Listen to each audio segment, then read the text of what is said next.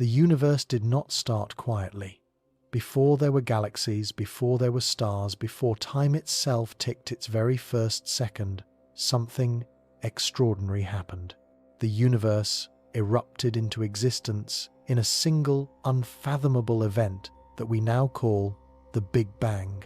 From that instant, space began stretching, matter took form, and the seeds of everything we know were sown.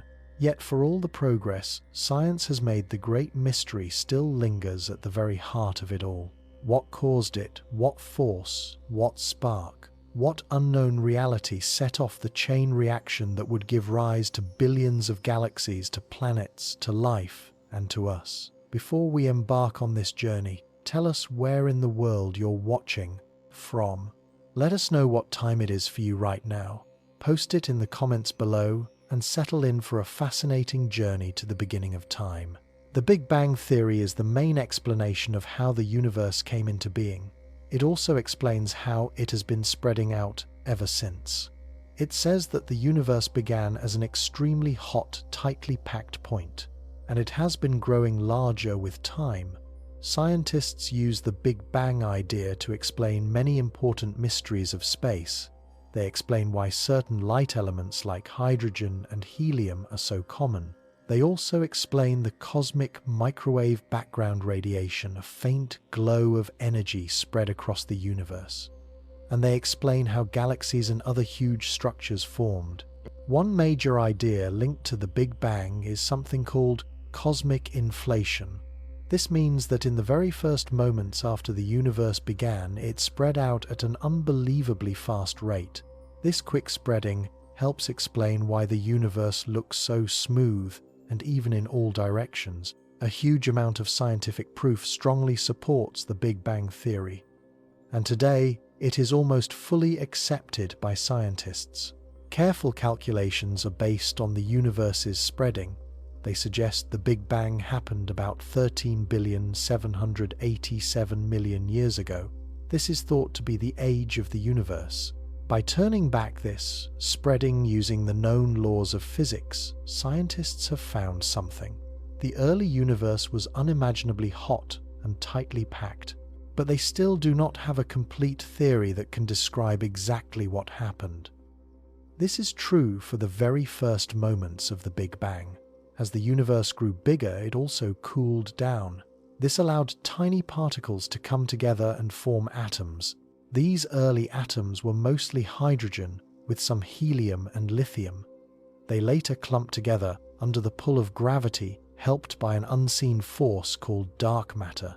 Over time, these clumps of gas turned into the first stars and galaxies. Studies of faraway exploding stars called supernovae show that the universe is not just spreading out, it is spreading out faster and faster. This shocking finding is linked to a strange force called dark energy. Scientists still do not fully understand this force. The idea of a spreading universe was first suggested by the Russian scientist Alexander Friedmann. This happened in the year 1922. He worked out the mathematical rules now known as the Friedmann equations to explain this spreading. A few years later, in 1929, the American skywatcher Edwin Hubble gave observational proof. He proved that the universe really was spreading. He found that galaxies are moving away from Earth, and the farther away they are, the faster they seem to move. This finding is now called Hubble's law. Apart from Friedmann and Hubble, the Belgian scientist Georges Lemaître also made a suggestion. He suggested that the universe began from a single, extremely small and tightly packed point. He named this a primeval atom. This idea, suggested in 1931, laid the base for what is now known as the Big Bang Theory. The strongest piece of proof supporting the Big Bang came in 1964. It came when scientists found the cosmic microwave background radiation. This faint glow of energy was left over from the early universe. It matched the predictions made by Big Bang ideas. Its discovery convinced most scientists that another theory was wrong. This was the steady-state model, which said the universe had no beginning and had always existed. Even though the Big Bang Theory explains many things, some major puzzles remain. Scientists are still trying to understand why there is more matter than antimatter. This puzzle is known as baryon asymmetry. They're also working to uncover the real nature of dark matter. This is the unseen stuff that seems to surround galaxies and hold them together. And maybe most puzzling of all, they're trying to figure out what dark energy really is, and they want to know why it is making the universe spread faster with time. The Big Bang Theory depends on three main ideas. First, the laws of physics are the same everywhere. Second, the universe looks the same in all directions when looked at on a large scale. And third, the universe's matter can be thought of as a smooth, flowing substance. The idea that the laws of physics are the same everywhere comes from Einstein's theory of relativity. The second idea, called the cosmological principle, means something specific. It means if you looked at the universe from any place, it would look the same in every direction. This is true when seen on a large scale. Lastly, a perfect fluid is a way of describing matter in space. It assumes matter flows without resistance, and its pressure depends on how much matter is packed into a given space. At first, these ideas were only guesses, but scientists later tested them. For example, one way they checked the first guess was by studying the fine structure constant. This constant controls how light and matter interact. Their findings showed that this constant has barely changed. It changed by about 1 part in 100,000 over the life of the universe. The second guess, the cosmological principle, was also tested. Scientists tested it by looking at the temperature of the cosmic microwave background radiation. This radiation is the afterglow of the Big Bang. It is nearly the same in all directions, with changes of only about 1 part in 100,000. As of 1995, studies showed that on the bigger scales, the universe is mostly even. Any unevenness was at most about 1/10. The cosmological principle is very useful. It makes the rules in Einstein's theory of general relativity simpler. This leads to a mathematical model called the Friedmann-Lemaitre-Robertson-Walker metric. This model explains the shape and spreading of the universe. By assuming that matter acts like a perfect fluid, scientists work out equations. These are known as the Friedmann equations. They help predict how the universe changes with time. At the center of these equations is a single important number, the mass-energy density. This number decides both the shape of the universe and how fast it spreads. One of the biggest steps forward came when scientists figured out what the universe is made of. They did this by studying the way galaxies move and how light acts in space. They found that the matter we can see, stars, planets, and everything that shines, makes up less than 5%. The rest of the universe is something unknown. About 27% is dark matter, an unseen substance that affects gravity. However, it does not give off light. And 68% is dark energy, a strange force that seems to be pushing the universe to spread faster. Another key idea in Big Bang studies is the thought of particle horizons. Since the universe has a limited age and light moves at a fixed speed, there are limits to how far back we can see. Some light from the past simply has not had enough time to reach Earth yet. This makes what is called a past horizon, a border beyond which we cannot look. In the same way, the universe is spreading and faraway objects are moving away faster. Because of this, some of the light we send out today may never reach certain faraway parts of space. This makes a future horizon. It means there are some places in the universe that we will never be able to affect. Looking back at the very early universe, we find proof for a past horizon. But our view is also blocked by the fact that the universe was once too tightly packed. In its earlier stage, light could not move through it freely. With time as the universe spread, this horizon has moved farther and farther away. If the spreading of the universe keeps speeding up, we may also have a future horizon. This would mean some parts of the universe will one day be forever unreachable. At the very start, according to the Big Bang Theory, the universe was unimaginably hot and tightly packed. Then, with time, it began spreading and cooling down. This led to the vast universe we see today. But the moment when everything began, the exact instant of the Big Bang itself, remains a puzzle. It is a puzzle that modern physics cannot fully explain.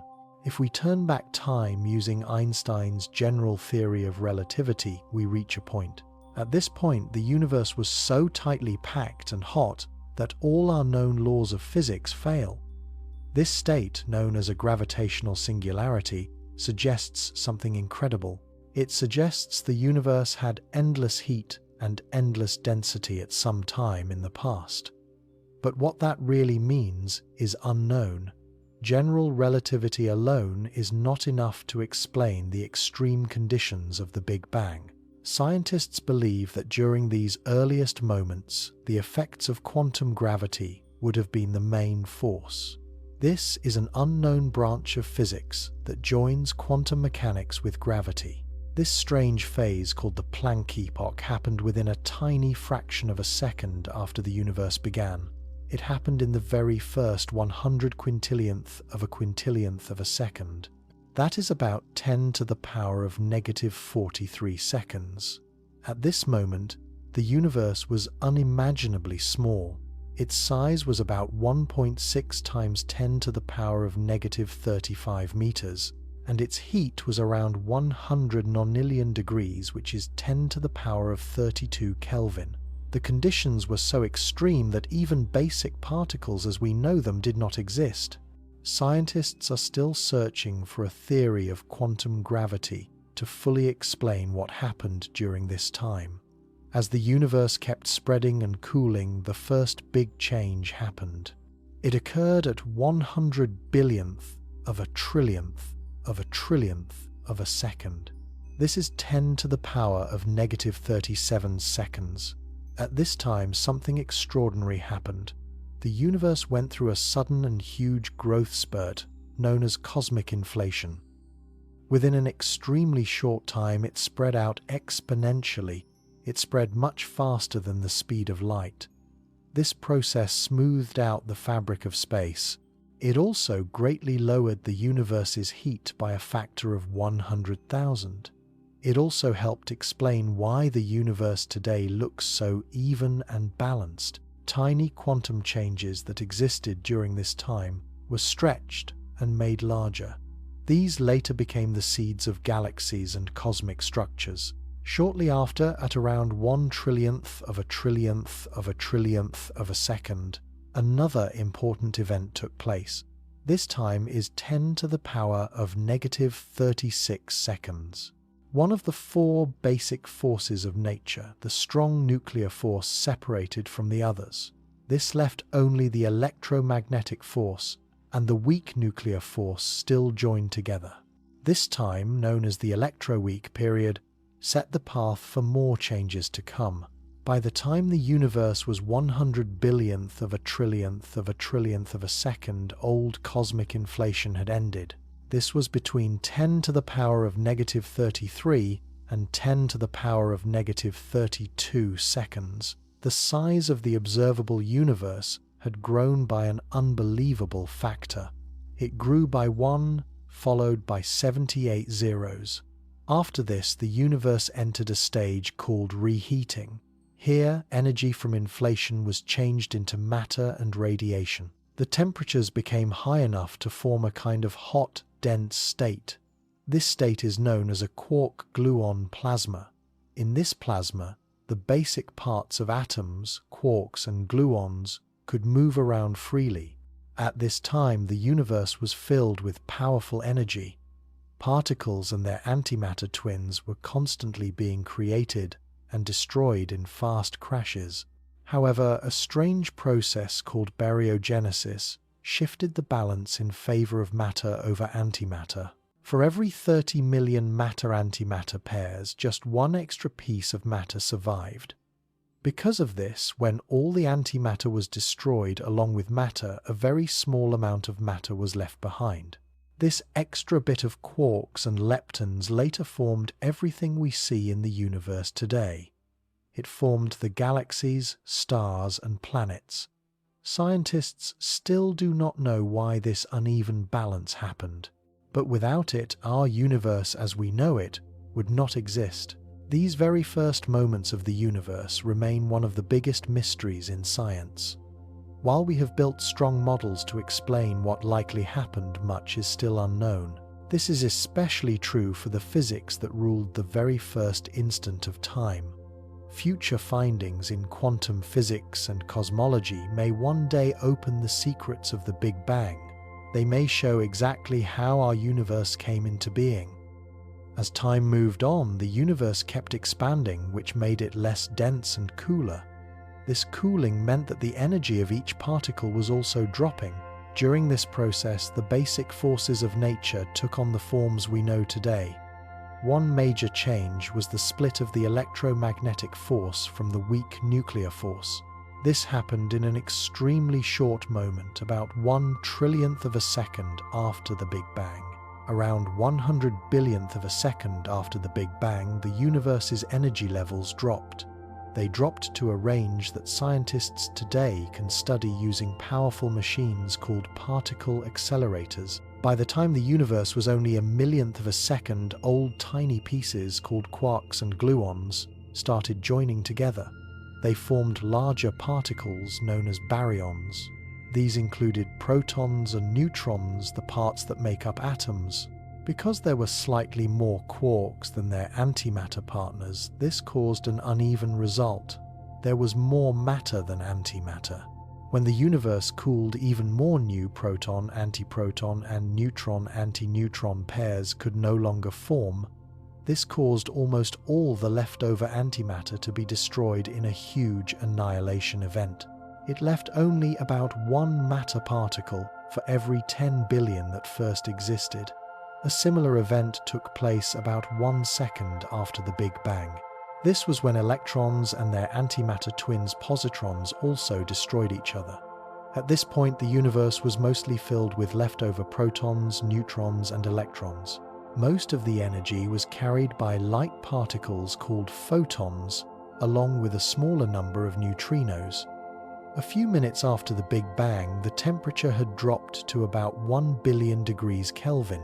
At this point, protons and neutrons began coming together to form the first atomic centers.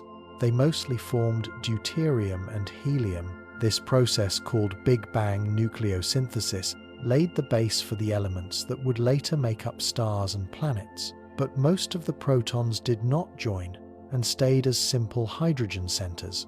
These later became the most common element in the universe. As time went on, matter started to play a bigger role in shaping the universe.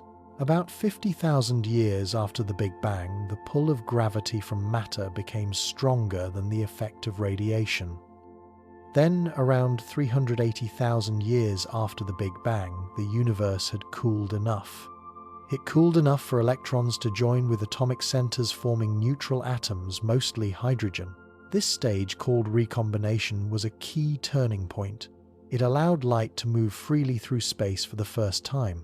The remains of this ancient light can still be seen today as the cosmic microwave background radiation. After recombination, small differences in thickness across the universe caused some areas to pull in more matter. This led to the formation of huge clouds of gas. Over millions of years, these gas clouds collapsed under gravity. They formed stars, galaxies, and the large-scale cosmic shapes we see today. The type of matter in the universe plays a big part in this formation process. Scientists group matter into 4 main types. These are cold dark matter, warm dark matter, hot dark matter, and baryonic matter, the kind that makes up us. Based on the most exact measurements, the universe seems to follow a specific model. These measurements were taken by the Wilkinson microwave anisotropy probe. In this model, cold dark matter is the main kind. Based on this model, scientists believe that dark matter makes up about 23% of the universe's total. Baryonic matter makes up only about 4.6%. The rest is thought to be dark energy, a strange force that pushes the universe to expand. Scientists have found strong proof from two different sources. These sources are exploding stars called type Ia supernovae and the faint glow left over from the early universe. This glow is known as the cosmic microwave background. This proof shows our universe is mostly made of a strange and unseen force called dark energy. This mysterious energy is believed to spread evenly across all of space. It makes up about 73% of the total energy in the universe today. In the very early days of the universe, dark energy was likely present, but everything was packed much closer together. At that time, gravity was much stronger and acted like a brake, slowing the universe's growth.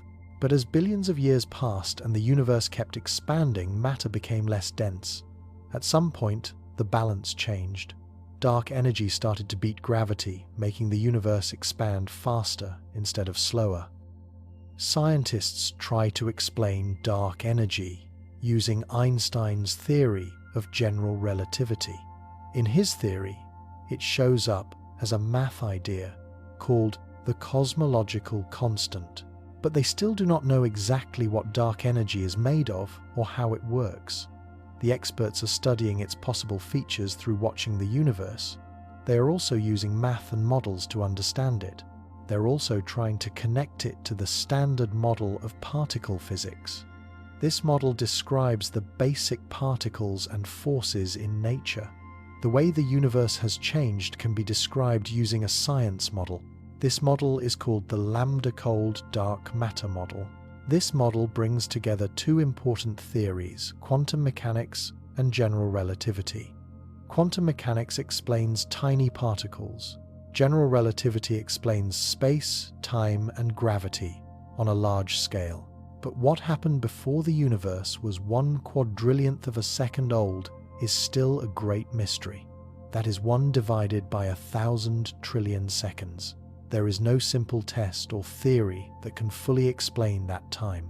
Understanding the very first moments of the universe is still one of the greatest unsolved puzzles in physics. The term Big Bang was first used by the British astronomer Fred Hoyle. He used it during a BBC radio talk in March of 1949. While talking about different ideas of how the universe began, Hoyle described one idea. He said that all matter in the universe was created in one Big Bang at some point in the far past. At first, people did not quickly start using this word, and it only became popular in the 1970s. Many people think that Hoyle used the phrase Big Bang as an insult. He personally supported a different idea called the steady state model. This model said that the universe has always existed and would continue forever without a beginning or end. But Hoyle later said he did not mean it in a bad way. He said he only wanted to create a strong image, an image that would make the differences between the two ideas clear. Some historians, such as Helge Krag, believe that there is little real proof that Hoyle was trying to mock the theory. Interestingly, the term Big Bang itself is somewhat misleading. It makes people think of an explosion, but the real event was not like a usual explosion that happens in one place and spreads outward. Instead, it was the whole universe itself growing from a super hot, super dense state. Some scientists also pointed out that the word bang makes people think of a loud sound, but sound waves cannot travel through empty space, making the name even less correct. But even though people have tried to find a better name, none have lasted. Long before the phrase Big Bang was used, scientists were already making findings. These findings pointed to the universe's growth. In 1912, an American astronomer named Vesto Slipher was the first to measure the Doppler shift in light. This light came from faraway galaxies, which were then called spiral nebulae. He found that almost all of these nebulae were moving away from Earth. At the time, people were not sure if they were separate galaxies or part of the Milky Way. Then 10 years later, in 1922, a Russian mathematician named Alexander Friedman used Einstein's equations. He used general relativity to show that the universe might not be fixed. It could be growing or shrinking. This idea was shocking because even Einstein himself thought the universe was unchanging. Another big step came in 1924 when the American stargazer Edwin Hubble showed something important. He showed that the spiral nebulae were really other galaxies far beyond our own. He used the Hooker telescope, which was 100 inches across, to measure how far away these galaxies were. A few years later, in 1929, he made an even bigger finding. The farther away a galaxy was, the faster it was moving away from us. This link between distance and speed became known as Hubble's law. It was the first real proof that the universe was growing larger. At nearly the same time, in 1927, a Belgian scientist and priest named Georges Lemaitre reached the same idea. He also concluded that the universe was growing. He even guessed the link between distance and speed that Hubble would later confirm. But Lemaitre went even further. In 1931, he suggested that if the universe is spreading out, then at some point everything must have been packed into a single point. This point was unimaginably tiny and heavy, a primeval atom as he called it. This idea laid the base for what we now call the Big Bang theory. In the early 1920s and 30s, most scientists did not like the thought that the universe had a beginning. The main view was that the universe was endless without a starting point. Some even thought that saying the universe had a beginning sounded too much like religious stories of creation. The well-known British space scientist Arthur Eddington strongly opposed the idea. He called the idea of a beginning disgusting because it suggested that matter had not always been here. Many other scientists supported the steady-state theory. This theory said that new matter was always being made as the universe grew. This kept everything looking the same over time. During the 1930s, other possible explanations were tried. Some scientists said the universe went through cycles of spreading out and then shrinking back. Others, like Fritz Zwicky, came up with ideas such as the tired light theory. This theory said that light from faraway galaxies lost energy over time. This made it look like they were moving away. After the Second World War ended, two main competing ideas appeared. Fred Hoyle kept supporting the steady-state theory where the universe was endless and always looked the same. In his theory, new matter formed as space spread out. On the other side, scientists like George Gamow supported Lemaitre's growing universe idea and built on it. Gamow worked with Ralph Alpher and Robert Herman to form a theory. Their theory explained how elements like hydrogen and helium formed in the young universe. These same scientists also said that if the universe had once been incredibly hot and heavy, a faint glow should remain. This glow is what we now call the cosmic microwave background. Though the Big Bang theory was argued over for many years later, findings gave strong proof. This included the discovery of this cosmic background in the 1960s. This proof showed that the universe did have a beginning. Over time, what started as a disliked idea became the most widely believed explanation. It became the explanation for how the universe began. And it all started with a simple phrase, one that Fred Hoyle never meant to become famous: the Big Bang. It is quite surprising that the name Big Bang was actually made up by someone who did not believe in the idea. The name is now widely used to describe how the universe began. In March of 1949, the British stargazer Fred Hoyle used the words Big Bang. Hoyle supported a different idea called the steady-state model. He used the phrase during a BBC radio show. He meant it in a mocking way, but the name stayed. It became the popular way to talk about the theory put forward by Georges Lemaitre. For a while, scientists were split between these two competing ideas. However, as stargazers gathered more proof, especially from radio wave studies, it became clear. The Big Bang theory was the stronger explanation. The biggest turning point came in 1964. Two scientists, Arno Penzias and Robert Wilson by chance, found the cosmic microwave background. This faint glow of energy was spread evenly across the sky. It was exactly what the Big Bang theory had predicted would be left over from the birth of the universe. With this finding, most scientists finally accepted the Big Bang.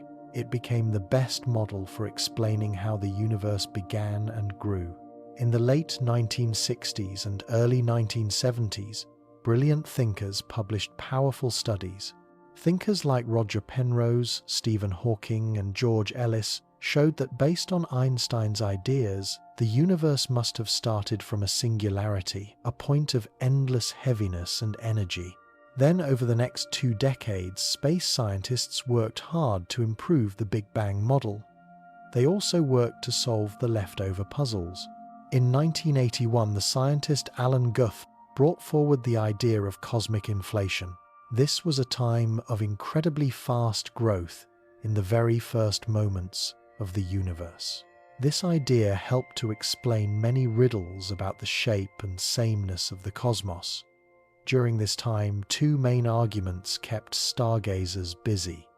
One was about the exact value of the Hubble constant, which measures how fast the universe is growing. The other was about the total amount of matter in the universe. This was thought to decide its final fate. At that time, scientists did not yet know about dark energy.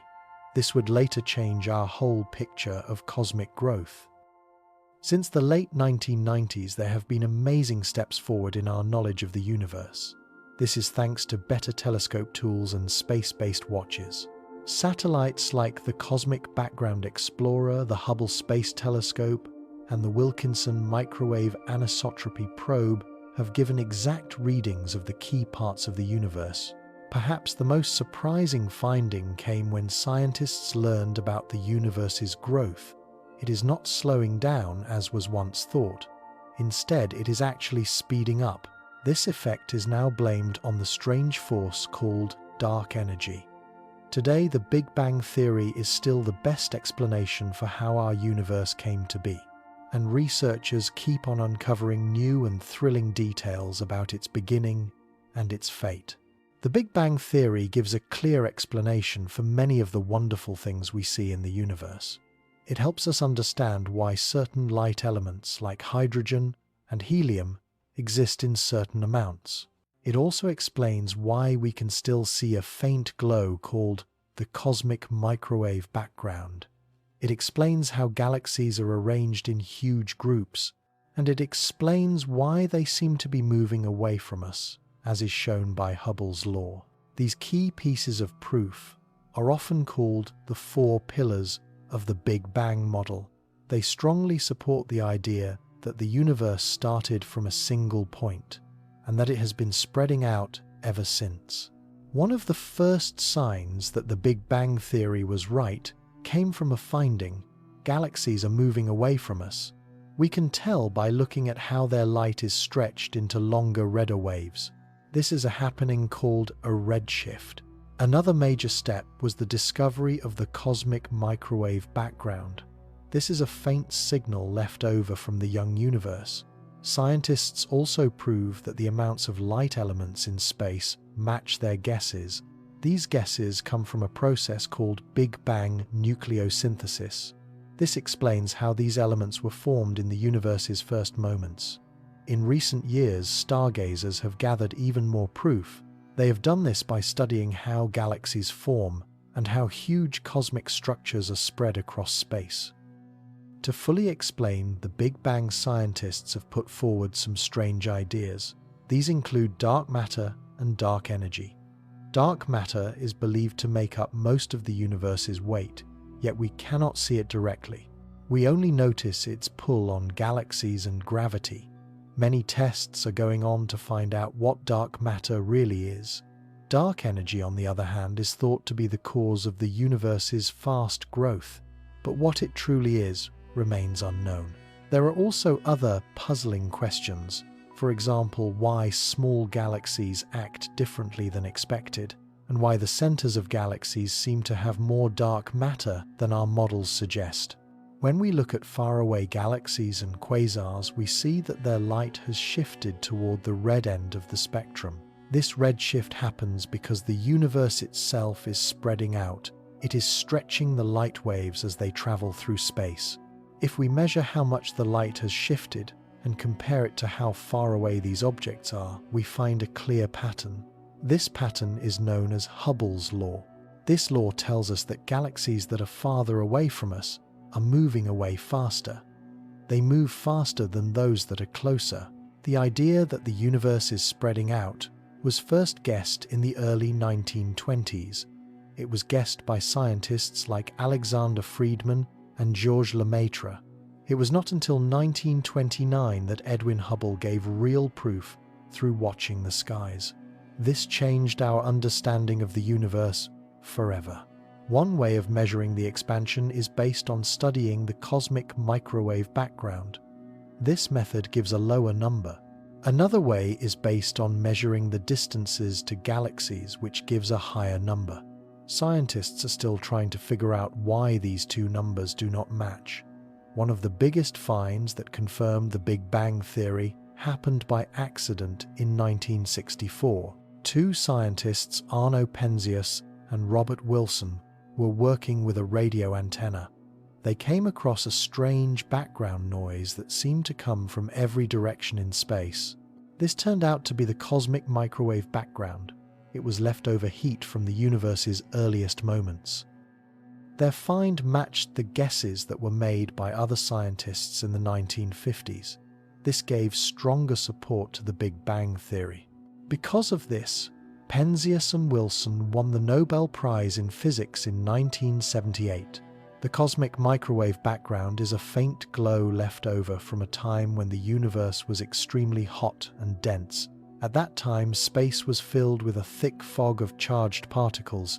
This made it impossible for light to move freely. About 372,000 years after the Big Bang, these particles joined together. They formed neutral atoms which made the universe clear for the first time. The light from that moment is what we now see as the cosmic microwave background. In 1989, NASA sent a satellite called COBE into space. COBE was short for the Cosmic Background Explorer. It made two major finds. First, in 1990, it proved that the cosmic microwave background had a perfect blackbody spectrum. This was just as expected. Then, in 1992, it found tiny temperature changes across the sky. These small differences later grew into galaxies and stars. These finds were so important that John C. Mather and George Smoot won the Nobel Prize in Physics in 2006. In the years that followed, experiments on the ground and on balloons gave even more exact measurements. These were measurements of the cosmic microwave background. In the year 2000, an experiment called Boomerang measured the pattern of these small changes. It showed that the universe is almost flat in shape. Then, in 2003, data from the Wilkinson Microwave Anisotropy probe gave the most exact numbers yet. It provided numbers for key cosmic details, which helped improve our knowledge of the early universe.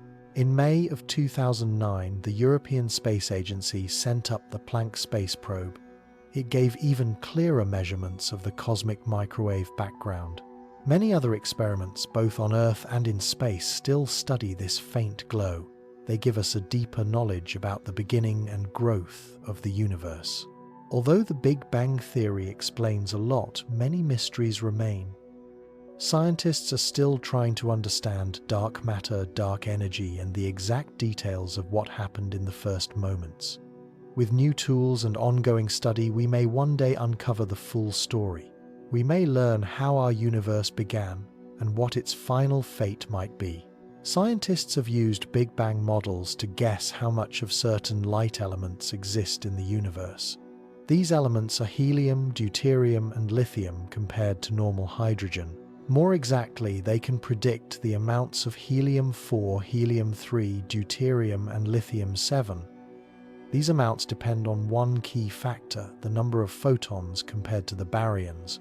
This photon-to-baryon ratio can also be worked out. It can be found by studying the tiny temperature changes in the cosmic microwave background. This is the faint glow left over from the young universe. According to these numbers, helium-4 should make up about 1/4 of the universe's total hydrogen mass. Deuterium should be about 1/1000th of that mass, helium-3 should be about 1/10,000th, and lithium-7 should be an extremely tiny part, about 1/10 billionth of hydrogen's mass. When astronomers measure the real amounts of these elements in space, they mostly agree. The amounts agree with what the Big Bang theory predicts. The agreement is especially strong for deuterium. Helium-4 is slightly off from the predictions, but still close. Lithium-7 is different by a factor of 2. This is a puzzle known as the cosmological lithium problem. Some of this difference may come from the limits in how well we can measure. Even with these small gaps, the overall match between the predictions and what we see is strong proof. It is proof that the Big Bang really happened. This theory is still the only clear reason why the light elements exist in the amounts that they do. In fact, it would have been almost impossible for the Big Bang to have made much more or much less than 20 to 30% helium. Without the Big Bang, there is no clear reason why the early universe should have had more helium than deuterium. This was long before the stars were formed. There is also no clear reason why these elements should be found in fixed amounts across the universe. Scientists have closely studied the shapes and the spread of galaxies and quasars. Their results match what the Big Bang theory predicts. By joining real observations with scientific models, they have learned something important. The first galaxies and quasars started to form within about 1 billion years after the Big Bang. Over time, these cosmic structures have grown into huge clusters of galaxies. They have also grown into even bigger superclusters. As the universe has aged, the stars inside the galaxies have changed. When astronomers look at galaxies that are very far away, they are really seeing them as they were billions of years ago. They are seeing them in the early universe. These faraway galaxies look quite different from the ones closer to us. The closer ones show a more recent stage of cosmic change. The galaxies formed more recently do not look the same as galaxies formed at similar distances soon after the Big Bang. This clearly goes against the old steady-state theory. That theory claimed that the universe was always the same and had no beginning. Scientists have also found that the patterns of star birth, the spread of galaxies, and the structure of the universe all match very well. They match what Big Bang computer models predict. These finds are helping scientists to better understand how the universe took shape.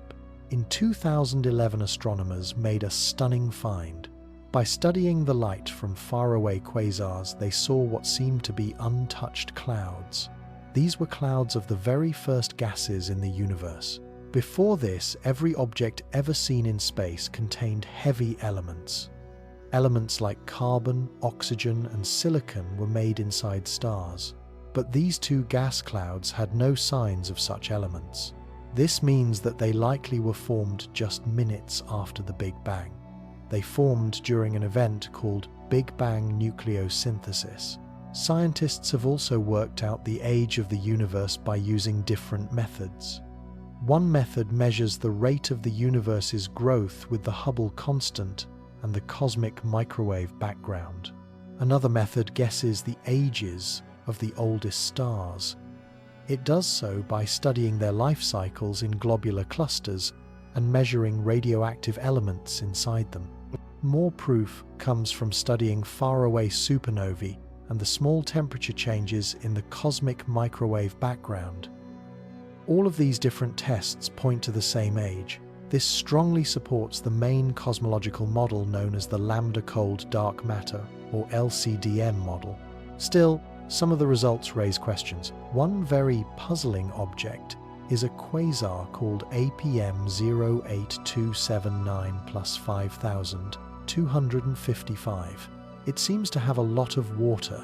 This suggests that the universe was making a lot of water at a much earlier time than was expected. Some scientists say that this does not fit with the main Big Bang idea. Others argue that it may have been caused by other factors like gravitational lensing. In a similar way, some galaxies recently found by the James Webb Space Telescope seem too well formed. They seem too formed to exist so early in the universe. This is challenging our ideas of how quickly large structures can form in the LCDM model. Another major Big Bang guess is that the cosmic microwave background's temperature was hotter in the past. The studies of faraway gas clouds support this. They show small absorption patterns in their light. This also suggests that a certain cosmic effect, the Sunyaev-Zeldovich effect, should stay mostly the same. It should stay the same no matter how far away a galaxy cluster is. Scientists have seen this to be roughly true, though it is hard to measure. This is because galaxy clusters themselves change over time. In the future, new gravitational wave observatories may be able to spot ancient gravitational waves. These are ripples in space-time that could let us see the universe less than 1 second after the Big Bang. If that happens, it could be one of the greatest leaps forward in knowing how our universe began. The Big Bang theory has helped scientists learn how the universe started, but it has also brought many new puzzles. Some of these mysteries have been solved, but others remain. In fact, every time that scientists solve one problem, new questions often appear. For example, the horizon problem, the magnetic monopole problem, and the flatness problem are usually explained. They are explained by the idea of cosmic inflation, but many of the details about this inflation period are still unclear. And some scientists, even those who first came up with the idea now, think that it may not be right. One of the biggest unanswered questions is why there is more matter than antimatter in the universe. According to today's theories, when the universe was extremely young and very hot, it should have had equal amounts of matter and antimatter. But if that were true, matter and antimatter would have destroyed each other, leaving nothing. Instead, the universe that we see today is almost fully made of normal matter. To explain this, scientists came up with a process called baryogenesis. For this to work, 3 specific conditions called the Sakharov conditions must be met. These are the number of baryons, particles like protons and neutrons, must not always stay the same. Certain basic symmetries called C-symmetry and CP-symmetry must be broken, and the universe must have moved away from a thermal balance at some point. While these things can happen in the standard model of physics, they are not strong enough. They cannot fully explain why there is so much more matter than antimatter. Scientists are still looking for a full answer. Findings from exploding stars called Type Ia supernovae have shown that the universe's growth is not slowing down. It is actually speeding up. This was shocking, since scientists once thought that gravity would slow it down over time. To explain this, they came up with the idea of a strange force or energy called dark energy. Dark energy is thought to make up most of the universe's energy. Scientists studying the faint glow from the Big Bang, the cosmic microwave background, have found something. The universe is almost perfectly flat in shape. According to Einstein's theory of general relativity, this means something. The total mass and energy of the universe must be very close to a value called the critical density. But when scientists measure the real amount of matter, they find that it makes up only about 30% of the critical density. This means that the other 70% must come from something else, dark energy. Dark energy also helps to explain the overall shape of the universe. It does this by affecting huge cosmic structures. It changes how often gravitational lensing happens when light from faraway objects bends around huge galaxies. It also changes how sound waves move through the young universe. This leaves marks called baryon acoustic oscillations. Even though dark energy is the best guess for these effects, its true nature is still unknown. Some scientists think that it may be tied to a vacuum energy. Others think of more unusual ideas. Data from the Wilkinson microwave anisotropy probe in 2008 showed something important. The universe is made of about 73% dark energy and 23% dark matter, and 4.6% normal matter and less than 1% neutrinos. Interestingly, as the universe grows, the share of matter goes down, while dark energy stays nearly the same. This means that dark energy will keep on playing a bigger and bigger role in the far future. Another big mystery is the existence of dark matter. This is a kind of matter that cannot be seen directly, but it has a strong pull of gravity on galaxies. In the 1970s and 80s, astronomers found that there was not enough visible matter, not enough to explain the gravitational forces that were keeping galaxies together. This led to the idea that most of the universe's matter must be invisible. Some guesses suggest that up to 90% of all matter in the universe is dark matter. Without dark matter, many of the things we observe do not make sense. For example, galaxies spin much faster than expected. This means there must be an extra unseen mass keeping them together. The large shape of the universe would not have formed in the way that we see it today. The amount of an element called deuterium in the universe is far lower than expected if dark matter did not exist. Even though scientists have never directly found dark matter particles, its presence is understood. It is understood through different observations. These include the way that galaxies move inside clusters and the bending of light due to gravitational lensing. They also include the spread of hot gas in galaxy clusters and the small changes in temperature in the cosmic microwave background. Physicists have suggested many possible types of dark matter. This includes unusual particles that do not interact with normal matter except through gravity. Experiments in many places around the world are trying to detect these particles, but none of them have been found yet. Even though it is the best explanation for many cosmic observations, the dark matter idea is not perfect. There are some problems that are still not explained. This includes the dwarf galaxy problem. Computer models predict that there should be far more small galaxies than we actually see. And there is the cuspy halo problem. The centers of galaxies should have a sharp rise in dark matter density, but observations show a smoother spread. Some scientists have suggested other ideas that change our understanding of gravity instead of needing dark matter. However, none of these other ideas have been able to explain all of the observations. They have not explained them as well as the dark matter model. One of the biggest challenges in modern physics is the cosmological constant problem. This is sometimes called the most embarrassing problem in physics. This comes from the fact that the amount of dark energy in the universe is very different. It is different from the value predicted by quantum physics. According to calculations based on basic physics, the energy density of empty space should be much larger. It should be much larger than what is actually seen. Scientists do not have a clear explanation for why the universe's dark energy is so small compared to these predictions. To solve this, some researchers think that dark energy could be linked to Einstein's cosmological constant. This was a term that he first added and later dropped in his equations. Others suggest more complex ideas such as quintessence. This idea says that dark energy changes over time instead of staying the same. Even with all the progress scientists have made in understanding the universe, many mysteries remain. The nature of dark matter and dark energy is still unknown. The imbalance between matter and antimatter and the strange speeding up of the universe's growth are all puzzles. Astrophysicists are still working on them.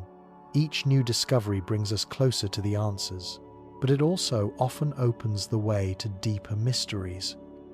The search to uncover the secrets of the cosmos continues, and the answers may change our understanding of the universe in ways that we cannot yet guess. The horizon problem comes from a simple but mind-twisting idea. Nothing, not even information, can move faster than light. Since the universe has only existed for a limited amount of time, this means something. Only certain parts of space could ever have touched or influenced each other. The line that marks how far any influence could have reached is called the particle horizon. Here is where the problem appears. When we look at the cosmic microwave background, the faint glow from the early universe, it looks almost the same in every direction.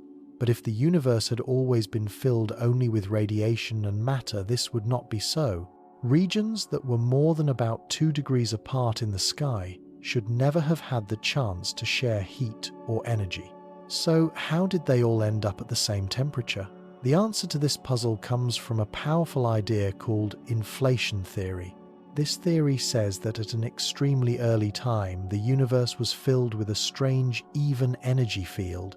This was long before atoms or even basic particles like protons and neutrons existed. During this time, the universe expanded at an incredibly fast rate, growing unimaginably quickly. Because of this sudden expansion, areas that today seem impossibly far apart were actually close together. They were close before inflation started.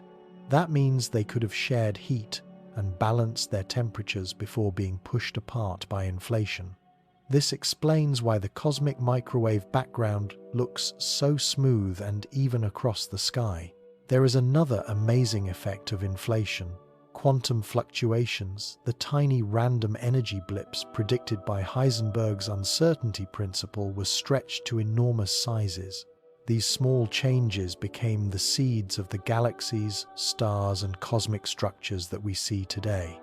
Inflation predicts that these early changes were almost perfectly balanced, and modern studies of the cosmic microwave background confirm this. While inflation explains a lot, it raises another hard question. According to most models, inflation ended long before the electroweak era. This was the time when basic forces like electromagnetism and the weak nuclear force split. If the faraway parts of the universe were already cut off from each other by then why don't we see big uneven patterns? Why don't we see them in the universe today? This is still an open question in cosmology. Back in the 1970s, physicists working on grand unified theories predicted something. They predicted the existence of magnetic monopoles, particles that act like single north or south poles of a magnet. These objects should have been formed in huge numbers in the early high-energy universe. But after many decades of searching, no one has found even one of them. Inflation solves this puzzle in a simple way. It stretched the universe so much that any monopoles that did exist were spread out. They were spread so widely that they became almost impossible to detect. Another strange feature of the universe is its flatness. Space can be positively curved like a sphere, negatively curved like a saddle, or flat like a sheet of paper. The shape depends on the universe's total energy density. If the density had been even slightly different in the past, the universe would have either collapsed long ago or expanded into a nearly empty void. Yet, after billions of years, it still looks amazingly flat. To make this clear, at the time of nucleosynthesis, the density of the universe had to be extremely precise. This was when the first atomic nuclei were formed just a few minutes after the Big Bang.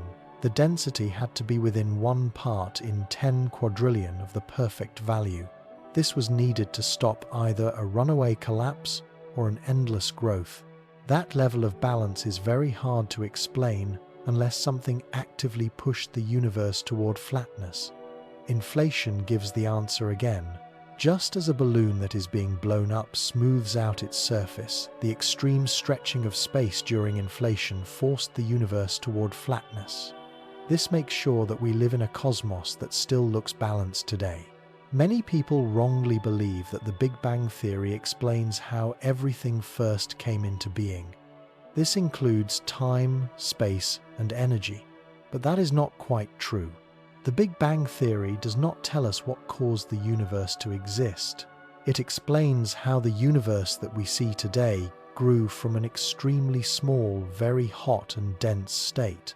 A common mistake is thinking of the Big Bang as a small object suddenly expanding like a balloon. But when scientists talk about the size of the universe at the time of the Big Bang, they mean only the part we can observe.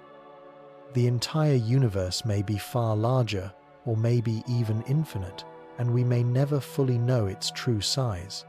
Another mistake is thinking of the Big Bang as an explosion where matter was thrown apart.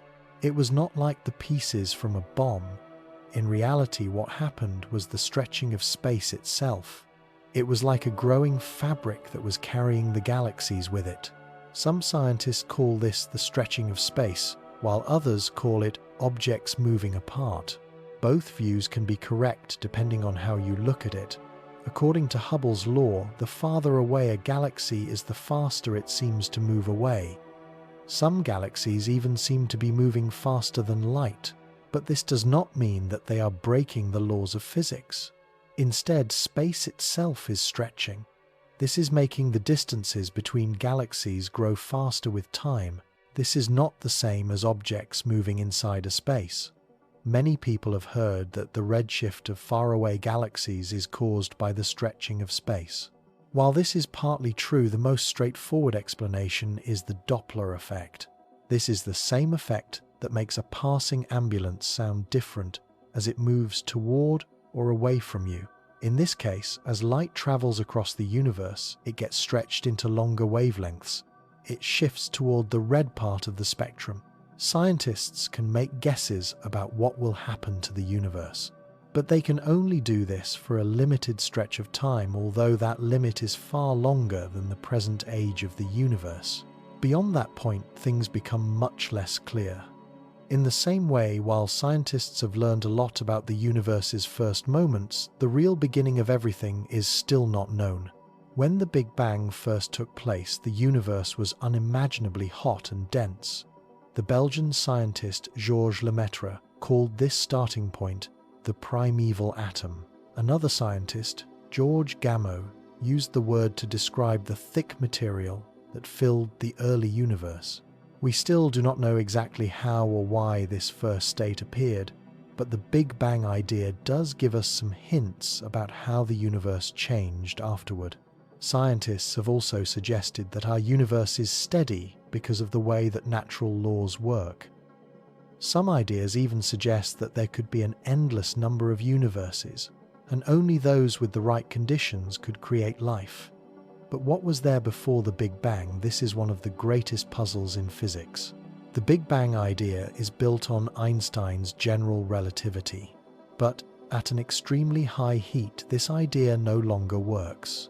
To truly understand the very first moments of the universe, scientists need a new idea. They need an idea that joins gravity and quantum mechanics, something called quantum gravity. Some theories even suggest that time itself may not have existed before the Big Bang. This means that asking what happened before might not even make sense. Although we do not yet have clear answers, scientists have come up with many interesting ideas. These ideas are about what might have happened before or during the Big Bang. The quantum fluctuation model. This idea says that the Big Bang may have been caused by a sudden random change in a quantum field. Even though it seems extremely unlikely, in an endless amount of time, even the rarest events can finally take place. The emergent universe. Some ideas describe the universe as existing forever in a low-energy state. Then it suddenly moves into an expanding state, much like old myths about the universe being born from a cosmic egg. The no-boundary model, which was suggested by Stephen Hawking and James Hartle, this idea says that the universe did not have a beginning in the normal sense. Instead of one single point, time and space smoothly appeared from a limited past. Brain cosmology, which is based on string theory. This idea says that our universe sits on a giant brain, a higher dimensional surface. The Big Bang may have been caused by a crash with another brain. A cyclic universe. This idea says that the universe does not have a true beginning or an end. Instead, it grows and shrinks in an endless loop. The Big Bang could have been the result of a past universe that was falling in on itself. Eternal inflation, and the multiverse. According to this idea, different parts of the universe may grow at different speeds, forming bubble universes. Our universe could be only one bubble among countless others in a much bigger multiverse. Even though scientists have learned an amazing amount about the Big Bang, many questions are still not answered. Future findings in quantum physics, gravity, and the study of the universe may one day explain what happened. They may explain what happened in those first unimaginable moments or even before. Until then, the story of the universe remains one of the greatest puzzles of all time. Before scientists discovered dark energy, they had two main ideas about how the universe might end. The first idea was that if the universe had too much weight, its pull would finally slow its growth. Then it would bring everything back together. Over billions of years, the universe would stop growing, shrink, and get hotter and denser. It would do this until it fell into an incredibly small and fiery state, just like it was at the very start. This idea is called the Big Crunch. The second idea was that if the universe had just the right amount of weight, or even less, it would keep on growing forever. But it would grow more and more slowly. Over time, the stars would use up all of the gas in the galaxies. This means that no new stars could be born. The stars that remained would at last burn out. They would leave only cold, dead leftovers like white dwarfs, neutron stars, and black holes. These leftovers would crash together and join, making bigger black holes. At the same time, the universe would keep on cooling. Its heat would slowly move toward absolute zero, a state called the Big Freeze. If protons, the basic parts of atoms, are not steady, then all of normal matter would at last break down. This would leave only radiation and black holes. Over unimaginable stretches of time, even black holes would fade away. They would fade as they slowly release energy through Hawking radiation. At this point, the universe would have reached a heat death. This means that all useful energy would be gone and nothing could happen anymore. But newer discoveries show that the universe is not just growing. It is actually growing faster and faster because of a strange force called dark energy. This means that more and more galaxies will finally move so far away from us. They will move so far that we will never be able to see or reach them again. Scientists still do not know exactly how this will end, but one widely accepted idea is called the lambda-cold dark matter model. It says that galaxies and other groups held together by gravity will stay whole. Meanwhile, everything else grows colder and lonelier, leading to a heat death. There is another more dramatic idea known as the Big Rip. If dark energy grows stronger with time, it could one day tear apart everything. It would tear apart not just galaxies and stars, but even planets, atoms, and the smallest parts of matter. In this case, the universe would not just fade into stillness. It would be torn apart fully. Beyond science, the Big Bang, the event that began the universe, has stirred deep talks in religion and philosophy. Some people see it as proof of a divine creator. Others think that it removes the need for one. This debate has made the Big Bang one of the most interesting meeting points between science and belief. As we try to understand where our universe came from, we run into one of the biggest puzzles in modern science. This is the singularity. This strange point lies at the very center of the Big Bang, and scientists believe that everything we see today, space, time, matter, and energy, came from it. But this leads to an even bigger question. What existed before the Big Bang?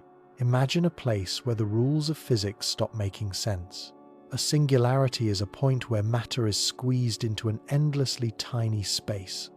It becomes so dense that gravity becomes unbelievably strong. In this extreme state, space and time twist and collapse in ways that we cannot fully understand. Even the most advanced scientific equations like Einstein's general theory of relativity fail to describe what happens. They cannot describe what happens inside a singularity. This means that based on what we know now, the laws of physics simply stop working. The singularity that started our universe was even more unbelievable than the ones found in black holes. Instead of being trapped inside a collapsing star, this singularity marked the very beginning of everything. At that moment, all of existence was squeezed into a tiny, unimaginably hot and dense point. This was a state where no known physical laws applied. Then, in a single instant, this singularity expanded with incredible power. It gave birth to space, time, and all of the matter that would later form galaxies, stars, and planets. This explosive event is what we now call the Big Bang. Asking what happened before the Big Bang is difficult. It is difficult because it assumes that time already existed. But according to Einstein's theory of relativity, space and time are woven together. They form one fabric called spacetime. If the Big Bang created space-time itself, then time as we know it did not exist before that moment. In other words, the very idea of a before might not even make sense. However, some scientists believe that there might be more to the story. Several ideas try to explain what could have come before the Big Bang. Some scientists suggest that the universe did not come from nothing. Instead, it goes through endless cycles of birth, expansion, and collapse. In this model, the universe expands for billions of years, reaches a peak, and then shrinks back. It shrinks into a singularity before exploding into another Big Bang. If this idea is correct, then something has always existed. Our current universe is just the newest version in a never-ending chain of universes. Quantum physics, the strange science that describes tiny particles, suggests something else. It suggests that tiny bits of matter and energy can appear and disappear, even in what seems to be empty space. Some scientists think that the entire universe may have come from one of these random quantum changes. In this view, before the Big Bang, there was a vast emptiness. In this emptiness, tiny, unpredictable quantum events took place. At some point, one of these events led to the birth of our universe. Another idea suggests that our universe is just one of many. According to the multiverse theory, an endless number of universes exist, each with its own unique rules. If this is true, then our universe was not the first and will not be the last. Something has always existed. It just was not necessarily our universe. Before the Big Bang, there may have been another universe, or an entirely different state of reality. In the 1970s, the brilliant physicists Stephen Hawking and Roger Penrose made groundbreaking discoveries. They made discoveries about singularities. By joining Einstein's general relativity with quantum mechanics, they gained new knowledge. Quantum mechanics are the strange rules that control tiny particles. Their study showed that singularities are not just ideas on paper, they are real points where physics as we know it collapses. They proved that if you rewind time to the very start of the universe, you reach a moment. At this moment, space bends endlessly, and time itself stops working in any normal way. This means that before the Big Bang, there was no familiar space, no ticking clock, and no past. There was just an impossible state of endless density. Science has given us amazing knowledge about how the universe grew after the Big Bang. But the moment before remains one of the greatest mysteries. If time itself began with the Big Bang, then asking what came before might not make sense at all. However, many scientists believe that we simply have not yet found the right laws of physics, not the laws needed to explain what happened. In our daily lives, time feels like an unstoppable river. It is always moving from one moment to the next. We naturally think in terms of before and after, a yesterday, a last year, and even thousands of years ago. But when we try to use this logic to explain the birth of the universe, things become far more complicated. At the heart of this great mystery is the idea of the singularity. This is a point where all known rules of physics stop making sense. Some scientists think that time itself began with the Big Bang. This means that there was no before at all. In this view, asking what happened before the Big Bang would be like asking what lies beyond the North Pole. There is simply no direction left to go. This suggests that time as we know it only exists inside our universe, and it did not exist before it was born. But not all scientists agree with this view. Some of them believe that the singularity may not have been the true beginning. Instead, it came from something that already existed. One idea suggests that the universe could have come from tiny random bursts of energy in an empty void. These unpredictable changes somehow sparked the birth of everything. Another idea suggests that our universe is just one in a never-ending cycle. In this cycle, an older universe collapsed in on itself and then gave birth to a new one. While these ideas are very uncertain and stretch the limits of human understanding, they open the door to exciting possibilities about what might exist beyond what we can see. One of the greatest minds to explore these mysteries was the famous physicist Stephen Hawking. He spent much of his life studying black holes. These are strange objects in space where gravity is so strong that nothing can escape. Not even light can escape. Interestingly, the center of a black hole has a singularity. It is much like the one thought to exist at the beginning of the universe. By studying black holes, scientists hope to uncover secrets about the first moments of existence. In one of his most groundbreaking discoveries, Hawking revealed something. He revealed that black holes are not completely dark as people once thought. Instead, they slowly release energy in the form of what is now called Hawking radiation. This discovery was surprising because it meant that black holes can shrink over time and eventually vanish. It also raised an even deeper question. When a black hole fades away, what happens to all the information that it once contained? Does it truly disappear, or could there be some hidden way for it to survive? This puzzle challenges our very understanding of the universe. The study of singularities reveals a major problem in modern science. This is true whether they are inside black holes or at the birth of the universe.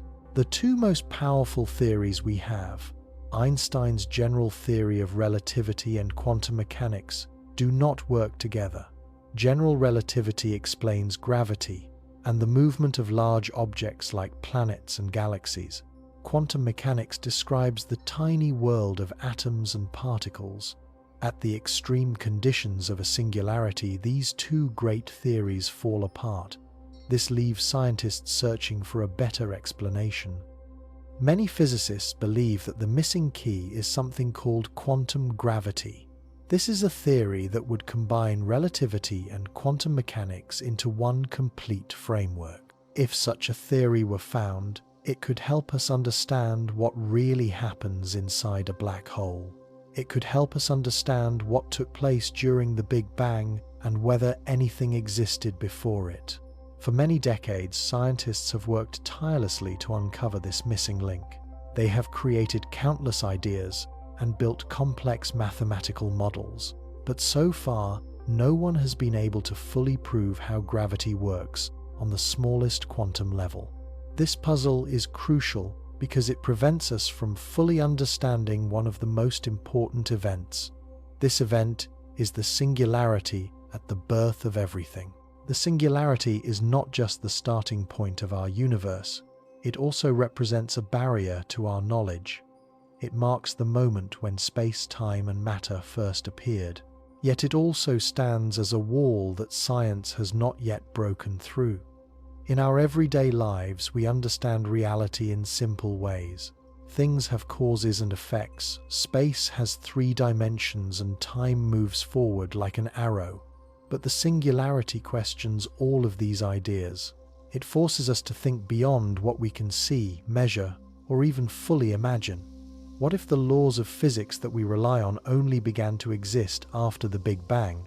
What if time itself as we know it was not present before that moment? These questions lead us to some of the oldest and deepest puzzles ever considered by humanity. What does it mean to exist? How did something come from nothing? Can we ever truly understand the exact moment when the universe was born? These thoughts have fascinated philosophers, scientists, and thinkers for thousands of years, and they remain at the center of our search for knowledge. As technology improves, we continue pushing the limits of what we know. Powerful telescopes allow us to look deeper into space. Particle colliders help us study the tiniest building blocks of reality. And new ideas try to connect the vast and the tiny into one complete picture. Yet the singularity remains a mystery, an unsolved puzzle that challenges us to stretch our minds. It challenges us to go beyond everything that we currently understand. It is both an invitation and a challenge, calling us to explore the greatest secrets of the universe and to explore the true nature of reality itself. When we think about the beginnings of the universe, we often picture an empty space before anything existed. But modern science tells a very different story, one that questions our deepest understanding of reality. Instead of a cold, lifeless emptiness, what we once thought of as empty space is actually an unseen, buzzing place. It is filled with energy and strange activity. This leads us into the fascinating world of quantum physics. This is a part of science that studies how the universe works at the very smallest levels. At the heart of quantum physics is a surprising discovery.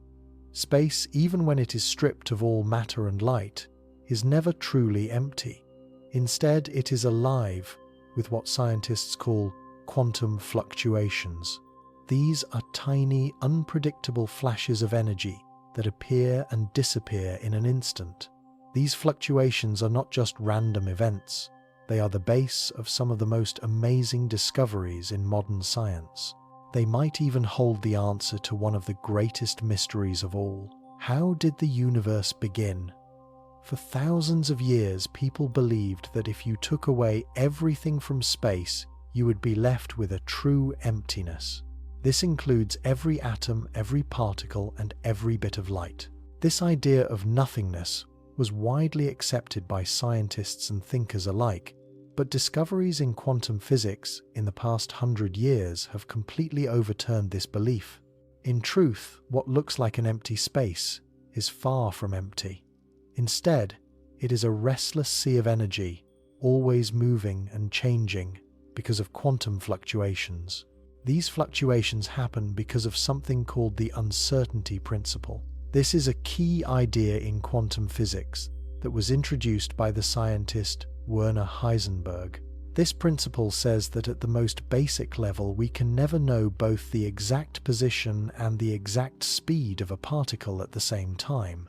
This unavoidable uncertainty leads to a strange outcome.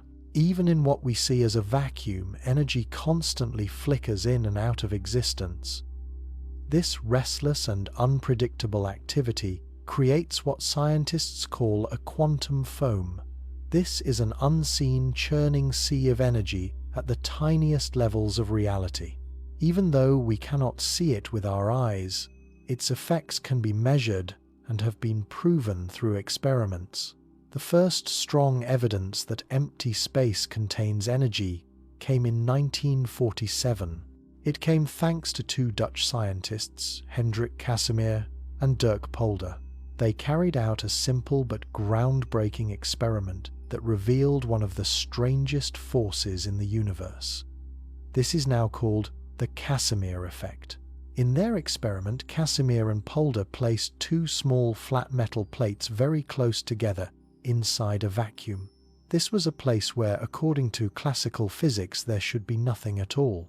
If space were truly empty, then nothing should have happened. But to their amazement, the plates moved toward each other as if an unseen force was pulling them together. At first, this seemed impossible. What could be causing this strange pull between the plates? The answer lay in the quantum fluctuations of space itself. Even in a vacuum, energy fluctuations occur all around the plates. However, because the plates were placed so close together, they blocked certain kinds of fluctuations from happening between them. Meanwhile, the space outside the plates still had all of the possible quantum fluctuations happening freely. This imbalance in quantum energy created a pressure pushing the plates together. This discovery was revolutionary. It showed that what we thought was nothing was actually full of unseen energy.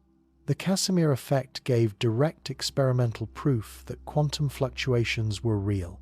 and it proved that even a vacuum is never truly empty. Now this is where things become even more amazing. If the empty space of the universe is filled with these tiny bursts of energy, could they have played a role in the birth of the universe? Many scientists believe that the answer is yes. According to some of the most widely accepted ideas in modern cosmology, the entire universe may have been born from a quantum fluctuation. It may have been born in a very early vacuum. Think of it like this: instead of the universe emerging from an absolute nothingness, it might have come from a state where energy was already present. This energy was hidden beneath the surface, waiting for the right moment. Under the right conditions, one of these quantum fluctuations could have suddenly expanded. This would cause what we now call the Big Bang. This idea is supported by quantum field theory and the theory of cosmic inflation. This theory suggests that the universe went through an unbelievably fast expansion in its earliest moments.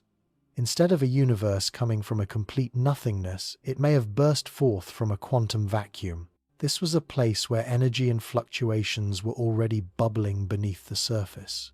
Even after the Big Bang, quantum fluctuations continued to shape the universe. Right after the universe began, it was unimaginably hot and full of energy. During this time, quantum fluctuations acted like tiny seeds in the fabric of space. At first, these fluctuations were incredibly small, almost impossible to notice. But as the universe expanded, these tiny differences in energy spread out over huge distances. Over billions of years, these tiny variations in energy and density grew under the pull of gravity. Slowly but surely, these fluctuations became the base for galaxies, stars, and planets. Without them, the universe might have stayed perfectly smooth and empty, and life as we know it might never have appeared. The idea of cosmic inflation, which was first suggested by the scientist Alan Guth, explains something. It explains how these quantum fluctuations were stretched to huge scales in the early universe. This rapid expansion magnified the tiny variations in energy. It turned them into the large-scale structures that we see in the universe today. The thought that quantum fluctuations could give rise to a whole universe is both exciting and unsettling. If our universe came from a quantum fluctuation, then could it be only one of many? Some scientists believe that our universe is just one of countless others that may have been formed in the same way. This leads to the idea of the multiverse. The multiverse suggests that quantum fluctuations might be constantly creating new universes. Each would have its own unique rules and laws of physics. In this view, what we see as reality might just be a small part of a much larger cosmic landscape. Universes might be popping into existence and disappearing all the time. The discovery of quantum fluctuations has broken the old idea of nothingness. It shows that even in the most barren parts of space, there is a hidden, restless energy at work. This is an energy that may have given birth to the universe itself. Even more surprising is the idea that the universe may not need a traditional cause to exist. In our daily lives, everything happens for a reason. Every effect must have a cause.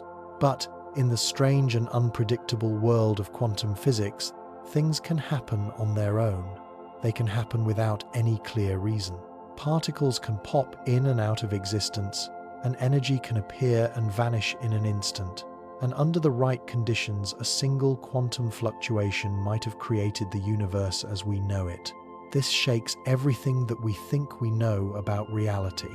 If the universe could arise from quantum fluctuations, then does that mean that reality itself is built on randomness? The idea that our entire universe might have started from an almost invisible ripple in the fabric of quantum energy is both astonishing and mind-expanding. It forces us to face one of the deepest mysteries of all time. How did the universe create itself? Quantum physics, the part of science that studies the tiniest building blocks of reality, gives us a surprising answer. It suggests that what we think of as nothing is not truly empty. Instead, it is an unseen, ever-changing space filled with hidden energy. It is always shifting in ways that we cannot see. Imagine a cosmic stage where invisible forces are always at work. Tiny bursts of energy are flickering in and out of existence like sparks. These short-lived fluctuations may seem small, but under the right conditions they could act as the first sparks. They could light the birth of something far greater, maybe even an entire universe. Scientists have long explored this mind-stretching idea through quantum field theory. This is a system that tries to explain how these mysterious energy shifts work. But this field of study is still young, and many questions remain unanswered. How exactly could these quantum fluctuations have led to the vast and structured universe we see today? What forces guided the change from chaos to order? The truth is that we are only beginning to uncover these cosmic secrets. Yet the thought that our universe could have come from an unseen quantum-driven event changes our whole view of creation. It gives us a bold and unconventional way of looking at things. In this view, the universe may have been born not from an outside force or a divine command, but it may have been born from the strange and powerful properties of space itself. While much is still unknown, one thing is certain. The more we explore, the more we realize that reality is far stranger, more complex, and more incredible than we ever dreamed.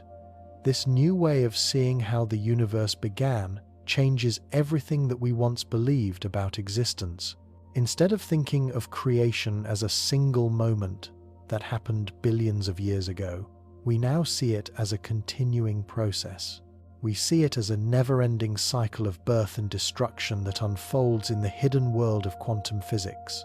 In this mysterious realm, the line between nothing and something is not as simple as we once thought. In fact, what looks like an empty space is not empty at all. It is filled with an unseen energy, just waiting for the right conditions to bring something new into existence. With this view, the birth of our universe was not a one-time event. It was part of an endless rhythm of creation. Imagine an unseen cosmic dance where the chance for new worlds exists in every single moment. What scientists call the quantum vacuum, which is often thought of as a vast empty void, is really a restless sea of energy. It is constantly bubbling with activity. Even the tiniest shifts in energy can spark the birth of whole galaxies, stars, and planets. In the study of the universe, there is an interesting idea called cosmic inflation. It is also known as cosmological inflation, or simply inflation. This idea says that in the very first moments of existence, the universe grew at an unbelievably fast rate. It grew much faster than it does today. Think of a tiny dot suddenly stretching into something millions and millions of times bigger in the blink of an eye. This took place right after the Big Bang, laying the base for everything that we see today. After this sudden inflation ended, the universe kept on growing, but at a much slower speed. Then something even stranger happened. More than 7,700,000,000 years after the universe was born, this growth began to speed up again. This was about 5,400,000,000 years ago. Scientists believe that this is because of a mysterious force called dark energy. This force is still not fully understood. The idea of cosmic inflation was developed between the late 1970s and the early 1980s. Several well-known physicists worked on it. These included Alexei Starobinsky from the Landau Institute for Theoretical Physics, and Alan Guth from Cornell University, and Andrei Linde from the Lebedev Physical Institute. Their work was so important that in 2014 they received the Kavli Prize for starting this theory. But why is inflation important? One of the biggest mysteries in the study of the universe is how the large structures of space came to exist. These structures include galaxies, clusters of galaxies, and the vast empty regions called cosmic voids. Inflation gives a possible answer. The tiny quantum ripples, the tiny changes in energy during this period of inflation, were stretched to huge sizes. Over time, these ripples became the seeds from which galaxies and other cosmic structures were formed. Physicists also think that inflation explains other strange features of the universe. It helps us understand why the universe looks almost the same in every direction, and why the cosmic microwave background radiation is spread out so evenly. It also explains why the universe looks flat instead of curved, and why scientists have never found unusual particles called magnetic monopoles. Some earlier theories said these particles should exist, even though the idea of cosmic inflation is widely accepted. Scientists still do not know exactly what started it. Some ideas suggest that a special kind of field called the inflaton field was responsible. This field might have created a force that made space grow faster than the speed of light for a short time. It did this before slowing down again. Many of the predictions of inflation have been supported by scientific studies. For example, in 1992, the COBE satellite found tiny temperature differences in the cosmic microwave background radiation. This was just as inflation theory had predicted. Later, the WMAP satellite gave even stronger proof. However, not all scientists agree, and some of them still question whether inflation really happened. The idea that the universe is growing larger goes back to the early 1930s. This was when the astronomer Edwin Hubble made an important discovery. He found that light coming from faraway galaxies was redshifted. This meant that the galaxies were moving away from us.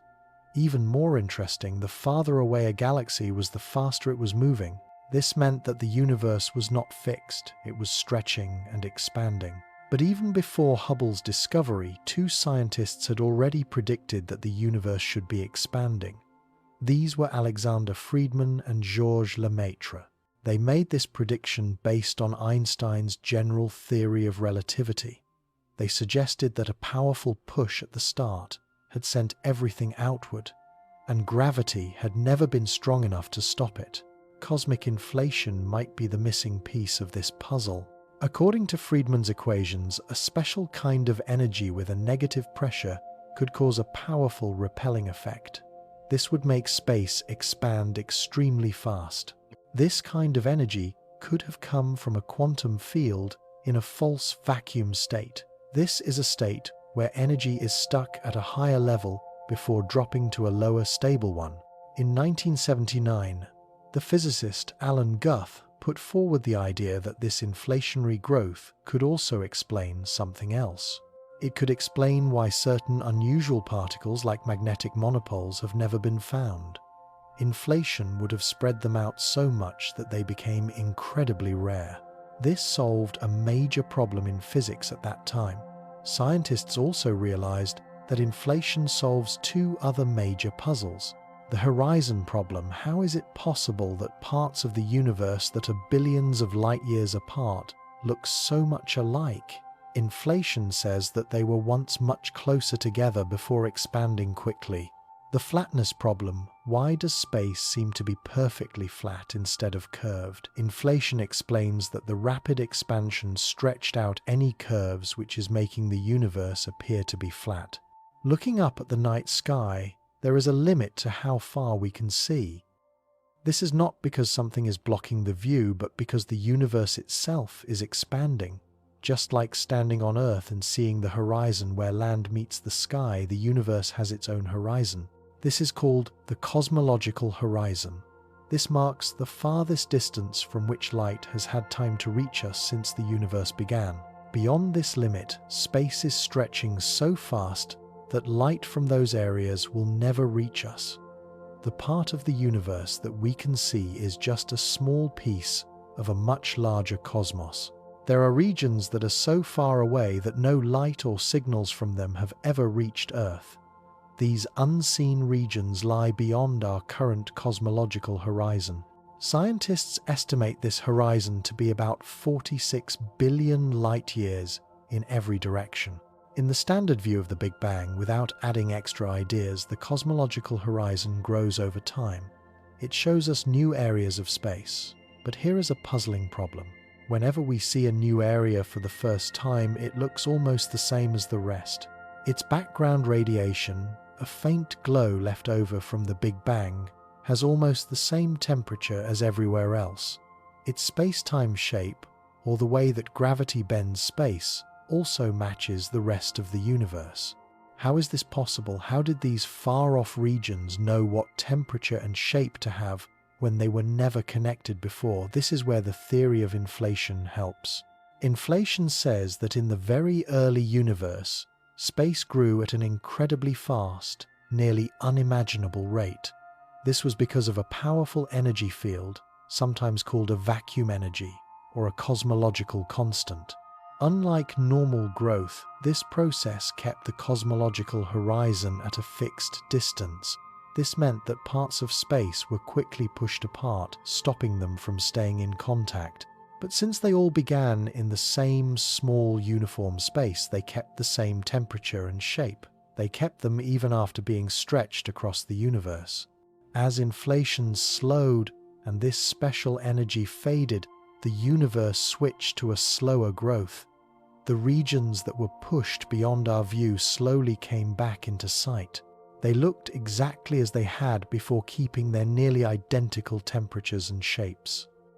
This explains why the universe looks so even in places that were never connected. The theory of inflation makes another interesting prediction. It says that the overall shape of the universe should be perfectly flat. This means that the total amount of normal matter, dark matter, and leftover energy in space must add up to a precise value. This value is called the critical density. Studies confirm that this is true. Inflation also helps scientists predict the tiny temperature changes across the sky. These were caused by the small quantum ripples that happen during this fast growth. Many of these predictions have been tested and confirmed, giving strong support to the theory. In a universe that grows faster and faster, objects that start close to each other will slowly drift apart.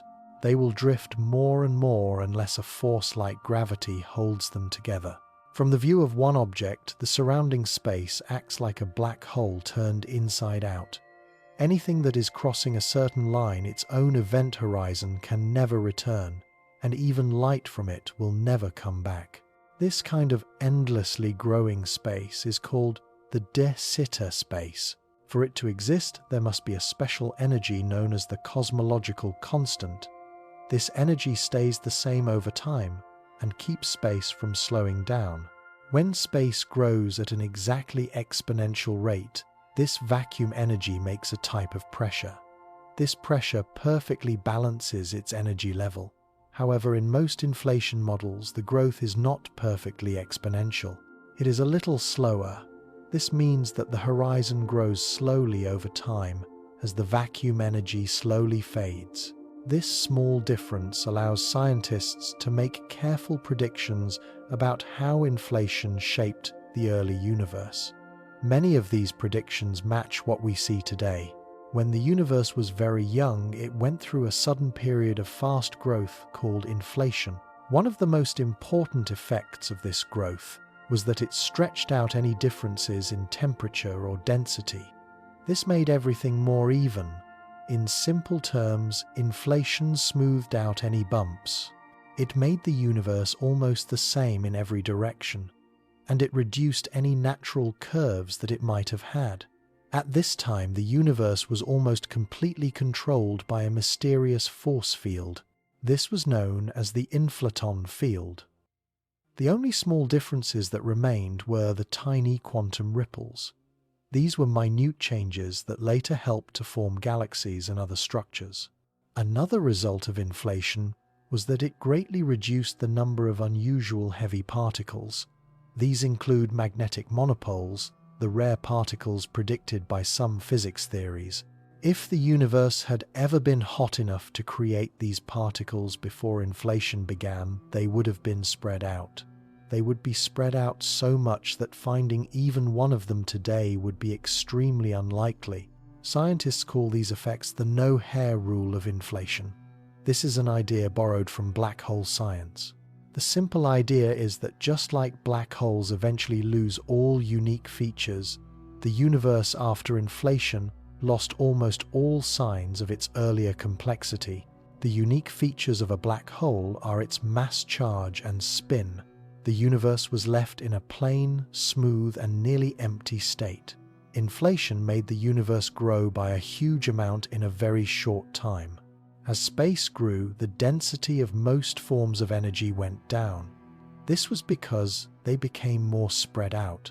For example, the thickness of normal matter like dust fell by a factor of 8 when the universe doubled in size. Radiation such as light lost energy even faster. This is because, in addition to spreading out its waves, also stretched, causing a redshift. When the universe doubled in size, the energy thickness of radiation dropped by a factor of 16. But during inflation, the inflaton field kept almost the same energy level. Meanwhile, everything else had its energy spread out so much that it became unimportant. This included irregularities, curves, unusual particles, and even normal particles. This left the universe extremely even, flat, and mostly empty by the time inflation ended. Inflation was a time of extreme cooling. The temperature fell by an amazing factor of 100,000. In the first models of inflation, scientists guessed that the temperature dropped. It dropped from about 10 to the power of 27 Kelvin to about 10 to the power of 22 Kelvin. This freezing stage lasted all through inflation. But once inflation ended, the universe's temperature rose sharply again. This process is called reheating or warming. It happened as the great energy stored in the inflaton field turned into normal particles. These are the particles that make up atoms and electromagnetic radiation. This marked the start of the universe's radiation-filled age. Even though inflation theory explains many things about the early universe, there are still unknowns. Scientists do not fully know what the inflaton field is made of, nor do they know exactly how reheating happened. However, some of them think that it happened through a process called parametric resonance. In this process, energy moved in a very fast and highly effective way. Back in the 1970s, scientists found many strange issues with the Big Bang theory. To solve these puzzles, the physicist Alan Guth came up with the idea of cosmic inflation in 1979. His research began with a simple question: why do we not see magnetic monopoles? These are made-up particles that should exist according to some physics ideas. Guth found that if space had a special kind of energy called a false vacuum, it would start an incredibly fast growth. This would be an exponential stretching of space itself. Very quickly, scientists saw that this could explain not just the magnetic monopole problem, it could also explain other deep mysteries of the universe. These mysteries all pointed to one strange fact. For the universe to look the way it does today, it had to start in a very exact, finely balanced state. Inflation gives a way for the universe to naturally reach this state. This makes a cosmos like ours much more likely under the Big Bang theory. One of the biggest puzzles in the study of the universe is called the horizon problem. This problem asks why the universe looks so even. Why are the galaxies spread out smoothly, and why is the cosmic background radiation having nearly the same temperature everywhere? To explain this, think of a container of gas. The gas spreads out evenly because the molecules have had time to mix and to balance their temperature. But the early universe did not have enough time to mix in this way. In the normal Big Bang model without inflation, the parts of space that are very far apart today were always too far apart to connect. They were moving away from each other faster than the speed of light. This means that they could never share heat or information. This makes it hard to explain why they ended up with almost the same temperatures. Scientists had tried other ideas before inflation. Georges Lemaitre and Richard C. Tolman suggested that the universe might have gone through many cycles. These would be cycles of growing and shrinking, giving it time to balance out. But their ideas ran into a problem, an entropy buildup. With each cycle, disorder would grow, which made their models fail. Another idea came from the physicist Charles W. Misner. He suggested a messy, early universe, something called the Mixmaster model, that might have smoothed things out. But later studies showed that this would not actually fix the problem. Inflation, however, gives a simple and clear answer. It says that before the universe became the size that we see today, it went through a time of very fast growth. This means that the parts of space that are now billions of light years apart were once right next to each other. They had time to interact and to share heat, and then got stretched far apart. This is why the universe looks so even today. Another puzzle is called the flatness problem. When astronomers study the universe, they see that space is almost perfectly flat. This means that its overall shape follows the kind of geometry taught in school.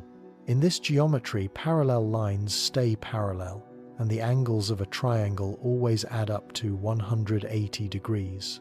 This is strange because over time the curve of space should have become much more noticeable. The density of matter in the universe is very close to the critical density. This is the exact amount needed for space to stay flat instead of curving into a ball or saddle shape. But in a universe without inflation, if we go back in time, this fine balance becomes more and more extreme. At the time of Big Bang nucleosynthesis, when the first atoms were formed, the curve had to be extremely precise. It had to be 1 part in 10 quadrillion, that is 16 zeros. Any small change from this balance in the early universe would have led to a very different outcome. The universe would have either grown too fast, stopping galaxies from forming, or collapsed in on itself. Inflation solves this by stretching space so quickly that any first curve gets smoothed out. This is just like blowing up a balloon makes its surface look flatter. This explains why space today is so close to perfectly flat. According to a group of physics ideas called the Grand Unified Theories, or GUTS, the forces of nature were once joined. These forces are electricity and magnetism, the strong nuclear force and the weak nuclear force. They were joined into one single force in the very early universe. When the universe cooled down, this force broke apart like ice forming from water. But these ideas also predict the making of magnetic monopoles. These are particles that carry a one-sided magnetic pole, like a magnet that has only a north pole or only a south pole. These should have been made in huge numbers in the early universe. If that were true, they would be everywhere today. And yet we have never found even one of them. Inflation gives a simple fix. If the universe grew massively right after these particles were formed, it would have spread them so far apart. They would be almost impossible to find today, too few to detect. In other words, inflation spread them out of existence. But some scientists, including Martin Rees, have pointed out a funny problem with this idea. He said that critics might argue that it is easy to claim success in solving a problem when the problem itself might never have existed. Even so, inflation is still the best explanation for why we do not see these unusual particles today. In the early days of general relativity, Albert Einstein added a mathematical term. This was called the cosmological constant. He did this to make the universe appear to be still and unchanging. Many scientists at the time believed that it was. His model described the universe as a three-dimensional sphere filled evenly with matter, but the Dutch physicist Willem de Sitter later found a completely different answer. In his answer, the universe was growing fast because of the cosmological constant, but with no matter at all. Scientists later saw that Einstein's model was unstable. If even the smallest disturbance happened, it would either collapse or turn into a fast-growing de Sitter universe. Moving forward to the mid-1960s, a physicist named Ernst Gleiner came up with a bold idea. He suggested that in the early universe, pressure was not behaving the way scientists thought. Instead of pushing outward, the pressure was actually negative and directly linked to an energy density. This idea, though mostly ignored at the time, would later become the first hint pointing toward dark energy. This is the strange force that makes up most of our universe today. By the early 1970s, a problem with the Big Bang theory appeared. The Soviet physicist Yakov Zeldovich saw two major puzzles: the flatness problem, why the universe's overall shape looks nearly perfectly flat instead of curved, and the horizon problem, why far apart regions of the universe look so alike, even though they could never have interacted. Up until then, scientists thought that the universe's smoothness was just luck. In the Soviet Union, these puzzles led two physicists to study a messy math idea. These were Vladimir Belinsky and Isaac Kalatnikov. The idea was called the BKL singularity, a possible answer for the disorderly first moments of the universe. Meanwhile, in the United States, the physicist Charles W. Misner worked on the Mixmaster universe. This was a model that used chaotic motion to try to solve these cosmic puzzles, though only with limited success. Then came the late 1970s, when physicists turned to quantum mechanics. They used it to study how the universe might have begun. Sidney Coleman, an American physicist, used a math tool called instantons. These were developed by Alexander Polyakov and others. Coleman used them to explore how unstable states in quantum fields might suddenly switch to more stable ones. He realized that much like water needs a small ice crystal to start freezing, the universe might have needed a tiny bubble of true vacuum to begin its growth. But Coleman did not fully explore the role of gravity in this process, or its link to the growth of the cosmos. One of the boldest ideas in physics suggests that the universe might have come from nothing: no space, no time, and no matter. This would have happened because of quantum fluctuations, the tiny energy shifts that can suddenly create particles. In the years 1978 and 79, three physicists suggested something. These were Robert Brout, Francois Englert, and Edgard Gunzig. They suggested that our universe might have started as a random fluctuation in an empty space. This was followed by a stage where it grew like a de Sitter universe, before turning into the familiar expanding universe we see today. Their idea was groundbreaking because it suggested that the universe had no strict beginning in the usual sense. At the same time, another Soviet scientist, Alexei Starobinsky, suggested that quantum effects could play an important role. He suggested this for the early universe. He said that when space-time is curved strongly enough, quantum physics naturally creates something similar to a cosmological constant. This leads to a period of inflation where the universe grew extremely fast. His model not only solved the problems pointed out by Zeldovich, it also made predictions about the small changes in the cosmic microwave background. This is the faint glow left over from the Big Bang. Around 1978, Zeldovich noticed another big puzzle: the magnetic monopole problem.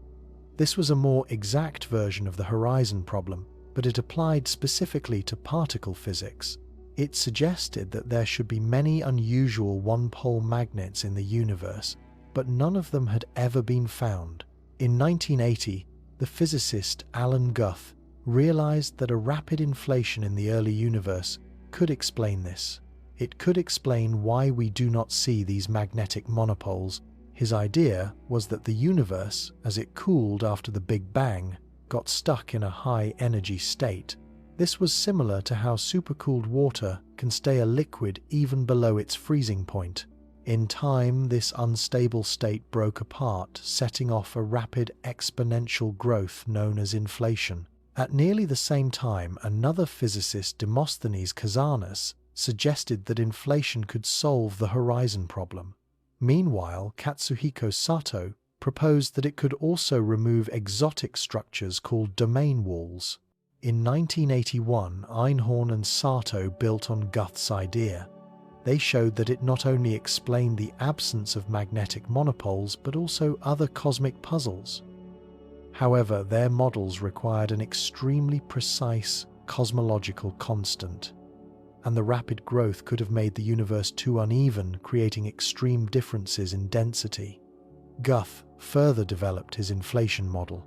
He said that the early universe, as it cooled, was trapped in a state of false vacuum.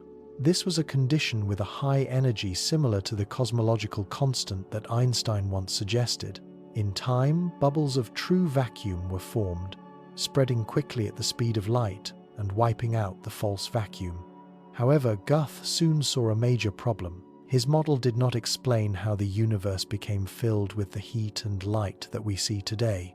The bubble process alone was not enough to reheat the universe properly. For inflation to fully work, something had to create radiation. And in his first model, this could only happen if the bubbles collided. But if inflation lasted long enough to solve the first problems, then the bubbles would be so far apart. They would be so far apart that they would not collide often enough. This major problem in the early inflation models was called the bubble collision problem. It was later solved by André Linde and separately by Andreas Albrecht and Paul Steinhardt. They suggested a new version called new inflation or slow roll inflation. This improved the earlier model by Alan Guth, which was now called old inflation. In Guth's first idea, inflation involved a sudden tunneling from a false vacuum state, but this led to problems with the bubbles colliding in a messy way. The new inflation model worked differently.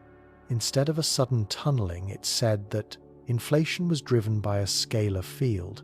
This field was slowly rolling down an energy slope like a ball rolling down a hill. As long as the slope was gentle, the universe expanded at an exponential rate. But as the slope became steeper, inflation ended, and a process called reheating began.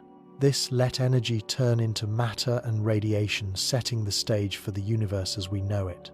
Over time, scientists found that new inflation did not create a perfectly smooth universe. Instead, tiny quantum fluctuations appeared in the inflaton field. These small irregularities became the seeds for galaxies, stars, and all of the cosmic structures we see today. The first calculations of these fluctuations were made by Vyacheslav Mukhanov and G.V. Chibisov. They were studying a similar model suggested by Alexei Starobinsky. In the early 1980s, researchers at the Nuffield workshop on the very early universe also studied these fluctuations. This workshop was held at Cambridge University. The event, lasting 3 weeks in 1982, brought together leading physicists. They reached the same conclusion about the quantum fluctuations in inflation. Stephen Hawking, Alexei Starobinsky, and Alan Guth with So-Young Pai each worked separately. A team of James M. Bardeen, Paul Steinhardt, and Michael S. Turner also worked on this. They all worked to confirm these early fluctuations. Even with these problems, inflation theory was improved and became one of the most accepted explanations for how our universe began. Scientists still test and refine these ideas using observations to uncover the true start of space and time. The idea of cosmic inflation is now a key part of modern cosmology. It helps to explain why the universe looks the way it does, and why it seems the same in all directions, and why space looks so flat. This idea also solves puzzles, like why we do not see strange particles such as magnetic monopoles. Theories said these particles should exist. Since Alan Guth first suggested inflation in the late 20th century, scientists have found more and more evidence to support it. One of the strongest proofs comes from the Planck spacecraft's study of the cosmic microwave background. These observations show that the universe is extremely flat. It is flat with a margin of error of only 0.1%. They also show that the universe is almost perfectly even. Tiny changes happen only once in every 100,000 regions.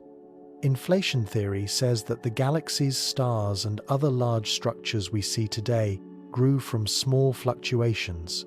These were fluctuations in energy in the early universe. These fluctuations caused by quantum physics later grew larger because of gravity. Scientists describe these fluctuations as a nearly scale-free Gaussian random field. This means that they follow a pattern predicted by inflation. This pattern depends on just two key numbers. One sets the strength of the fluctuations, the other makes a slight adjustment from a perfectly uniform state. Another important prediction of inflation is the tensor to scalar ratio. This ratio tells how many gravitational waves are present compared to the fluctuations in energy. Simple inflation models suggest that this ratio should be close to 1/10. Another key part of inflation theory is that all of these early fluctuations should have been balanced. This condition was called thermal equilibrium. Observations from several space missions have confirmed this idea. These include Planck the Wilkinson, Microwave Anisotropy Probe, and the Sloan Digital Sky Survey. These studies show that the small irregularities in the cosmic microwave background match the predictions from inflation very closely. Scientists have also measured the spectral index. This is a number that shows how much the fluctuations differ from a perfect balance. If the universe had a perfect balance, this index would be exactly 1.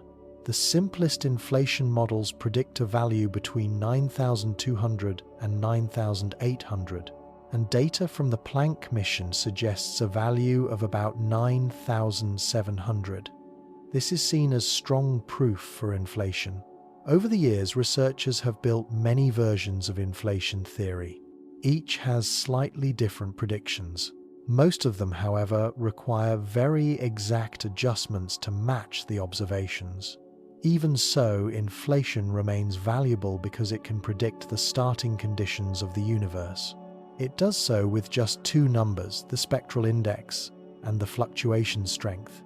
These predictions stay true no matter the exact way that inflation happened. Sometimes new observations seem to question inflation. For example, early data from the WMAP mission hinted that the fluctuations might not be as even as expected, but later data showed that this was likely just a random effect. Another strange finding came from studies of the cosmic microwave background. These showed that some fluctuations lined up with the plane of the solar system. This was something that scientists did not expect. Some researchers suggested that this could be a sign of new physics, quantum effects, or even mistakes in analyzing the data. Scientists still test inflation theory with better measurements. One of the big focuses is on finding B modes. This is a pattern in the polarization of the cosmic microwave background that could give direct proof of gravitational waves. These would be gravitational waves from inflation. In March of 2014, a team using the BICEP 2 telescope said they had found these B modes. This pointed to strong proof for inflation. They estimated a tensor to scalar ratio between 1500 and 2700. But by June of that year, their confidence in the result dropped. And by January of 2015, the doubts grew stronger. By 2018, new data showed that the actual ratio was at most 600. This means that the earlier signal was likely false. Other upcoming tests could check inflation further. The Planck spacecraft might give more hints, but it is not clear if the signals will be strong enough to find. Another hopeful method is looking at 21 centimeter radiation. This radiation comes from neutral hydrogen before the first stars were born. This method could give an even clearer view of the universe's early shape, but there are still problems such as interference from radio signals on Earth and in space. This interference could make the measurements hard. When Alan Guth first shared his idea of cosmic inflation, some scientists had a thought. They thought that the inflaton, the field that causes inflation, was really the Higgs field. The Higgs field is what gives mass to the basic particles, but later studies suggested that this might not be true. One of the big problems with this idea is that it does not fully fit with the test results from particle physics. This is especially true at the electroweak scale. Because of this, many scientists started searching for other answers. Some of them turned to the Grand Unified Theories, or GUTS. These theories try to bring together the main forces of nature to find a better model for inflation. One of the biggest problems with inflation theory is something called fine-tuning. This means that for inflation to work, the starting conditions must be very exact. In the new inflation model, a rule called the slow roll conditions must be met. These rules require the inflaton field to have a very smooth and gentle slope. This is compared to the huge vacuum energy of the universe. The inflaton particles also need to have a very tiny mass. For inflation to work in this model, the universe must have a special type of scalar field. It must have an extremely flat slope, as well as carefully arranged starting points. Scientists have offered reasons for why this might be so. One possible reason involves scale invariant field theories. In these theories, a property called scale invariance is broken by very small quantum effects. Scale invariance means that the equations look the same at any size. This could explain why the inflationary field has such a flat slope. But this answer only works if the theory can be studied by using a math method called perturbation theory. The physicist André Linde suggested another idea called chaotic inflation. He said that inflation is not something that needs very special conditions. Instead, he argued that inflation could naturally happen in almost any universe that begins in a chaotic high-energy state. This universe would have a scalar field that has no limit to its energy. In this theory, the inflaton field takes on values greater than 1 Planck unit. This is the smallest useful unit in physics. This is why these models are often called large field models. The competing models like new inflation are called small field models. But this idea has its own problems. According to effective field theory, if the inflaton field reaches such high values, the theory's predictions may no longer work. This is because a process called renormalization could bring in big changes that break inflation. Renormalization is used to stop a quantum field theory from giving endless or useless results. Scientists still have not solved this problem, and some of them say that the small field models give a better answer. In these models, inflation happens at a much lower energy. While inflation depends a lot on quantum field theory and on an estimate of quantum gravity, it has not yet been fully joined with these theories. The physicist Robert Brandenberger pointed out another fine-tuning problem. The size of the tiny ripples in the universe that later became galaxies is directly tied to the energy level. This is the energy level at which inflation happened. This energy level is thought to be around 10 quadrillion giga-electronvolts. This is about 1,000th of the Planck energy. The issue is that the natural energy level in physics is usually the Planck scale, which is much higher. The fact that inflation happens at a much lower energy is sometimes seen as another fine-tuning issue. This is known as the hierarchy problem. But this is not often seen as a major flaw. This is because the energy level of inflation matches well with the level where the main forces of nature may come together. Many models suggest that inflation never fully stops in the whole universe. Instead, it goes on forever, in at least some parts. This happens because the parts of the universe that are inflating grow so quickly. They grow so quickly that they keep on making new inflating regions. If the switch from inflation to a normal non-inflating state is too slow, then the new inflating parts will appear faster than the old ones fade away. In such models, most of the universe's space at any moment is still inflating. This means that inflation never really ends on the larger scale. This leads to an amazing result, an endless and always growing multiverse. The idea of a multiverse has caused a strong debate among scientists. Some of them think that it is a natural result of inflation. Others say that it weakens the whole theory.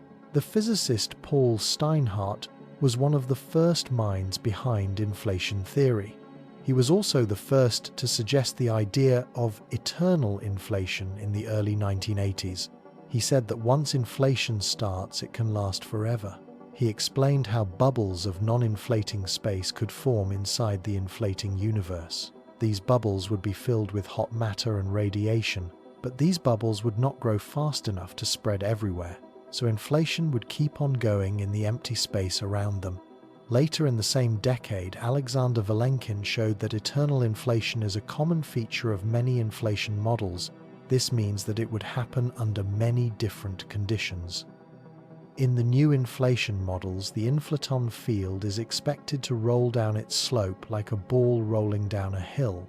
But because of tiny quantum changes, it can sometimes jump back up, creating new inflating parts.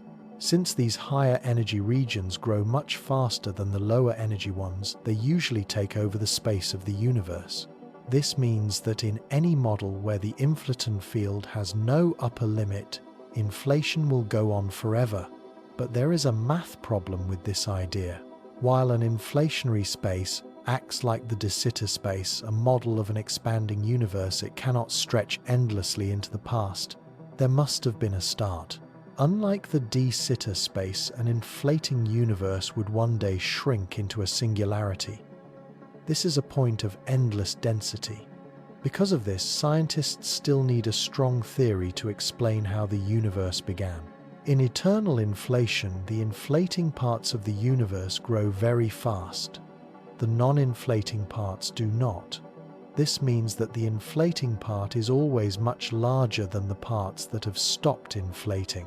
But inflation does end in some regions, letting galaxies, stars, and planets form. One of the biggest debates in modern physics is how to measure the chances in the different regions of this possible multiverse. Some scientists say that since inflation keeps on going in most of the universe, we should expect it to never end. Others say that if we assume a local observer like us must exist to see the universe, then inflation must at some point stop. Some physicists think that the puzzle of eternal inflation can be solved. It can be solved by asking how much space existed before inflation began. Others say that this puzzle is a basic flaw in inflation theory. Strangely, Paul Steinhardt, who first helped create the idea of eternal inflation, later became one of its strongest critics. He became a critic for this reason. Some scientists have tried to avoid the problem of explaining how the universe began. They have done this by saying that it never had a beginning at all. Instead, they suggest that the universe has always existed, still exists, and will never stop existing. According to these ideas, the universe is endlessly large, and it has been spreading out faster and faster forever. Other theories suggest that the universe came from nothing. These theories are based on ideas from quantum physics and cosmic inflation. One such idea was suggested by the physicist Alexander Vilenkin. Stephen Hawking and James Hartle offered a different one called the no-boundary idea. Their model says that the universe naturally went through an inflation right after it appeared. It did so without needing a clear starting point. The physicist Alan Guth called cosmic inflation the ultimate free lunch. He said that new universes like our own are always forming inside a huge, ever-growing cosmic background. In this picture, gravity plays a special role. It bends the usual rules of physics but does not break them. Normally, physics says that energy must be saved, and that disorder or entropy must always grow. But Guth's idea says that gravity allows for an exception. This makes new universes without breaking these main rules. Still, some scientists doubt this. One of them, Don N. Page, said that inflation may not really solve the problem of the universe's starting point. Instead, he thought that it made things harder. He said that for the universe to follow the rules of thermodynamics, it would have needed to begin in a very organized, low-entropy state. This case is very unlikely. If inflation did happen, it would have raised entropy even more. This means that the universe's first state would have needed to be even more orderly than the older Big Bang models suggest.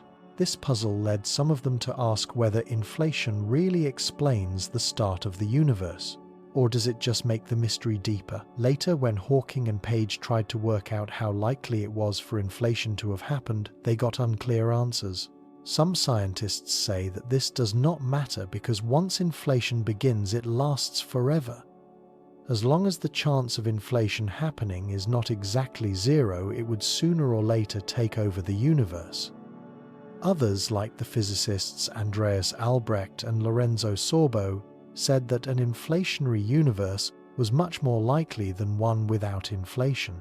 They argued that inflation needs much less starting energy to begin compared to a model where inflation never happens. This makes it the more likely case. Another problem, known as the trans-Planckian problem, comes from the fact that inflation happened at energy levels that were not far from the smallest possible scale in physics, the Planck scale. Some scientists say that before inflation, the quantum ripples in space were so tiny that they were smaller than the Planck length. If this is true, then the unknown laws of quantum gravity might have shaped how the early universe began. The effect of this is still argued about. Some of them think that these effects are too small to notice. Others think that they could be important. A version of inflation called hybrid inflation builds on an earlier idea.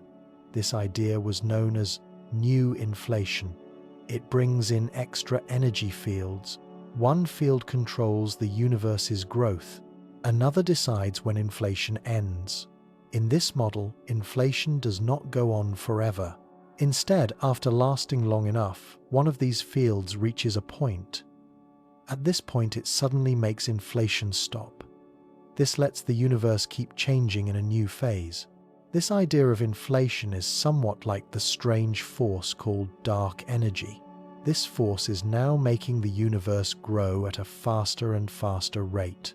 But dark energy works at a much lower energy level. This is about 10 to the power of negative 12 giga-electron volts. This is about 27 steps lower than the energy level where inflation happened. A big step forward came with the finding of flux compactifications. This helped to connect inflation to string theory. One form of this idea was called brane inflation. It says that inflation happens when special objects in string theory, called D-branes, move through hidden dimensions. These branes meet with anti-D-branes, setting off an inflation in a way that is different from the older models. But scientists still do not fully understand how this works. It looks like inflation here happens through a process like old inflation. In this process, the universe shifts from one state to another by quantum tunneling. After that, another process must take over to finish inflation. Another idea comes from a field called loop quantum gravity. This field says that space itself is made of tiny, separate pieces. In this idea, if the energy of the universe ever grows too high for this chunked space to hold it, the universe could bounce. It could bounce instead of falling in on itself. This gives another possible answer for how inflation began. Even though these theories explore different paths, they all try to answer one of the biggest questions in science.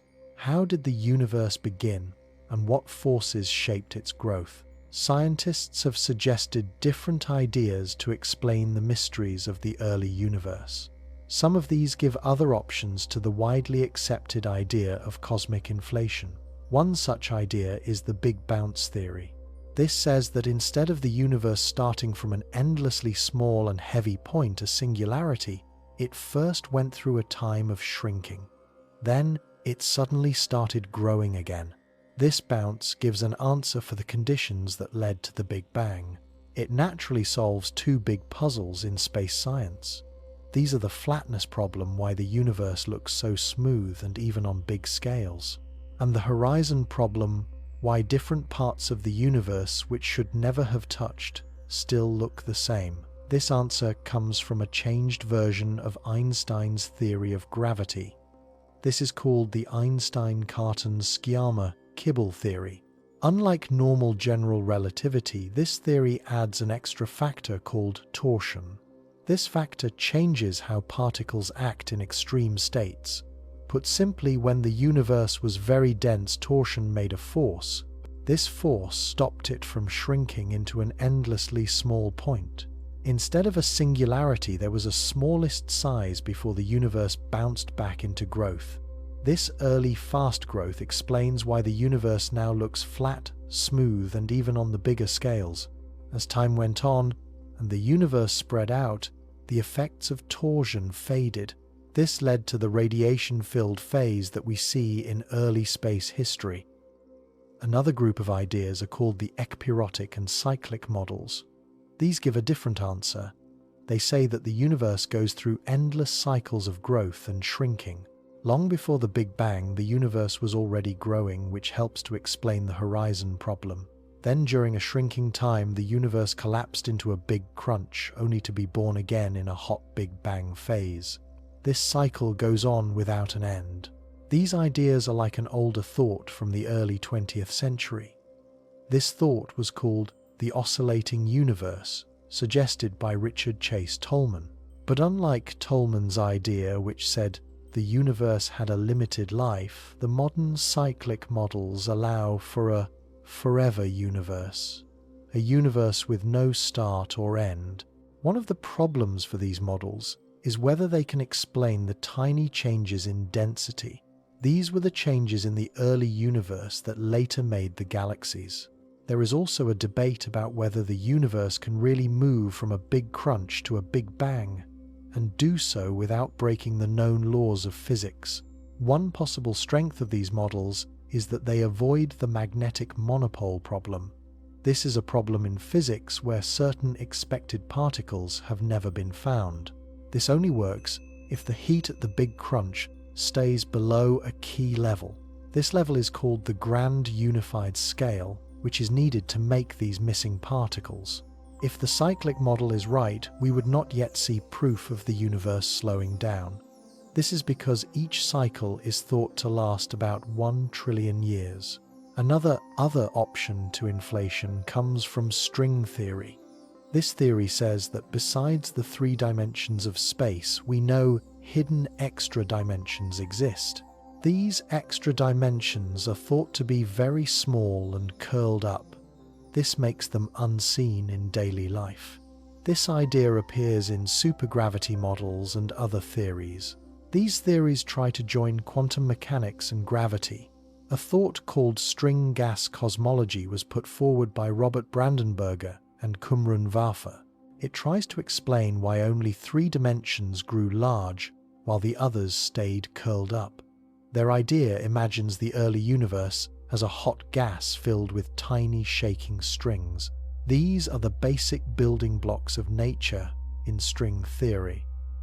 These strings can wrap around the extra dimensions, and for a dimension to grow, the strings wrapped around it must be able to cancel each other out.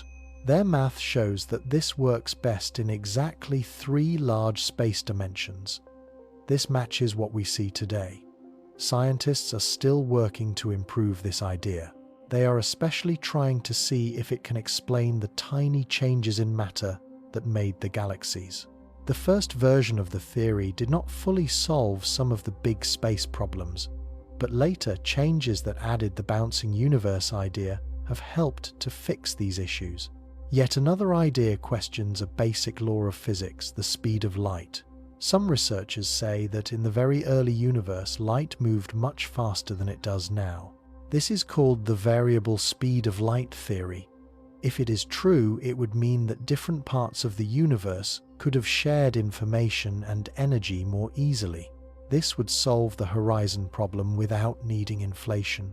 In this idea, as the universe grew, the speed of light slowly fell to the value we see today.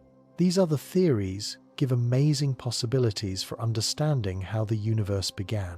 While none of them have yet taken the place of inflation as the main answer, ongoing research keeps looking. It keeps looking into whether any of them might fit the cosmic puzzle better. For as long as people have looked up at the night sky, one big question has always stayed in their minds. Are we really alone? Is Earth the only place in this huge, endless universe where life can exist? Or could there be other worlds hidden among the stars where living beings thrive just like us? This puzzle has fascinated thinkers, scientists, and dreamers for thousands of years. It is a question that challenges everything we believe we know about life, space, and the very meaning of existence itself. Now, thanks to very powerful telescopes and important new scientific discoveries, we are closer than ever to finding the truth. The search for life beyond Earth, which is called the hunt for life in space, is one of the most exciting and important quests in modern science. It takes us far beyond the edges of our own solar system to faraway exoplanets. These are the planets that go around stars many light years away from the Sun. It also makes us look at our own solar system in new ways. It makes us search its hidden places for signs of life. As scientists go deeper into this great puzzle, they are also rethinking what life is and what it truly means to be alive. One of the biggest questions that scientists are trying to answer is what makes a planet able to support life.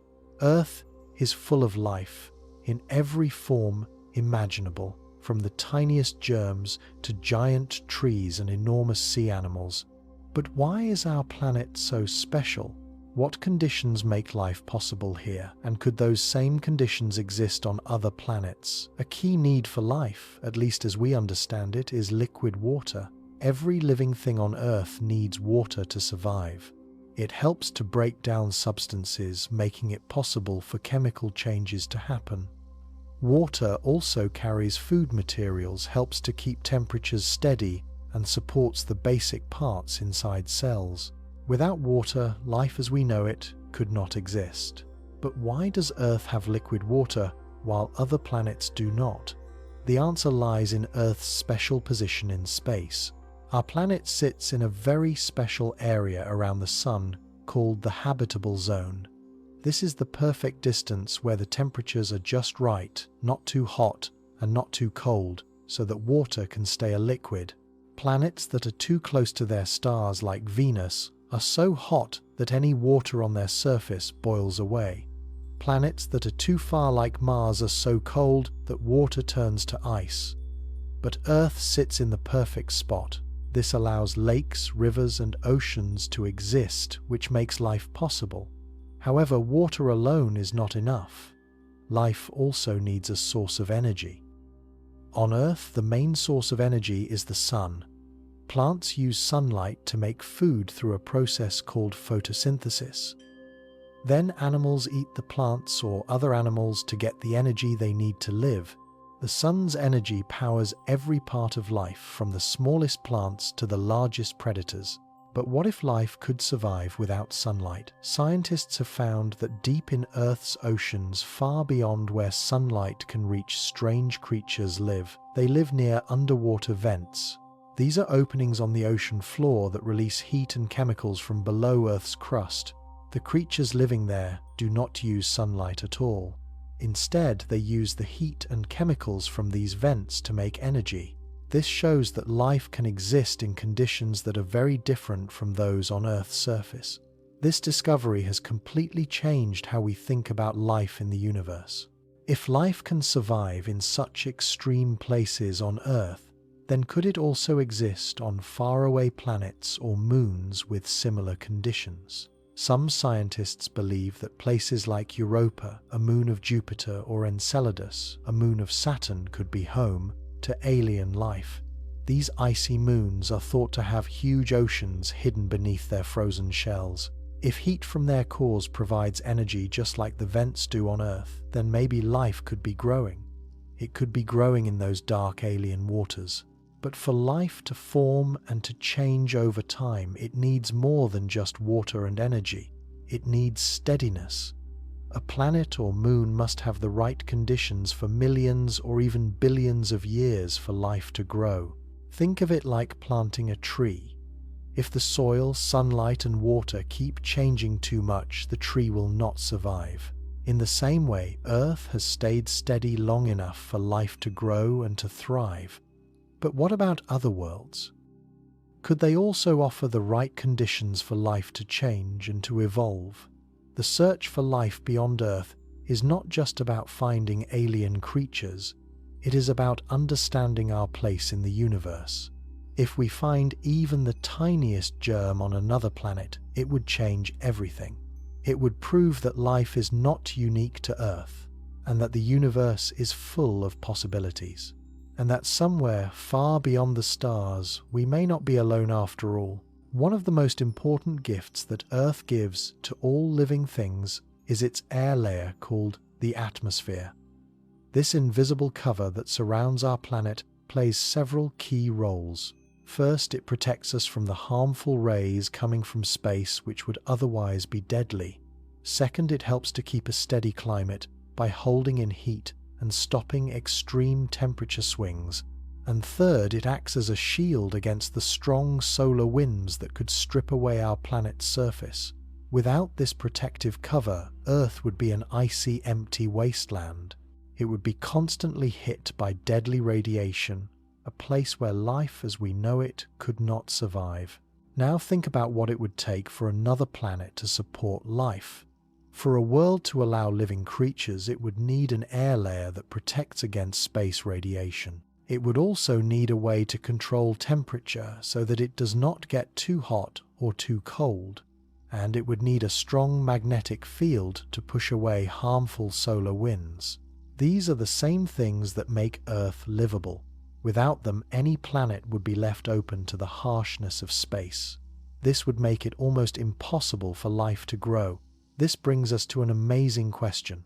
How many planets out there have the same life-friendly conditions as Earth? Could there be other worlds where life has started and grown just as it did here? To explore this, scientists use an idea known as the Drake equation. This math formula was created by the astronomer Frank Drake in 1961. It is meant to guess how many smart civilizations in our galaxy might be able to talk with us. Instead of giving a direct answer, the formula helps to break the problem into smaller parts. Each part asks about a different thing that could affect whether alien life exists. The Drake equation asks several key questions. For example, how many stars in our galaxy have planets? Out of those, how many planets have the right conditions for life? Among those, how many might produce intelligent beings? And of the planets with intelligent life, how many civilizations would grow advanced enough? How many would make technology that lets them send signals across space? Even though the Drake equation does not give a clear answer, it serves as a guide. It helps scientists to organize their search for alien life. It reminds us that many things must come together for a civilization to exist and to be found. But here is the great puzzle. If life is common in the universe, then why have we not heard from anyone yet? This question is called the Fermi paradox. We know that the conditions for life might exist beyond Earth, and yet after years of searching we have found no signs of other civilizations.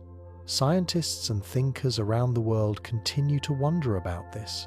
Where is everyone? If intelligent beings are out there, then why have they not reached out? In 1950, the physicist Enrico Fermi famously asked, "Where is everybody?" His question was based on a simple but powerful thought.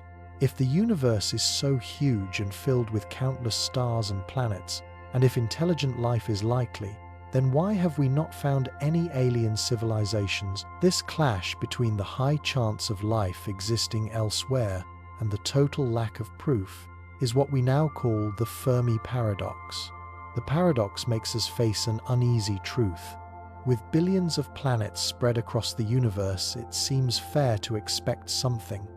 At least some of them should host intelligent beings. And yet, despite our best efforts, we have found no messages, no radio signals, and no traces of advanced alien societies. The silence is overwhelming. There are many possible reasons for this, but none of them are proven. One idea is that intelligent civilizations are very rare, which makes it almost impossible to find them. Another idea is that while life may be common, very few species ever develop advanced tools. Maybe most civilizations destroy themselves before they reach a stage where they can communicate across space. This could be through war, environmental collapse, or other disasters. For many years, scientists have been searching for signs of intelligent life beyond Earth.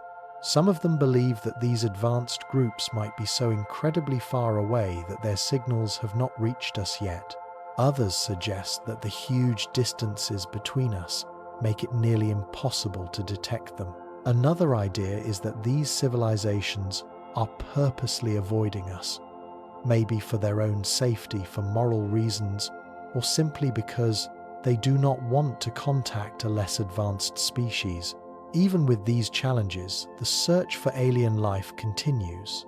Scientists remain hopeful that one day we will find clear proof that we are not alone in the universe. If we were to discover an intelligent alien life, it would be one of the most amazing and history-changing moments of all time. It would completely change how we understand the universe and our place in it. Even though we have not yet found aliens, our journey to find the truth has already led to amazing discoveries.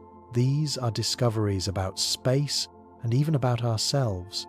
This search for alien life is not limited to one country or a small group of researchers. It is a worldwide effort.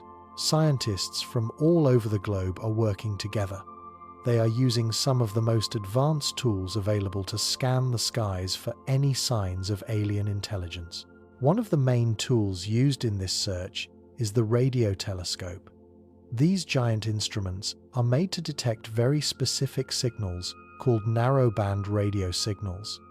These signals are very exact and focused. This makes them unlikely to come from natural things like stars or planets.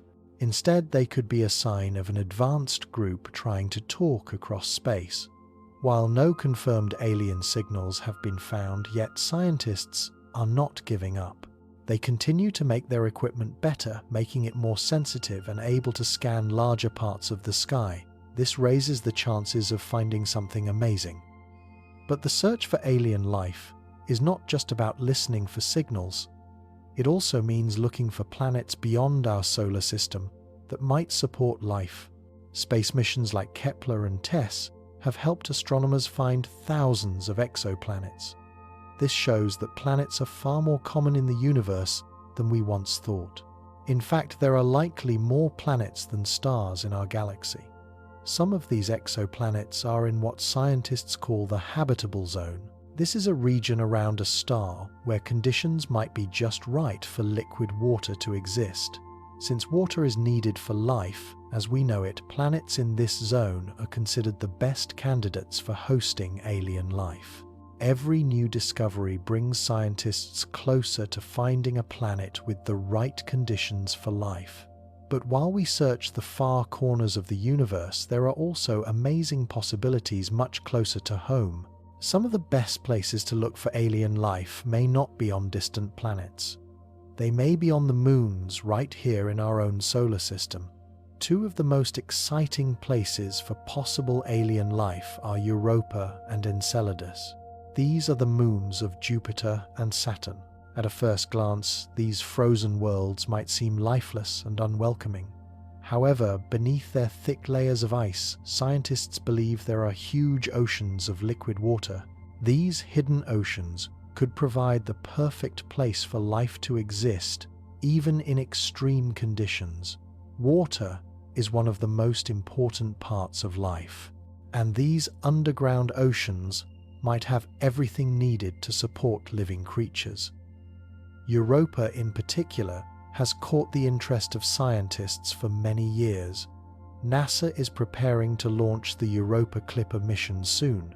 This mission will study the Moon closely. This spacecraft will look for signs of life beneath Europa's icy surface. It will study its ocean, its ice, and its other features. Scientists are especially interested to see if the conditions on Europa are like the deep sea areas on Earth.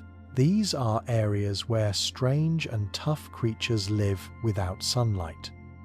Enceladus is another exciting choice for hosting life. In 2005, NASA's Cassini spacecraft made a groundbreaking discovery. It found that Enceladus was shooting huge plumes of water vapor into space. These plumes suggest that there is a vast liquid ocean beneath the ice, and they might contain the chemicals needed for life. If tiny microorganisms exist in these hidden waters, it would be an amazing breakthrough. It would prove that life can exist beyond Earth. What makes these icy moons so exciting is that they could help us understand how life might survive. How life might survive in the harshest places. If life can exist in the dark, hidden oceans of Europa or Enceladus, then it is possible. It is possible that similar conditions exist on other moons or planets across the universe. This could completely change how we think about the search for alien life. It could lead us to look beyond Earth-like planets and to consider totally new possibilities. The search for life beyond Earth is one of the most exciting and deep challenges that humanity has ever faced. It makes us question everything we know about life, the universe, and our own existence. Are we truly alone in the cosmos, or is there something or someone out there waiting to be found? Every time we detect a strange signal, find a new planet, or uncover proof of a hidden ocean, we take one step closer. We take one step closer to answering that ultimate question. The anthropic principle is an idea in the study of the universe. It says that the universe must have the right conditions for life, because if it did not, then no one would be here to see it. In simple terms, the universe looks to be perfectly set up for life only because a universe that could not support life would never have thinking beings around to ask about it. The people who support the anthropic principle believe that this idea helps to explain something. It helps to explain why the universe has a certain age and certain unchanging numbers that make life possible. If these numbers were even a little different, intelligent life might never have appeared. For example, if the universe were much younger, there would not have been enough time for stars to make the heavier elements needed for planets and living things. If it were much older, most stars would have burned out, and star systems like ours might not exist. Scientists have long asked why the basic physical numbers are exactly what they are. These are the fixed values that guide physics. The anthropic principle says that they must be this way. They must be this way because only a universe with these conditions could support life. It is not that the universe was made for life, but it is that life could only arise in a universe with the right setup. There are many ways to understand the anthropic principle. Some thinkers, like the philosopher Nick Bostrom, have listed about 30 different versions of it. Still, they usually fit into two main groups: the weak anthropic principle. This says that we see a universe that is fit for life because life only appears in such a universe. The strong anthropic principle. This says that the universe must in some way be shaped to bring about life. The idea came from noticing that the universe's laws and numbers seem to be perfectly suited for life. It is an argument based on looking back. If the universe could not support life, we would not be here to talk about it. Some people say that calling it the anthropic principle is misleading. The word comes from the Greek word anthropos, which means human, but the idea does not say that the universe is made just for humans. Instead, it can apply to any form of life, not only humans or carbon-based creatures. It would work just as well for alien life stars or even galaxies. The anthropic principle has led to debates mainly because different versions of it have been used to argue different things. Some critics feel that the principle stops a deeper scientific study. For example, the weak anthropic principle is sometimes seen as unscientific because it cannot be tested or proven false. On the other hand, the stronger versions make bold claims that are still argued over. They are argued over because they rely on evidence that is hard to check. In 1961, the physicist Robert H. Dicke said that the universe must have a certain age that is fit for life. If it were 1/10 of its current age, elements like carbon would not have had time to form, and planets like Earth would not exist. If the universe were 10 times older, most stars would already be dead. They would leave behind mainly white dwarfs and faint red stars. This makes it unlikely for star systems to survive. Dicke also said that the universe's matter must be close to a critical density, just enough to stop it from collapsing in a big crunch. but not so much that it would prevent it from expanding. Later studies showed that normal matter makes up about 30% of this critical density. The rest is probably due to dark energy. In the late 20th century, the physicist Steven Weinberg gave an anthropic reason for the strange cosmological constant. This is a number that controls how fast the universe expands. The predicted value of this constant from particle physics is far off from the one we actually see.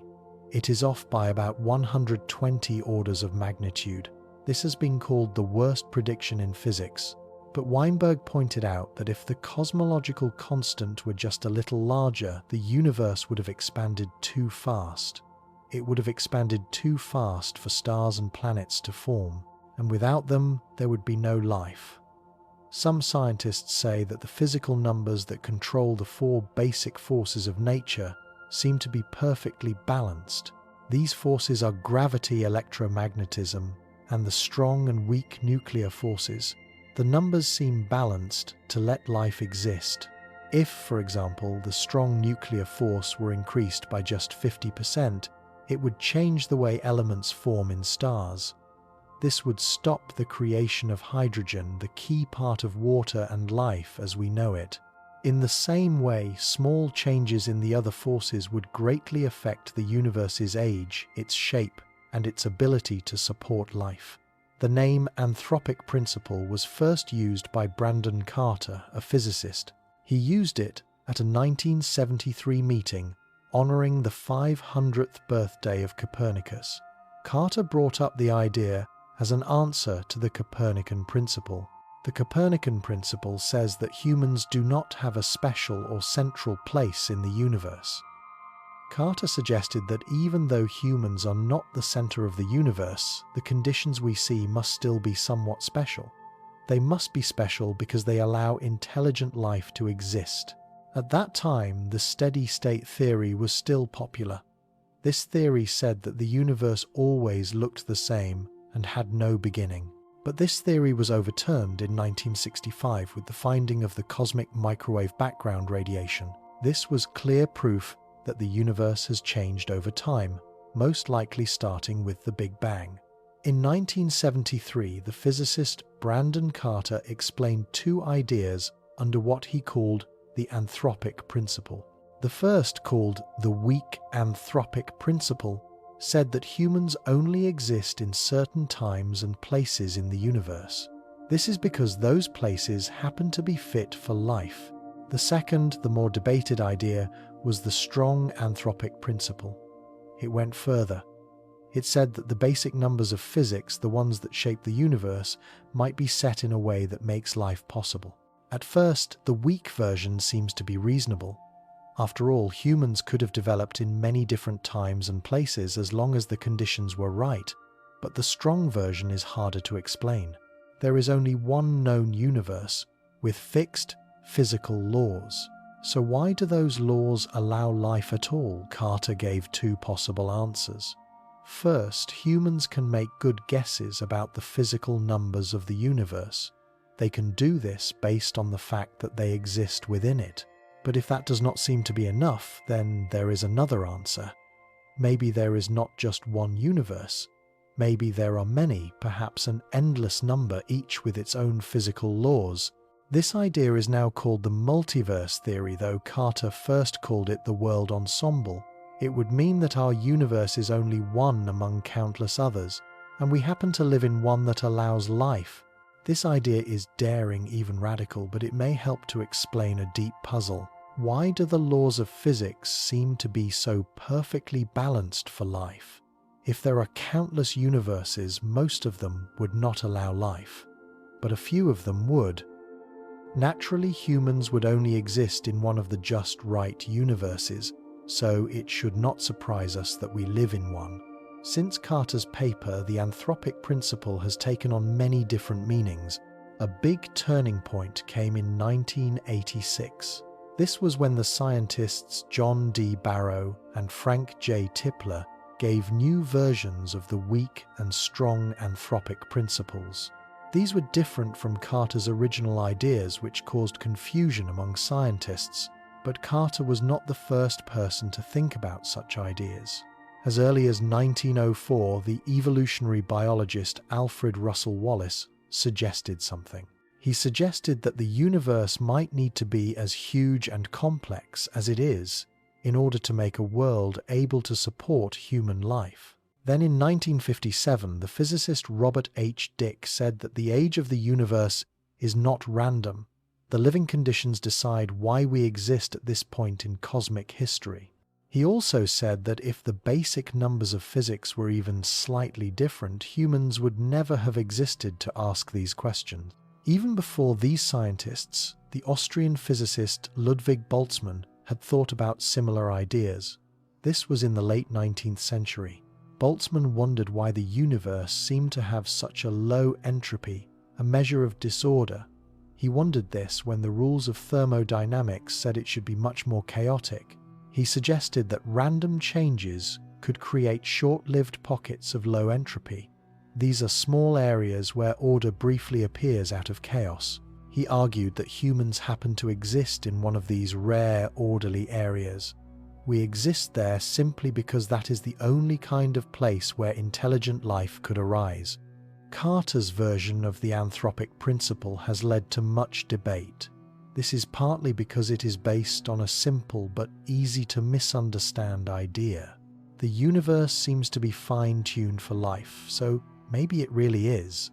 Scientists such as Stephen Hawking and Michael Collins said that this might mean there is not just one universe. It might mean there is an endless number of universes, each with different starting conditions. If this is true, then the reason our universe looks so finely balanced is simple. We would not be here to notice it otherwise. Most universes would not allow life. But in an endless multiverse, at least a few of them would, and ours is one of them. Though scientists have wondered about similar ideas for hundreds of years, by the early 1970s, there was only one scientific theory that allowed for many universes. This was the many worlds interpretation of quantum physics. This theory says that every quantum event creates branching timelines, but it does not allow for changes in the basic physical constants. Since then, however, new theories have appeared. In the 1980s, a mix of inflation theory and symmetry breaking in the early universe gave a possible way. It gave a way for physical constants to change across different parts of space. By the early 21st century, string theory suggested an even more striking idea. What if every basic constant could change across an unimaginably huge landscape of possible universes? This includes the number of space dimensions. This idea is very different from the old goal of scientists to find one complete theory of everything, a theory with no free choices. Albert Einstein once asked whether God had any choice in setting the laws of physics. In other words, was the universe meant to be exactly the way it is, or could it have been different? In 2002, some scientists working on string theory believed they were close to removing the need for the anthropic principle. But by the next year, the scientist Leonard Susskind argued that the opposite might be true. He argued that the great complexity of the landscape of possible universes actually made the anthropic principle seem more believable than ever. The anthropic principle also plays a part in debates about intelligent design. Believers in intelligent design often point to the fine-tuning of the universe as proof of a creator. The critics, however, say that fine-tuning may not be as amazing as it looks. Some of them think that the universe is not really as finely tuned as people claim. Others suggest that even if it is, this does not clearly prove the existence of a higher power. Some of them even argue that the anthropic principle itself weakens the case for intelligent design. It does so because it gives another reason for why the universe supports life. Brandon Carter's weak anthropic principle is not something that can be tested through direct observation. It is more of a guiding idea for scientists. The strong anthropic principle, on the other hand, says that the universe is somehow required to support life. Testing this would mean finding proof of life in other universes. But since most meanings of universe say that we cannot see the others, this creates a big problem. The theory might be impossible to prove or to disprove. The thinker John Leslie once made a set of predictions based on the strong anthropic principle. He said that the laws of physics will turn out to be set by chance instead of strict necessity. He also said that theories about many universes will keep on gaining scientific support. More proof of fine-tuning in the universe will continue to build up. No forms of life based on non-carbon chemistry will ever be found, and mathematical studies of galaxy formation will show that the universe's expansion rate is crucial for shaping its structure. Some scientists like Craig Hogan say that it would be very strange if all basic constants were locked in place. This is because that would leave no way to explain fine-tuning. If that were the case, humans might be forced to accept that the universe simply had to be this way. It had to be this way to support life, whether we like it or not. The well-known astronomer Fred Hoyle may have used a special way of thinking called anthropic reasoning. He may have used it to make an amazing guess about the stars. He saw that life on Earth depends on a chemical element called carbon. Specifically, it depends on a type known as carbon-12. Since carbon is so important for life, he thought there must be an unknown process inside stars, a process that makes it easier for carbon-12 to form. He studied a particular reaction in stars called the triple alpha process. This process creates carbon from smaller helium atoms. Based on this idea, Hoyle guessed that there must be a hidden energy level or a resonance in carbon-12. This would make this process work well. He even worked out that this energy level should be about 7,600,000 electron volts. Soon after, a research team led by William A. Fowler proved that this energy level really did exist, and their results closely matched Hoyle's guess. But in 2010, a historian of science named Helge Krag argued something different. He argued that Hoyle had not really used anthropic reasoning when he made his guess in 1953. Krag said that anthropic reasoning, the idea that the universe seems to be fine-tuned for life, did not become widely talked about until 1980. He claimed that Hoyle and other scientists only made the link between carbon and life after the resonance had already been found. Krag called this idea an anthropic myth. Another interesting debate in cosmology is about the theory of cosmic inflation. This theory explains how the universe grew extremely fast in its earliest moments. A scientist named Don N. Page criticized this theory by pointing to a big problem. For time to move forward, the universe had to begin with an incredibly low level of disorder or entropy. But this starting point seems to be very unlikely. This makes the whole inflation theory doubtful. However, the scientist Paul Davies disagreed. He said that an inflationary version of the anthropic principle fixes this problem. Davies agreed that the early universe had to be very orderly, basically a tiny, neat patch of space that later grew into the universe we see now. He believed that this actually made the inflation theory stronger. It did so since it removed the need for extra guesses about how the universe began. These were guesses that other Big Bang theories still need. Another big idea in modern physics comes from string theory. This theory says that instead of just one universe, there may be a huge number of possible universes. These different universes, called vacua or backgrounds, make up what scientists call the multiverse. They also call it the string landscape. The scientist Leonard Susskind said that if there are countless universes, then anthropic reasoning makes sense. This is because we only exist in a universe that has the right conditions for life.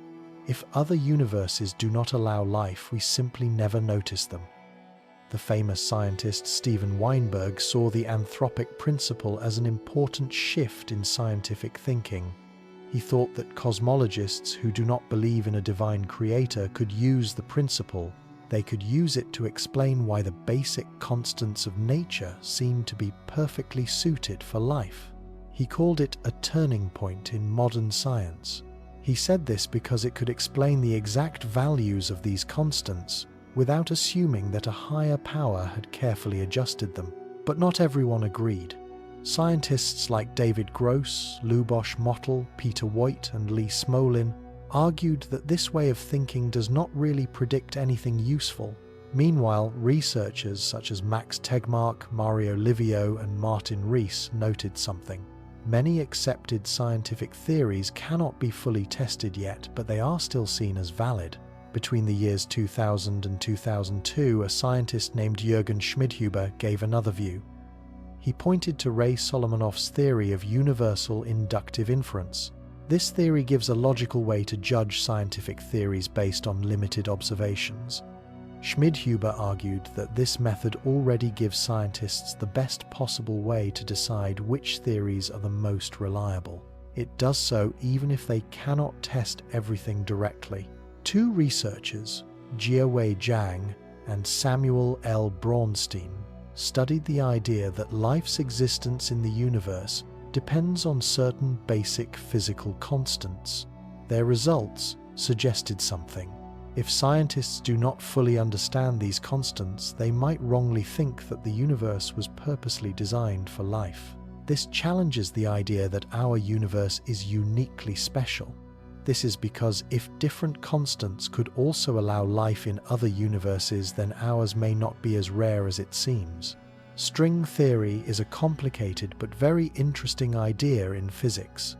It says that the tiniest building blocks of the universe are not just tiny dots like traditional particles. Instead, they are tiny vibrating strings. These strings move through space and interact with one another, and the way that they vibrate decides the properties of the particles that we see, such as their mass and charge. If you look at a string from far away, it acts like a normal particle, but up close it is really a tiny loop or a strand. One of the most important predictions of string theory is that one of these vibrations matches the graviton. This is a particle that is believed to carry the force of gravity.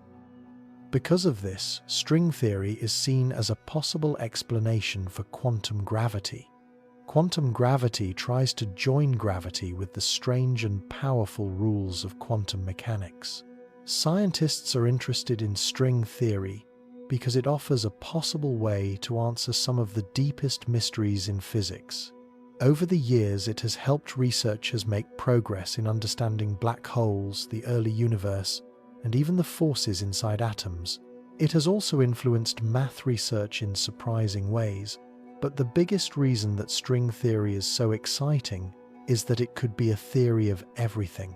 This would be a single framework that explains all of the basic forces of nature. These forces include gravity, electromagnetism, and the nuclear forces that hold atoms together. However, even after many decades of research, scientists are still trying to find out something. They want to know whether string theory truly describes the real universe, or if it allows for too many choices to make clear predictions. String theory first appeared in the late 1960s as an attempt to explain the strong nuclear force. This force holds the atomic nuclei together. But when another theory, quantum chromodynamics, was found to be a better explanation, scientists set string theory aside. However, they later saw that string theory had surprising features. These features made it a strong candidate for explaining gravity at the quantum level. The first version of string theory was called bosonic string theory. It only included one type of particle known as bosons. Later, the theory grew into what is now called superstring theory. This brought in the idea of supersymmetry. This idea suggests a deep link between bosons and another type of particle known as fermions. Over time, physicists found 5 different versions of superstring theory, but in the mid-1990s they found strong proof that all 5 were actually different views of one larger theory. This theory was called M-theory. It needs a universe with 11 dimensions instead of the usual 3 dimensions of space, and one of time.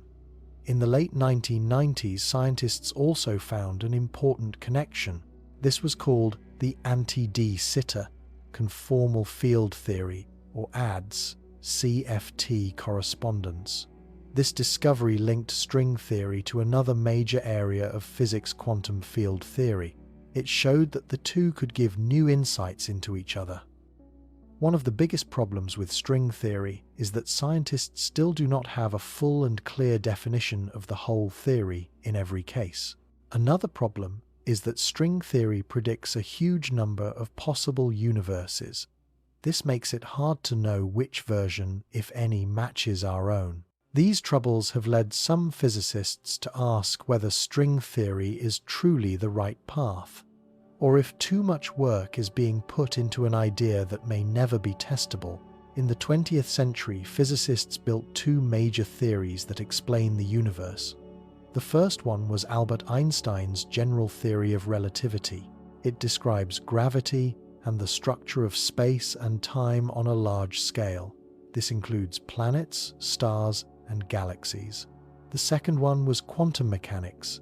It explains the strange behavior of tiny particles like electrons and photons. By the late 1970s, these two theories were enough to explain almost everything seen in nature. This ranged from the smallest particles to the growth of the whole universe. However, despite their success, there was a huge problem. These two theories do not work well together. General relativity is based on classical physics, while quantum mechanics follows very different rules. To fully understand the universe, scientists need a quantum theory of gravity, but the attempts to join the two have faced big problems. String theory is one of the most hopeful ideas for solving this puzzle, but it is still unfinished. String theory starts with an exciting idea.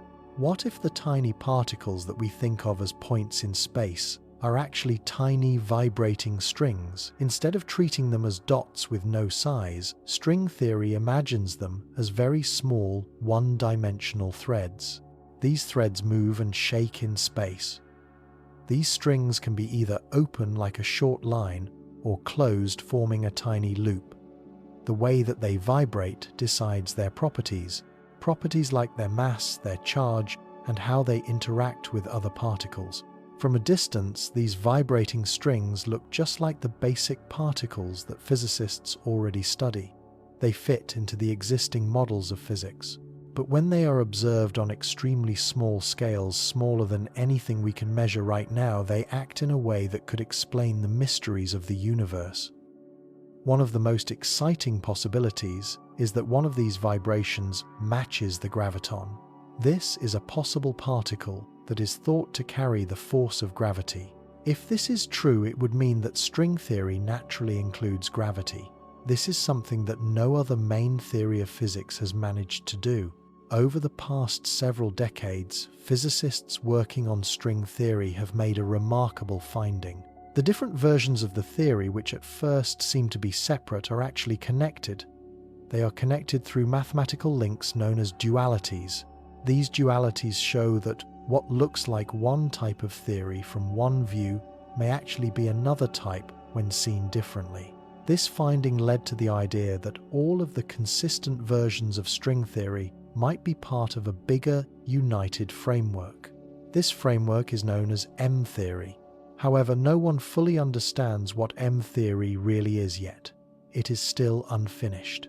String theory has also given surprising insights into black holes and the nature of gravity. For decades, physicists have struggled with strange puzzles that appear when trying to apply quantum mechanics to black holes. In the late 1990s, a breakthrough came with the discovery of the anti-de Sitter conformal field theory correspondence. This is often called the ADS, CFT correspondence. This discovery linked string theory to other well-known areas of physics, helping scientists study black holes in new ways. The ADS, CFT, has even found uses in areas outside of gravity. These include nuclear physics and condensed matter physics, which study the behavior of particles in extreme conditions. Because string theory tries to include all basic forces of nature, including gravity, it has been suggested as a possible theory of everything. Many physicists hope that if string theory can be fully worked out, it will give a complete explanation of the universe. It would explain why particles have the masses and charges that they do, and how dark matter fits in, and even how the early universe grew. However, there are still big problems. Physicists do not yet know whether string theory truly describes our universe, or whether it allows for many different possible universes. One of the biggest problems in string theory is that it is not fully understood in all cases. The easiest way to study how strings behave is through a math method called perturbation theory. This method works by making small guesses. However, this method does not show everything about string theory, and physicists do not yet know how to define the theory in its full form without these guesses. Another unsolved puzzle is how string theory sets the vacuum, the basic state of the universe. Without this knowledge, it is unclear how much freedom the theory has in shaping the universe that we see today. Some critics say that these unanswered questions make string theory too uncertain. Others believe that it is still worth studying. To see where string theory fits into modern physics, it helps to look at quantum field theory. This is the base of particle physics. Quantum field theory is the math framework used to describe tiny particles. It treats them as ripples in the underlying fields. In this theory, scientists work out the chances of particle interactions by using a method called perturbation theory. This method was created in the early 20th century by physicists like Richard Feynman. A key tool in this method is the Feynman diagrams. These are drawings that help to show how particles interact. String theory builds on these ideas, but makes a bold change. Instead of picturing particles as points moving through space, it describes them as tiny strings. In a traditional quantum field theory, a Feynman diagram shows a particle's path as a one-dimensional line. In string theory, this line is replaced by a two-dimensional surface. This surface shows the path of a vibrating string. This change alters the math and could explain things that quantum field theory struggles with, such as gravity. However, one of the major problems remains. String theory does not yet have a full definition that is beyond perturbation theory. This makes it hard to answer all the questions that physicists want to explore. One of the most important parts of string theory is the scale at which it works. The length of a basic string is thought to be about 1/10,000,000th of a trillionth of a trillionth of a meter. This is the Planck length. This is so incredibly small that at the scales we can study in experiments, these strings would look like tiny points. Only at the Planck scale do the effects of quantum gravity become important. This makes string theory a possible explanation for how gravity works at the smallest levels. At first, string theory was developed as bosonic string theory. This theory focused only on bosons, the particles that carry forces like photons in electromagnetism. However, this version had serious problems, so scientists expanded the idea into superstring theory. This theory includes both bosons and fermions, the particles that make up matter like electrons and quarks. Superstring theory also uses supersymmetry. This is an idea that suggests that every force-carrying boson has a matching matter particle, a fermion, and the other way around. There are 5 main versions of superstring theory. These are type I, type IA, type IIB, and 2 types of heterotic string theory. Each version allows for different types of strings, and at lower energy levels they produce different physical properties. For example, type I string theory includes both open strings which have loose ends and closed strings which form loops. The other versions focus only on the closed strings. In our daily experience, we know the 3 dimensions that describe space. These are height, width, and length. These 3 dimensions help us to understand the shape and size of the things around us. However, Albert Einstein's groundbreaking theory of general relativity introduced a shocking idea. Time is not separate from space, but is actually a fourth dimension. Together they form what scientists call space-time, a four-dimensional fabric that shapes the very structure of the universe. In this model, gravity is not simply a force pulling objects toward each other, as Isaac Newton once thought. Instead, gravity comes from the way that space-time bends and curves around heavy objects like planets and stars. Even though this four-dimensional space-time model explains a lot about how the universe works, scientists often explore theories that involve even more dimensions. Sometimes adding extra dimensions makes difficult math problems easier to solve. This helps physicists to understand the universe better. In fact, certain scientific areas like condensed matter physics can be described using theories with just 2 or 3 dimensions. Condensed matter physics studies how materials behave. But what if the universe really has more than 4 dimensions and we just have not seen them yet?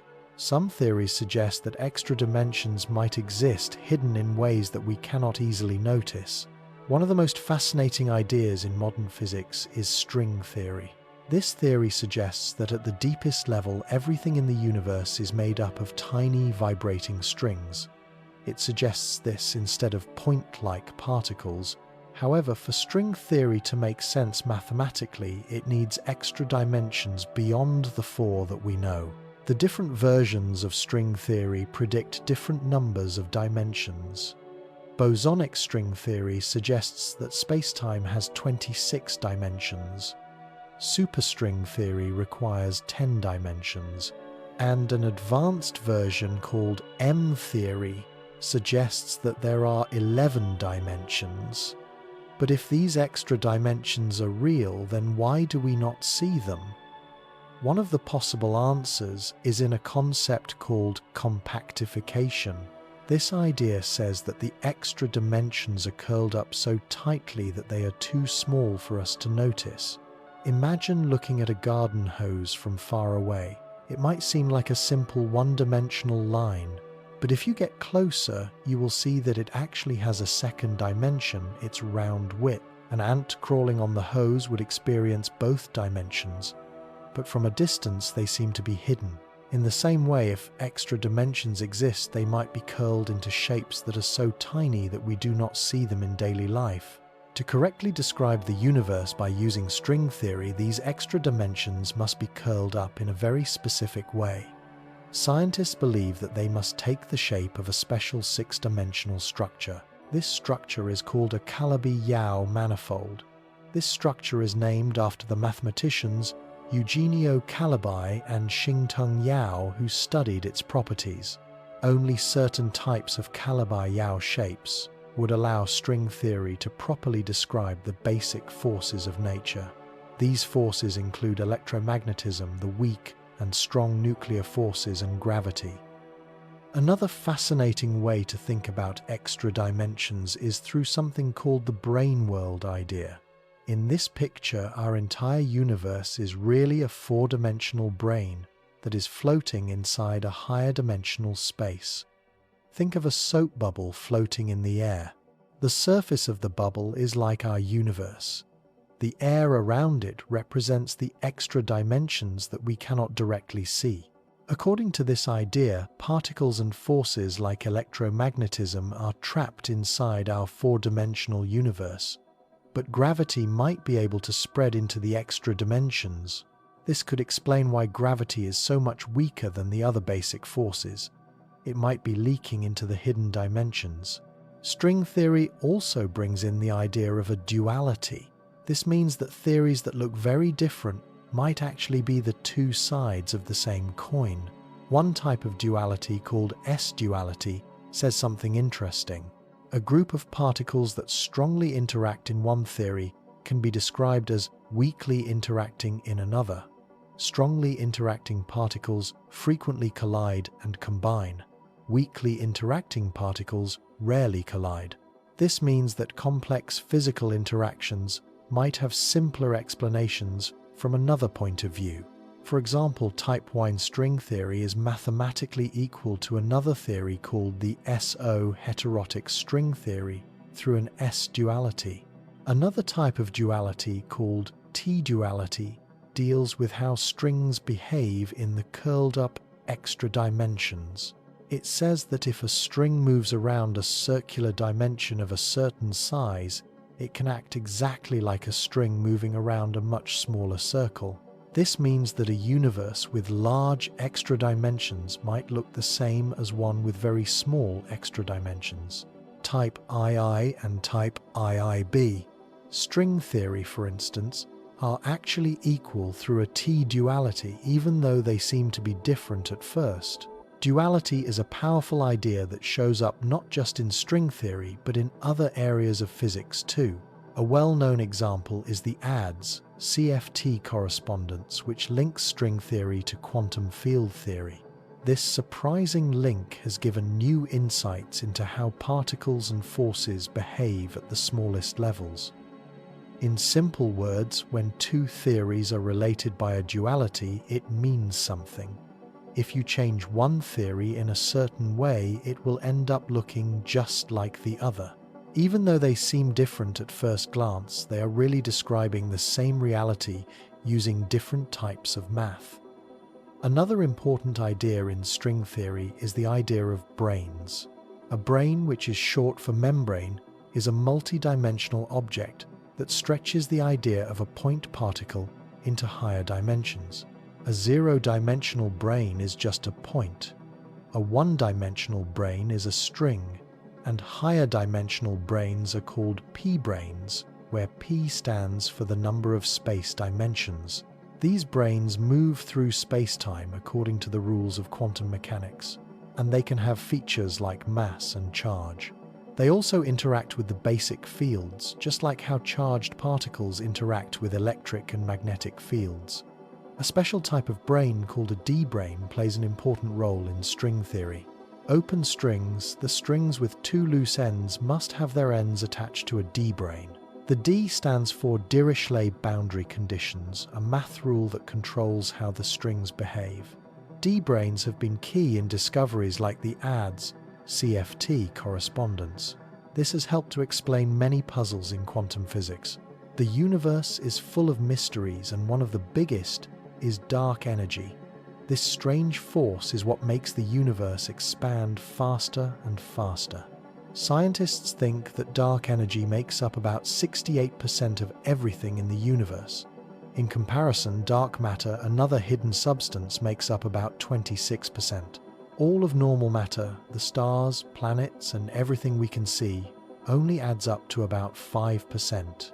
Other forms of energy, such as light particles and neutrinos, are so small in comparison that they hardly count. Even though dark energy has an extremely low heaviness, it still controls the universe. Its heaviness is about 7 times 10 to the power of negative 30 grams in every cubic centimeter. This is because, unlike matter, which gathers together into galaxies and stars, dark energy is spread out evenly across space. No matter where you go in the universe, dark energy is always there, filling every part of the cosmos. Scientists first thought that dark energy might exist when they studied faraway exploding stars. These were known as type Ia supernovae. These supernovae act like cosmic measuring sticks because they shine with the same brightness. They shine the same no matter how far away they are. By watching how their light stretches as it travels through space, a process called redshift, scientists can figure out how quickly they are moving away. What they found was shocking. Instead of slowing down, the universe was expanding faster and faster. This was the opposite of what scientists expected. Before this discovery, most of them believed that gravity from all the matter in the universe would slowly slow down the expansion. This is much like how a thrown ball slows before falling back to the ground. But the data showed that some unknown force was pushing the universe apart. That force was later called dark energy. There are several ideas about what dark energy could be. One of the main ideas is called the cosmological constant. This says that dark energy is a constant, unchanging force that fills space. It is sometimes described as the energy of empty space or a vacuum energy. Another idea is that dark energy comes from scalar fields. This is a type of energy that changes over time and space. These fields could act differently in different parts of the universe. This would make dark energy more changeable. Some versions of this idea include quintessence and the moduli fields. Other theories suggest that dark energy could interact with gravity in ways that we do not yet understand. One idea, called cosmological coupling, suggests that dark energy and gravity might be linked in some unknown way. Another idea interacting dark energy suggests that dark energy might be affected by other unseen forces in the universe. The idea of a strange energy filling space actually goes back to Albert Einstein. In the early 20th century, Einstein added something called the cosmological constant lambda into his equations. This was his theory of general relativity. At the time, scientists thought that the universe was unmoving, neither expanding nor shrinking. To make his equations fit this view, Einstein added the cosmological constant. This constant acted as a force pushing against gravity, stopping the universe from collapsing in on itself. But in 1929, the astronomer Edwin Hubble discovered that the universe was not still at all. It was actually expanding. This made Einstein see that his first idea was wrong. He later called the cosmological constant his greatest mistake. Ironically, many decades later, scientists found that a repelling force, what we now call dark energy, was indeed pushing the universe apart. This means that Einstein's idea may not have been a mistake after all. In 1980, the physicists Alan Guth and Alexei Starobinsky suggested a groundbreaking idea called cosmic inflation. This idea says that just after the Big Bang, the universe went through a very short but extremely fast growth. It was expanding at an unbelievable speed. This inflation period shaped the structure of the universe, and it explains why galaxies are spread out the way that they are today. Inflation looks a lot like dark energy, since both involve a very fast expansion of space.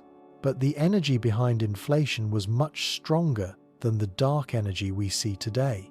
Scientists are still trying to understand if these two forces are connected or completely separate. By the 1980s, scientists had built models of the universe that relied heavily on cold dark matter. This is a form of dark matter that moves slowly compared to the speed of light. These models did a good job of explaining how galaxies were formed, but they had some problems. For example, they predicted a slower Hubble constant, the rate of the universe's expansion, than what astronomers actually observed. The situation changed in 1992 when NASA's COBE spacecraft found small irregularities. These were in the cosmic microwave background, the faint glow left over from the Big Bang. This discovery pushed scientists to rethink their models. A major turning point came in 1998 when astronomers studying faraway supernovae found clear proof. They found proof that the universe's expansion was speeding up, not slowing down. This was the first direct proof that dark energy was real. More discoveries followed. In the early 2000s, experiments like Boomerang and Maxima studied the cosmic microwave background. They found that the universe's total energy density was very close to what is known as the critical density. This is the exact amount needed to make the universe flat on large scales. But when scientists measured the amount of matter in the universe, they found that it was only about 30% of this critical density. The missing energy was explained by dark energy. Further proof came from the 2-degree field galaxy redshift survey in 2001. This survey measured the spread of galaxies and showed that dark energy was needed to explain the results. Then, from 2003 to 2010, NASA's WMAP satellite gave even more exact measurements of the cosmic microwave background.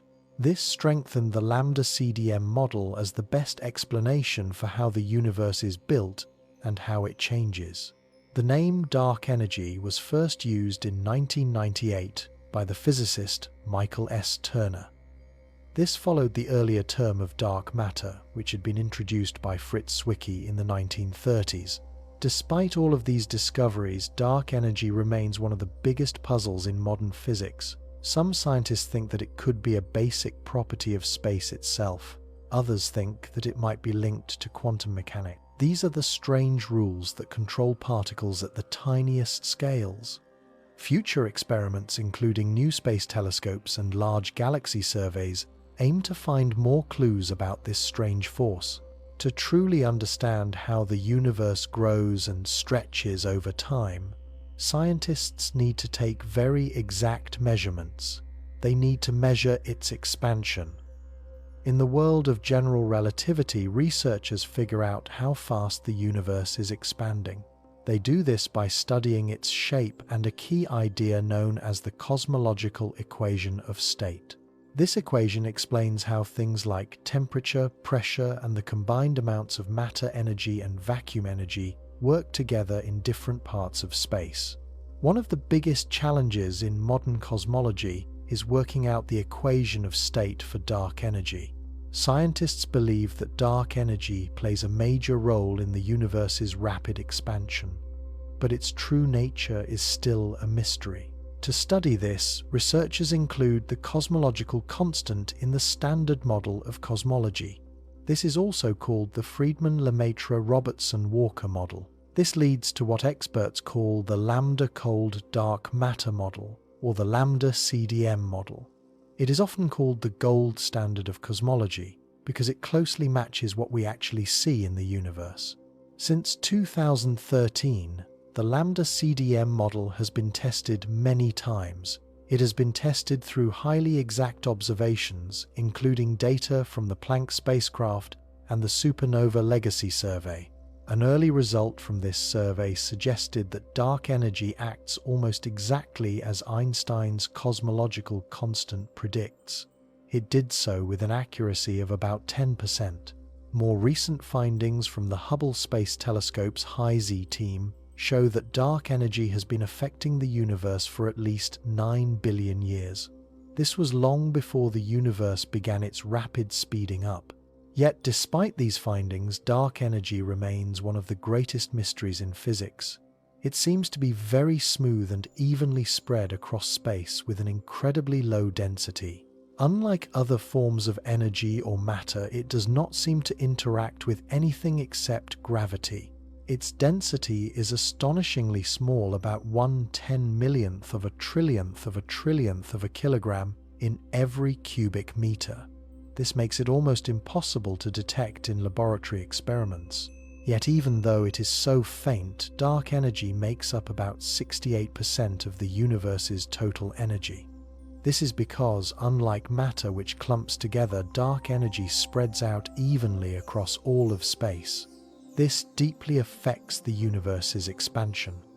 One of the main explanations for dark energy connects it to something called vacuum energy. This refers to the tiny changes of particles and antiparticles that constantly appear and disappear in empty space. This follows Heisenberg's uncertainty principle. According to Einstein's theory of relativity, this vacuum energy should have a gravitational effect. This means that it adds to the cosmological constant. This in turn is believed to be one of the main reasons that the universe's expansion is speeding up. But there is a huge problem. When physicists use quantum field theory to predict how much vacuum energy should exist, they get a number that is far greater than what is actually seen. This massive gap between theory and reality remains one of the greatest unsolved problems in modern physics. Regardless of what dark energy really is, for it to cause the faster spreading of the universe, it must have a very strong pulling force. This force would be in the opposite direction and is called a negative pressure. In general relativity, pressure acts in a similar way to mass when it comes to its pull by gravity. Both pressure and mass are part of something called the stress-energy tensor. This decides how matter and energy affect gravity. In the case of dark energy, this opposite pressure works against gravity. It makes space spread out faster and faster. If the universe were shrinking instead, this same pressure would slow down its squeezing. This effect is sometimes called gravitational pushing away. This is because it seems to force everything apart, working against the normal pull of gravity. When we break down the universe into its main parts, we see that everything we know fits into three wide groups. These are matter, radiation, and dark energy. Matter includes everything that has mass, from stars and planets to tiny dust grains. As the universe spreads, the energy of matter thins out in proportion to the cube of the spreading factor. Think of a box filled with particles. If the box becomes twice as large, the energy of the particles inside does not just get cut in half. It goes down by a factor of 8 because the space inside grows in 3 directions. Radiation, which includes light and heat, acts a little differently. As space spreads, the energy of radiation drops even faster than that of matter. This is because, apart from spreading over a bigger space, the waves of light and radiation also get stretched. This stretching, called a redshift, makes the radiation lose energy quicker than matter does. Dark energy, however, acts in a completely different way. Unlike matter and radiation, its energy does not thin out as the universe grows. Instead, it stays the same no matter how large the universe becomes. In simple terms, while matter gets thinner as space grows, dark energy remains steady. It fills the emptiness evenly and drives the universe's faster spreading. Scientists have gathered many pieces of proof that point to the existence of dark energy. This is true even though it has not been directly found. Distance and redshift measurements. By studying how light from faraway objects has stretched over time, scientists discovered something. The universe has been spreading faster in recent times than it did long ago. This shows that something likely dark energy is causing this faster growth. The need for an extra energy. The universe looks to be flat in shape, meaning it does not bend inward or outward. For the universe to be flat, there must be a certain amount of total energy. Since normal matter and dark matter together are not enough, scientists believe that dark energy must be filling the gap. The patterns in cosmic structures. When astronomers study the large-scale layout of galaxies, they see patterns that hint at the role of dark energy. The way that galaxies are spread across space gives more clues about the spreading of the universe and about the strange force that is behind it. In 1998, a group of astronomers called the High Z Supernova Search Team made a shocking finding. They did so while studying a special kind of exploding star known as the type Ia supernovae. They thought they would find that the universe's spreading was slowing down due to gravity, but instead they found the opposite. It was speeding up. Just 1 year later, in 1999, another group of scientists, the Supernova Cosmology Project, reached the same surprising result. Their groundbreaking work changed our understanding of the universe, and it earned them the Nobel Prize in Physics in 2011. Since then, many more studies have confirmed this finding. Studies of the cosmic microwave background, the faint glow left over from the Big Bang, have given strong proof. Astronomers have also looked at how light bends around huge objects in space, which is called gravitational lensing, and they have looked at how galaxies are spread out. All of these findings support the idea that a strange force called dark energy is driving the faster growth of the universe. Some doubters argue that the strongest proof comes only from measuring a redshift and supernova distances. A redshift is how light stretches as objects move away. But other evidence, such as the patterns in the cosmic microwave background, also shows something. The universe is spreading faster than it would without dark energy.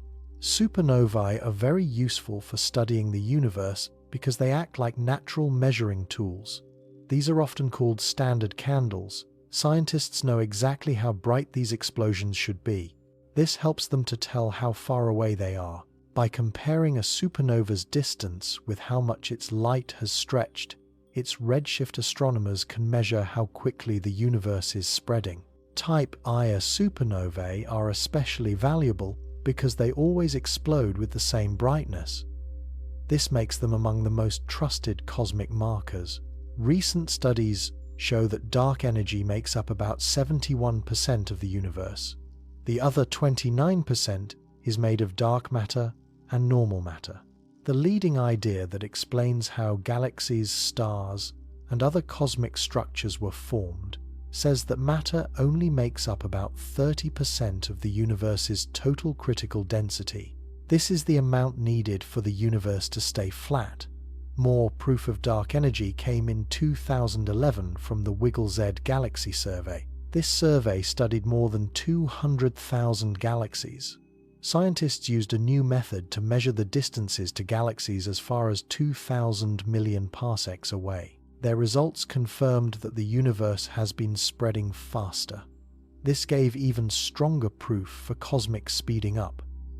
For the universe to be as flat as it looks, there must be an extra energy filling space. All of the visible matter, both normal and dark, makes up only about 30% of what is needed. The other 70% is believed to be dark energy. Data from the Wilkinson microwave anisotropy probe, which mapped the early universe, showed that dark energy makes up about 73%. Later findings from the Planck satellite updated this. They showed that dark energy makes up about 68% dark matter, about 27%, and normal matter just under 5%. Dark energy also helps to explain the strange patterns in the cosmic microwave background. When light particles called photons travel through regions of strong gravity like galaxy clusters or empty spaces, they gain or lose energy. This makes temperature changes in the background radiation and is known as the integrated Sachs-Wolfe effect. It is seen as another strong clue of dark energy. Scientists are also using a new method to study dark energy. They are measuring the Hubble constant, which describes how the universe's growth rate changes over time. They study galaxies that have grown in a steady way, treating them like cosmic clocks. By looking at their ages and their redshifts, they can estimate how fast the universe was growing at different times. Even with all of this proof, dark energy is still one of the biggest unsolved riddles in physics. Scientists agree that it plays a key role in making the universe spread faster, but they do not fully know what it is or how it works. To find the answers, some of them are rechecking Einstein's theory of gravity to see if a change is needed. Others are studying the exact traits of dark energy. Some of them are even looking at other possible reasons based on new cosmic findings. One of the simplest ideas about dark energy is that it is a basic feature of space itself. In this view, even a totally empty space holds a form of energy which is often called vacuum energy. This idea is known as the cosmological constant and is shown by the Greek letter lambda.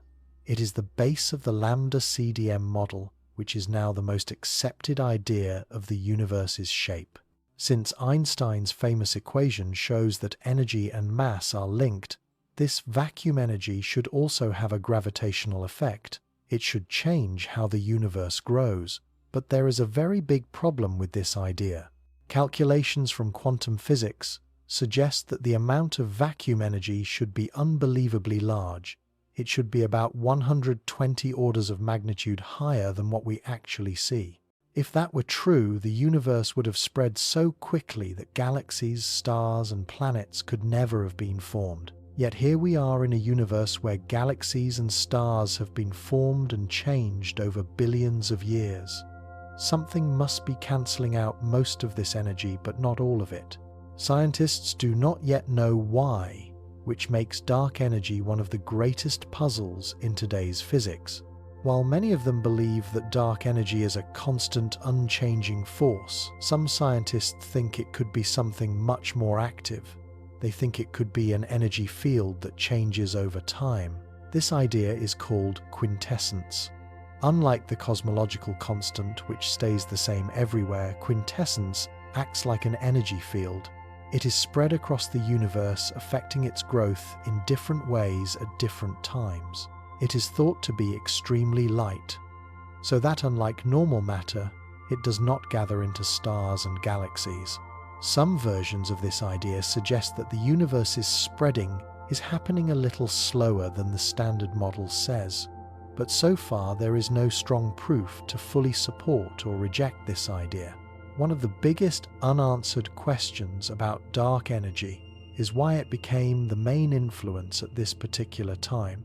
This is at this point in the history of the universe.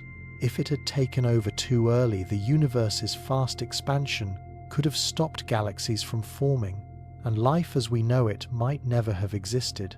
Some scientists think that this is just a coincidence. Others believe that it supports a controversial idea called the anthropic principle. This is the idea that the universe must be the way it is because we are here to see it. Interestingly, some quintessence models include a built-in system called a tracker. This system naturally explains why dark energy became important at this exact time. According to these models, dark energy's behavior is linked to the amount of radiation in the early universe. This could explain why it appeared later, but with strong effects. Some extreme versions of quintessence predict even stranger situations. One of these is phantom energy, a type of dark energy that gets stronger over time instead of staying the same. If this idea is correct, the universe would not just keep on expanding. It could eventually be torn apart in a frightening event called the Big Rip. In this doomsday scenario, the force of expansion would grow so strong that it would first tear apart galaxies, then it would tear apart stars, then planets, and finally even atoms themselves. This would leave everything as nothing. Another version of quintessence, called K-essence, suggests that dark energy could be made of unusual forms of energy. These would act in ways that were never seen before. Some types of K-essence even suggest the existence of negative kinetic energy. This could have strange and unpredictable effects on the universe's growth. In recent years, astronomers have found differences in the measurements of how fast the universe is expanding. This disagreement, called the Hubble tension, suggests that the standard model of cosmology might be missing something important. Some researchers think that only certain types of quintessence models with extra interactions can explain this difference. Even though dark energy is still one of the biggest mysteries in modern physics, it is closely linked to Albert Einstein's theory of general relativity. Some scientists say that if general relativity were changed in certain ways, we might not need dark energy at all. We might not need it to explain the universe's faster expansion. Several alternative theories have been suggested, but so far none of them have been fully proven. In fact, an important discovery, the detection of gravitational waves from the event known as GW170817, has already ruled out many of these changed gravity theories. According to the astrophysicist Ethan Siegel, while new ideas about dark energy often make the news, most experts still believe that dark energy is real. The competing theories simply do not match the observations as well as the current model. Scientists estimate that the universe's expansion started speeding up about 5 billion years ago. Before that, gravity, which was mainly from dark matter and normal matter, was slowing everything down. But as the universe grew bigger, dark matter spread out and became less important. Meanwhile, dark energy stayed almost the same. Eventually, dark energy took over, causing the expansion to speed up. Every time the universe doubles in size, the amount of dark matter in a given space is cut in half, but dark energy stays almost the same. What happens next depends on the nature of dark energy. If it stays the same as the cosmological constant suggests, the universe will keep on expanding forever. The distant galaxies will move away from us faster and faster. They will eventually reach speeds greater than light itself. This does not break any laws of physics. This is because space itself is stretching rather than the galaxies moving through space. Right now, scientists estimate that the cosmological event horizon is about 16 billion light-years away. This is the distance beyond which we can never receive signals or light. If something happens within that distance, its light may still reach us far in the future, but anything beyond that distance will be lost to us forever. As galaxies get closer to this horizon, the light they send out will be stretched. It will be stretched into longer and longer wavelengths, eventually becoming invisible. To an observer in the far future, those galaxies will seem to fade away. They will fade until only our own local group of galaxies is left in an otherwise empty universe. While the idea of an endlessly expanding dark and empty universe is unsettling, some alternative theories predict more dramatic endings. If dark energy keeps on getting stronger, the Big Rip could happen, destroying everything in existence. But there are also theories suggesting that dark energy might change over time, possibly reversing its effects. In that case, the universe could stop expanding and start shrinking in a big crunch. It could eventually collapse back into a single point. This could possibly lead to another Big Bang and the birth of a new universe. Another possibility is that dark energy follows cycles. This would cause the universe to expand and shrink in an endless loop of big bangs and big crunches. When we think about the beginning of the universe, a question often comes to mind. What was there before anything existed? How did everything come into being from what seems like nothing? This question has puzzled scientists, philosophers, and thinkers for hundreds of years, and it touches on one of the deepest mysteries of existence. At the center of this puzzle is the idea of nothingness, a void, an emptiness. This was a space that existed long before atoms, stars, and galaxies came into being. But the story of this nothingness is far more complicated and fascinating than we might first think. This nothingness is not just an absence of matter. It is a strange state that has the potential to create everything that we know. Before diving into the puzzles around nothingness, it is important to understand what we mean by the word nothing. In our daily lives, nothing seems like an easy idea to understand. If you have an empty room, you might think that there is nothing in it. But even then, the room is filled with air, light, and the potential to hold something else. The nothing that space scientists talk about is not this simple emptiness.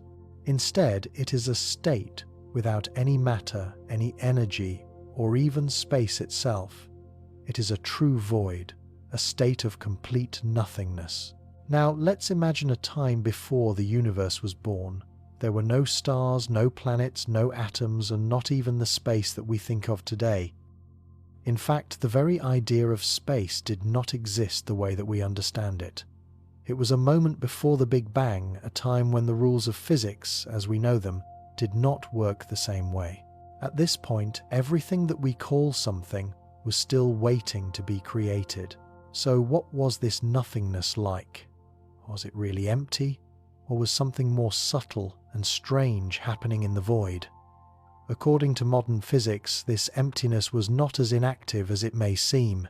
In fact, this vacuum of nothingness may have been the birthplace of all of the matter, energy, and forces that make up our universe today. The question of how something can come from nothing is often called a paradox.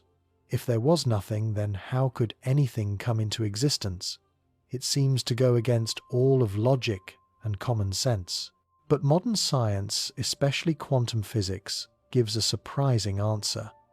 In the world of quantum physics, nothing is not really empty. Even in a vacuum, there is a strange and mysterious activity happening. This activity is called quantum fluctuations. Quantum fluctuations are tiny, unpredictable changes in the energy of an empty space. These fluctuations are brief bursts of energy that can appear out of nothing for a moment and then disappear. While these energy bursts are extremely small and short-lived, they are real and measurable. They show that even in a true vacuum, where no particles exist, there is still a kind of activity happening on the smallest levels. We cannot see this with our eyes, but it can be detected and understood through quantum physics. Now let's bring this back to the creation of the universe. The Big Bang, which is thought to have happened about 13 billion years ago, was not an explosion in space. It was the expansion of space itself.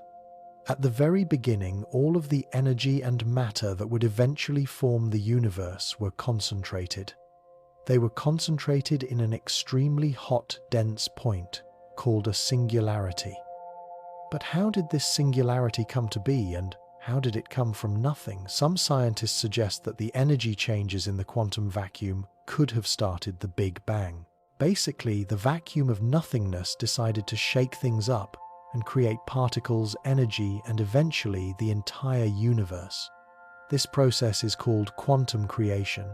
It shows that space itself can fluctuate, and under the right conditions, these fluctuations could produce matter and energy. In this way, the rules of physics that control the behavior of particles and energy in our universe could have come from the very nothingness that existed before. This idea leads to a fascinating possibility. Maybe the whole universe, everything that we see around us from the smallest particles to the largest galaxies, was born from a quantum fluctuation. It could have been born in the vacuum of nothingness. In this view, the creation of the universe was not a single event. It was the result of ongoing fluctuations in the fabric of space and time. So, if the universe came from nothing, then how do the rules of physics fit in? How can the universe follow consistent rules if it was created from a void, from a state where no rules existed? This question challenges our understanding of the universe, but it is here that the beauty of science becomes clear. One important idea to understand is that the rules of physics themselves are not random.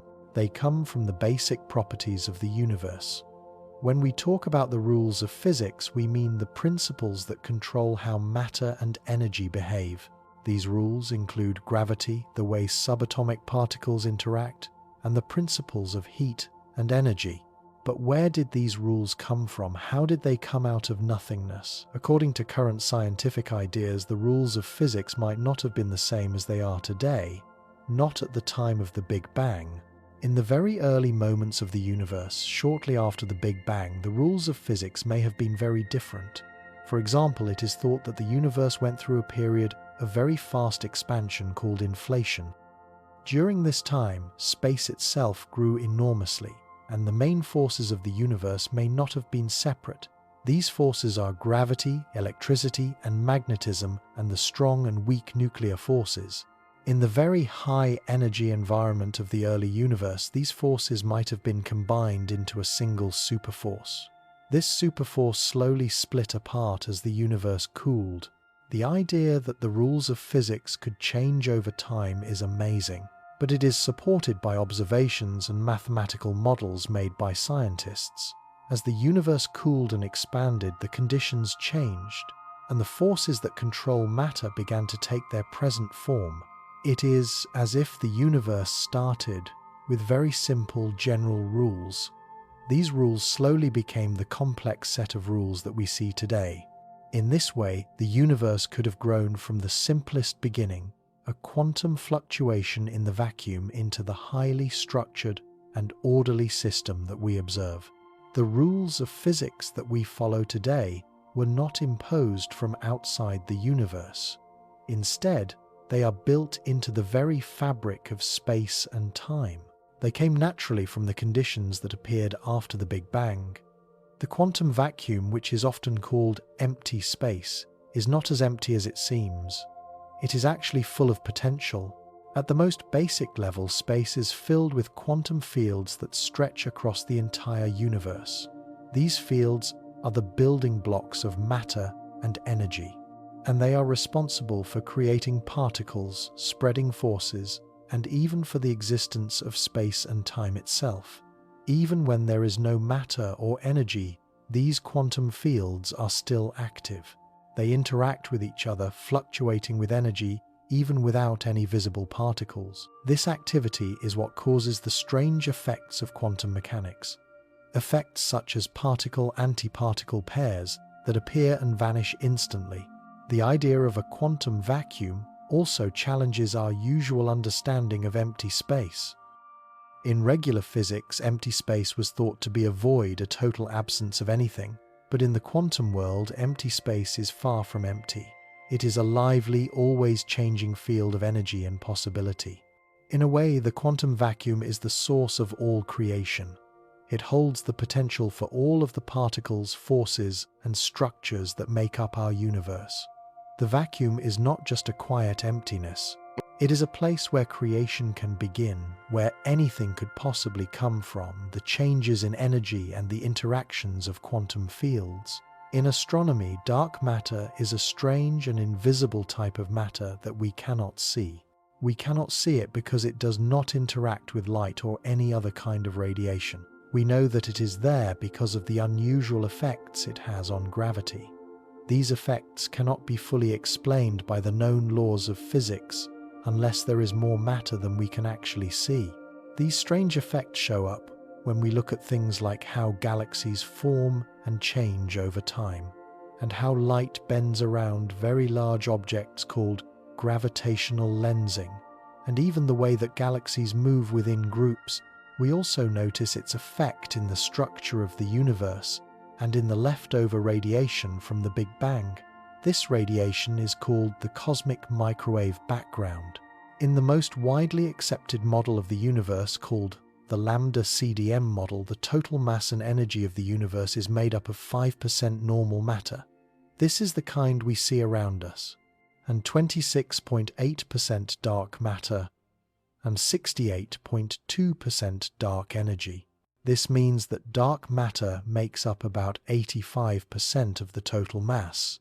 Dark matter and dark energy together make up about 95% of the universe's total energy. We do not know exactly what dark matter is, but it does not seem to interact with normal matter or light, except through gravity. This makes it almost impossible to detect with current technology. The main idea is that dark matter might be made of tiny unknown particles. Particles like weakly interacting massive particles or axions. Another possibility is that dark matter could be made of ancient black holes from the early universe. Dark matter can be grouped in different ways depending on how fast its particles move. These groups are cold, warm, or hot. Most scientists think that dark matter is cold. This means its particles move slowly, which lets them gather together and form structures over time. While most astrophysicists believe that dark matter exists, some of them still question the idea. A small group of scientists were puzzled by certain observations that normal dark matter cannot fully explain. They suggest that maybe the laws of gravity need to be changed. They have proposed alternative ideas like modified Newtonian dynamics or new types of gravity, but none of these ideas can perfectly explain all of the evidence that we have found so far. This suggests that even if gravity needs some changes, dark matter still seems to be an important part of the puzzle. The idea of dark matter has a long and fascinating history. It is full of interesting discoveries and ideas that help to build our current understanding of the universe. The story begins with the work of some of the brightest minds in science, starting in the late 19th century. In 1884, William Thomson, who was better known as Lord Kelvin, made some interesting observations. He talked about the possible number of stars around our sun in a book based on a lecture series he had gave in Baltimore. Kelvin was trying to estimate how many stars were near the sun. He did this by studying how the stars moved around our solar system. By using this information, he wondered what would happen if there were 1 billion stars within a distance of 1 kiloparsec from the sun. At this distance, the stars would seem to move in ways that were hard to explain. This idea led to further thinking about invisible matter in space. Lord Kelvin also estimated the sun's age to be between 20 and 100 million years. This was later shown to be wrong, but his curiosity about the stars and how they moved helped to start the early ideas about dark matter. A couple of decades later, in 1906, the French mathematician Henri Poincaré introduced the term dark matter. He called it matière obscure. While talking about Lord Kelvin's work, Poincaré suggested that there might be a hidden mass in the universe, but he also thought that this hidden matter would be less than the visible matter we can see. Although his ideas were far from correct, Poincaré's mention of dark matter brought the idea into scientific discussion. In the 1920s, dark matter continued to interest astronomers. In 1922, the Dutch astronomer Jacobus Kapteyn became one of the first to use the speeds of stars to suggest that dark matter might exist. He noticed that the way stars moved in space could be affected by unseen forces. This hinted at the presence of invisible matter. Then in 1930, the Swedish astronomer Knut Lundmark expanded on the idea. He realized that the universe must have much more mass than we could observe with our telescopes. This discovery was important because it showed that the visible universe might not be the full picture. In 1932, another Dutch scientist, Jan Oort, joined the discussion. He suggested that dark matter might exist near our galaxy. He studied the movements of stars close to our galaxy, and he concluded that there must be more mass in the galaxy than what we could see. However, he later realized that his measurements were not completely accurate, and more research was needed to understand the true nature of this unseen mass. Then in 1933, the Swiss astrophysicist Fritz Zwicky made a major breakthrough. He did this while studying groups of galaxies at the California Institute of Technology.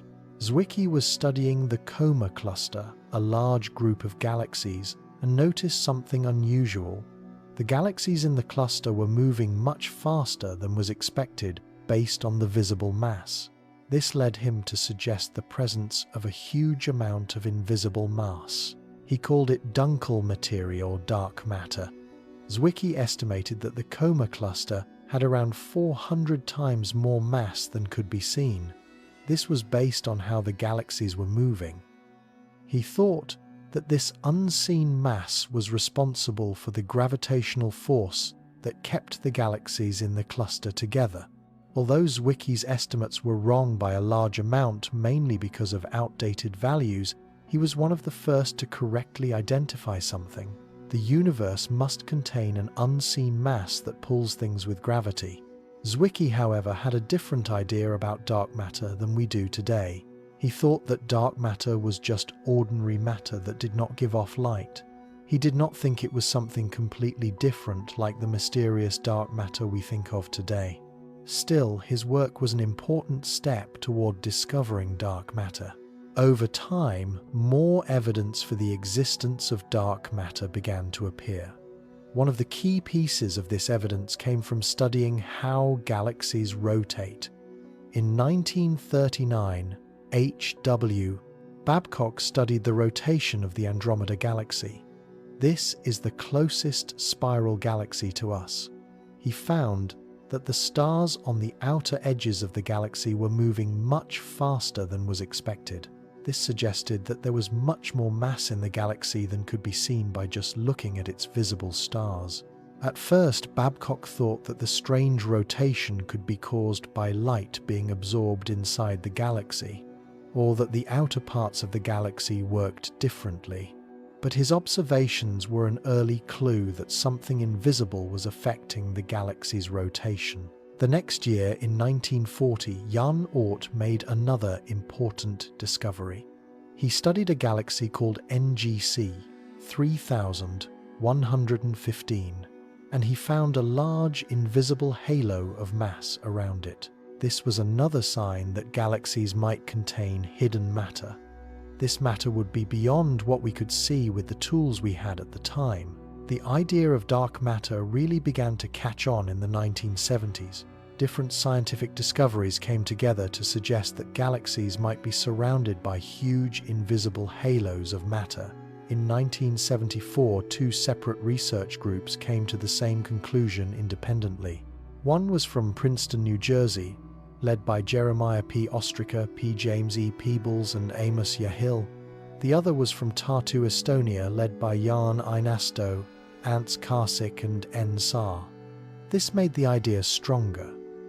One of the important observations that pointed to the existence of these invisible galactic halos was the way that galaxies rotate. Both optical and radio astronomy played a big role in these findings.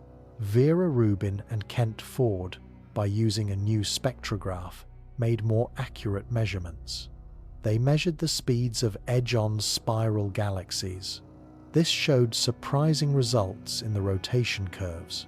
At the same time, radio astronomers used advanced radio telescopes to study the 21-centimeter line of atomic hydrogen in nearby galaxies.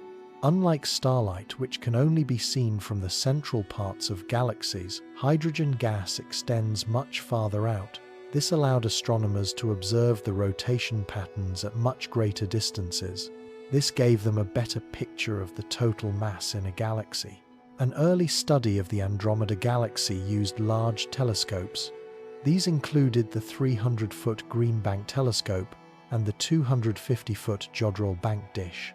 This study showed that the hydrogen rotation curve did not behave as expected based on Kepler's laws.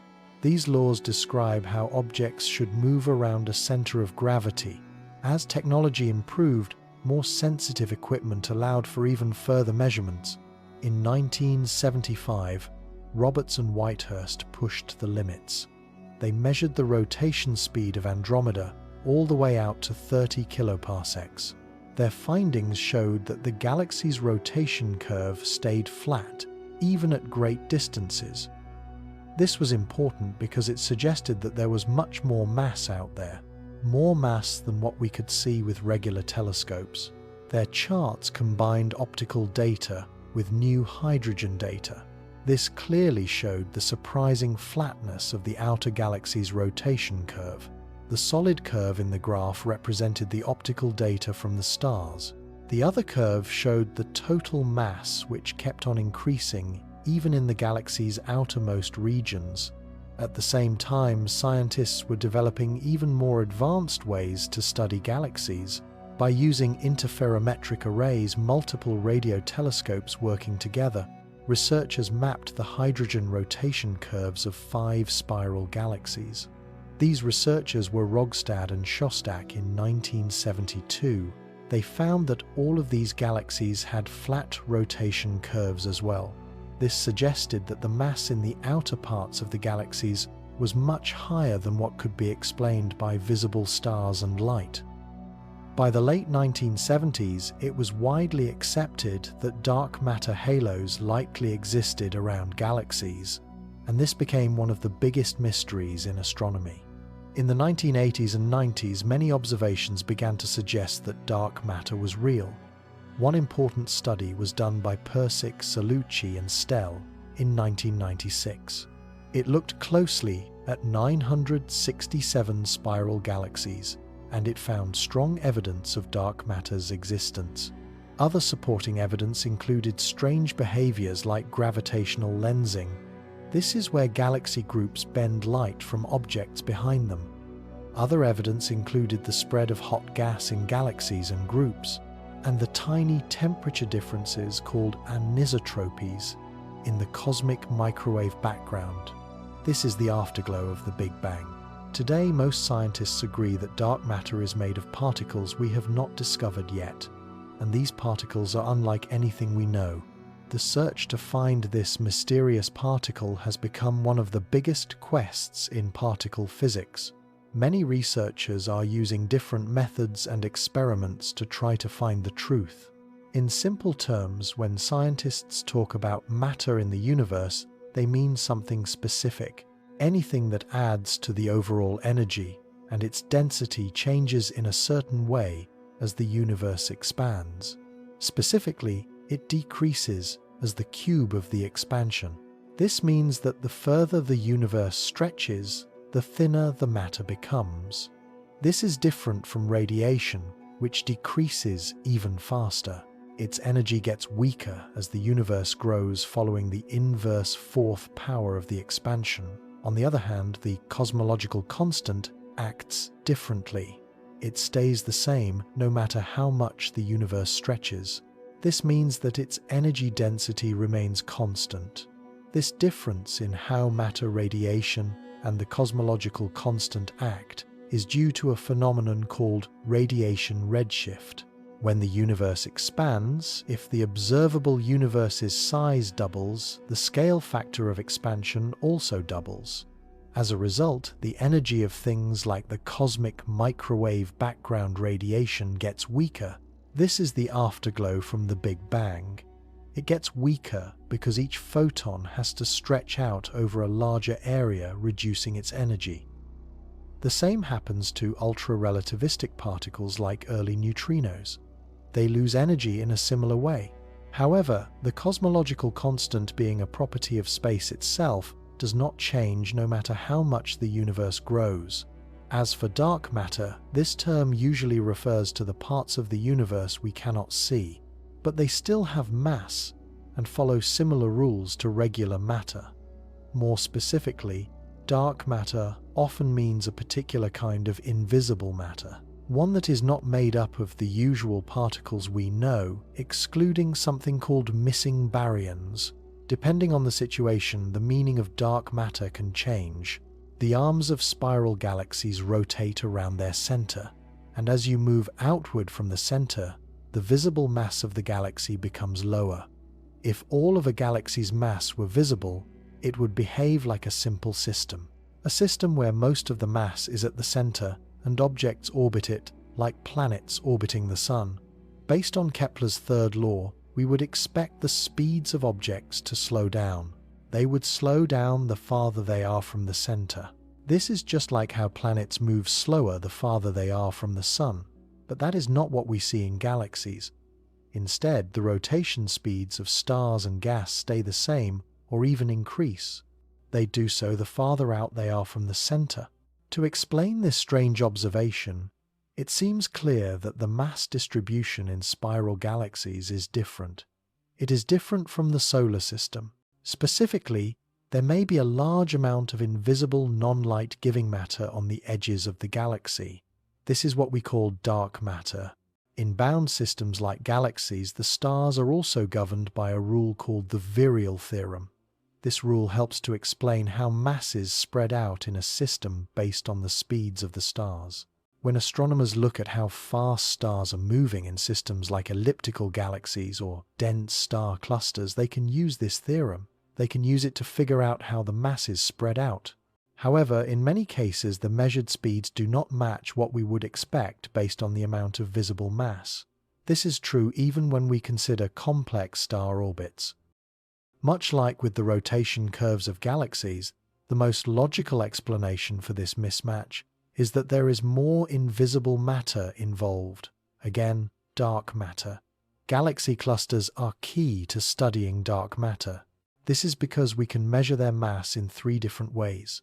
By looking at the range of speeds at which the galaxies in the cluster move, by studying the X-rays from the hot gas inside the cluster, and by analyzing these X-rays to figure out the temperature and density of the gas.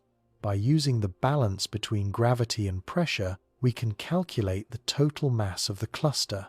Through gravitational lensing, where the mass of a group bends light from objects farther away, we can measure the group's mass. We can do this without needing to directly watch the movement of the galaxies. All 3 of these methods point to the same conclusion. Dark matter makes up about 5 times the mass of all the visible matter in these groups. One of the interesting results of Einstein's theory of general relativity is a phenomenon called gravitational lensing. This happens when large objects like galaxies or groups of galaxies sit between a light source and the observer. These large objects act like a lens bending the light that passes through them. This makes the light from the source appear to be distorted. The important thing to know is that gravitational lensing only needs the presence of mass. It does not matter what the mass is made of. The more massive an object is, the stronger the bending of light will be. For example, think of a group of galaxies lying between a very far away object like a quasar and us. In this case, the galaxies in the group will bend the light from the quasar, making it look different. When we talk about strong lensing, we mean the dramatic way that light from background galaxies can be bent. It can be bent into arc shapes as it passes through a large object's gravitational field. This has been seen around many faraway galaxy groups, including one known as Abell 1689. By studying the shape of these arcs, scientists can figure out the mass of the galaxy group that is causing the bending. In the weak lensing case, the bending is much less noticeable, and the galaxies do not turn into arcs. Instead, we see tiny distortions in the shapes of the galaxies.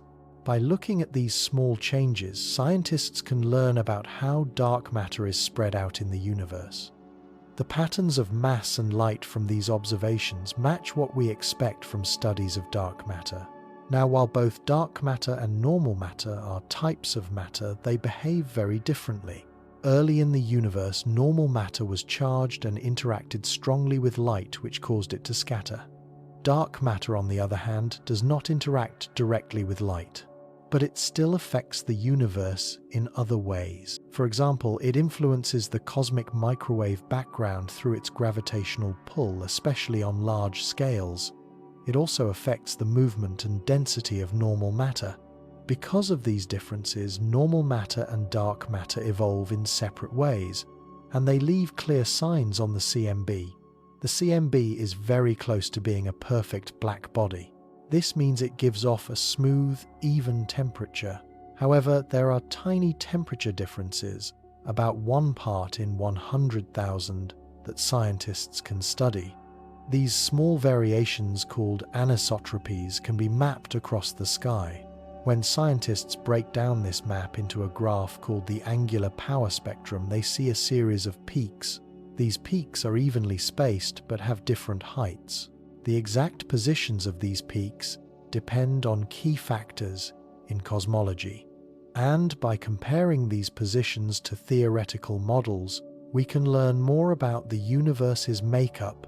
The first discovery of the CMB's anisotropies came in 1992 by the COBE satellite, but the resolution was not high enough to see the detailed peaks. In 2000, the Boomerang experiment, which used a balloon to take measurements, found the first of these peaks. Later, the WMAP satellite and the Planck spacecraft measured these peaks much more precisely. Their findings supported the lambda CDM model of cosmology. Structure formation is the process that began shortly after the Big Bang. It began when small irregularities in the universe's density caused matter to collapse and form stars, galaxies, and groups of galaxies. Before this period, the universe was uniform with no significant differences in density. It was described by the Friedmann solutions to general relativity. Over time, tiny differences in density started to grow and to clump together. This turned the smooth, featureless universe into a more complex structure filled with stars and galaxies. In the early stages, radiation dominated the universe and had a major impact on matter. This radiation prevented normal matter's density differences from growing and forming structures. If the universe only had normal matter, these differences would not have had enough time to evolve. They would not have become the galaxies and groups we see today. The key to solving this problem is dark matter, which is not affected by radiation. This allowed its density changes to grow, first creating gravity wells. These wells later helped normal matter to collapse into galaxies and other structures. The gravitational pull from dark matter acted like a magnet. It pulled in normal matter and sped up the formation of these large cosmic structures. A striking example of the impact of dark matter is the bullet cluster. This was formed by the collision of two large galaxy clusters. What makes the bullet cluster particularly interesting is the difference between where the mass of the cluster is located. This is according to gravitational lensing, the bending of light around massive objects, and where the visible matter is found. This difference is hard to explain with alternative gravity theories. These theories expect gravitational lensing to happen only around visible matter. However, the standard theory of dark matter can easily explain this. The visible gas in the clusters which interacts with light and other forms of radiation was slowed down. It was slowed and cooled by electromagnetic forces during the collision. Dark matter, on the other hand, does not interact with light in the same way, so it passes through the collision unaffected, separating from the visible gas. This created the two separate lensing peaks, as was seen. In addition to dark matter, astronomers use type Ia supernovae as standard candles to measure distances across the universe. These supernovae have a known brightness, so by measuring how dim they appear, scientists can calculate how far away they are. This method has shown that the universe is expanding faster and faster. This is a phenomenon usually explained by dark energy. Baryon acoustic oscillation refers to the regular changes in the density of normal matter in the universe. These changes occurred on large scales in the early universe. These changes were caused by sound waves traveling through the hot, dense mix of photons and baryons. This was before the universe cooled enough for atoms to form. The effects of these sound waves can still be seen in the cosmic microwave background radiation. As the universe expanded, dark matter and normal matter began to clump together, but the effect of the original changes weakened over time. However, we can still see a slight preference for galaxies to be separated by about 147 million light-years. This is a small but measurable sign of these early changes. This pattern was predicted in the 1990s and was confirmed in 2005. It was confirmed through large galaxy surveys like the Sloan Digital Sky Survey and the 2DF Galaxy Redshift Survey. By combining CMB observations with BAO measurements, scientists can get a precise estimate of important cosmic values. These values include the rate of expansion of the universe and the amount of matter it contains. These results support the lambda CDM model, which is the current main theory of cosmology. Large surveys of galaxy redshifts can help us to create a three-dimensional map of how galaxies are spread out in the universe. However, these maps are not perfect. This is because the distances we estimate are based on the redshift we observe. The redshift we measure is affected by two things. The main factor is the universe's expansion, but there is also a smaller effect from the galaxy's own motion, called its peculiar velocity. In general, superclusters, which are groups of many galaxies, are growing more slowly than the average expansion of the universe. This is because their gravity is pulling things together. On the other hand, voids, the vast empty spaces between galaxies, are expanding faster than the universe as a whole. This difference in expansion causes some interesting effects. For example, galaxies that are located in front of a supercluster are moving toward it faster than expected, so their redshift will be a little higher than we would normally calculate for their distance. Conversely, galaxies that are behind the supercluster appear to have a slightly lower redshift than was expected. This difference causes superclusters to look flattened along the line of sight. At the same time, voids look stretched. However, this effect is hard to notice in a single structure since we do not know its exact shape. Instead, scientists can see this effect by averaging data from many structures. The phenomenon was first predicted by Nick Kaiser in 1987. It was later confirmed in 2001 by the 2DF Galaxy Redshift Survey. The results were matching what we expect from the lambda CDM model of the universe. In a related field of study, the Lyman alpha forest refers to the collection of absorption lines. These were found in the spectra of distant galaxies and quasars. These lines are caused by neutral hydrogen absorbing light at a specific wavelength. This wavelength is called the Lyman alpha transition. Observations of the Lyman alpha forest help astronomers test and improve cosmological models.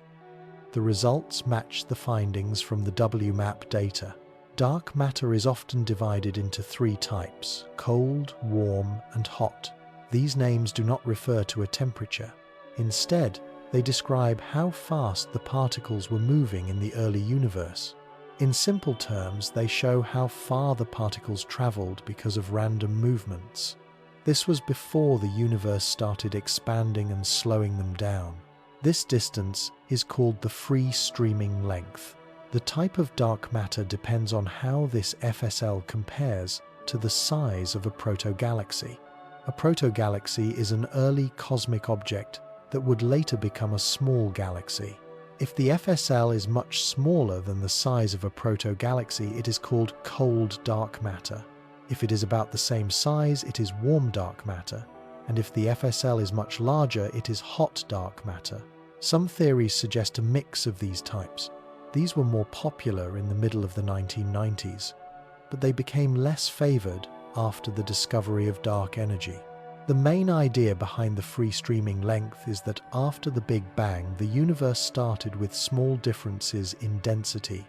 These were caused by tiny quantum changes at the smallest levels.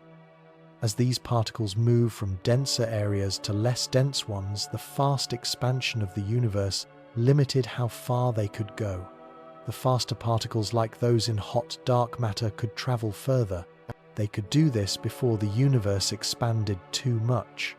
The slower particles, such as those in cold dark matter, could not move as far. This means that the free streaming length sets a limit on the size of the structures that could form in the early universe. Hot dark matter would lead to the formation of large structures like superclusters. These would later break apart into galaxies.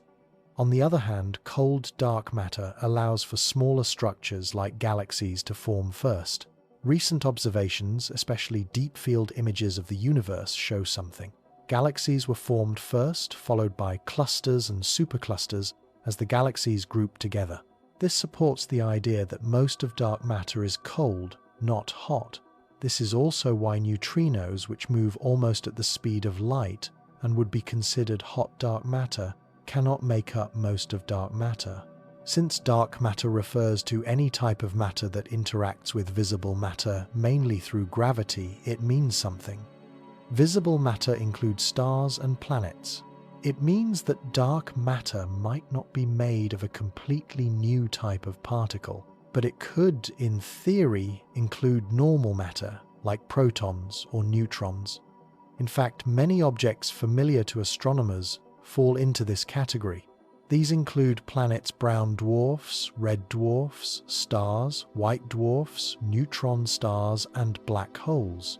For example, when a black hole pulls in matter, it does not treat regular matter like protons differently from other kinds of matter. Once it is inside the event horizon, all matter is treated the same. These hard-to-detect objects are grouped together as macos. Some scientists once thought that macos made up most of dark matter, but this idea has since been mostly rejected. There is strong evidence that most of dark matter is not made of normal visible matter.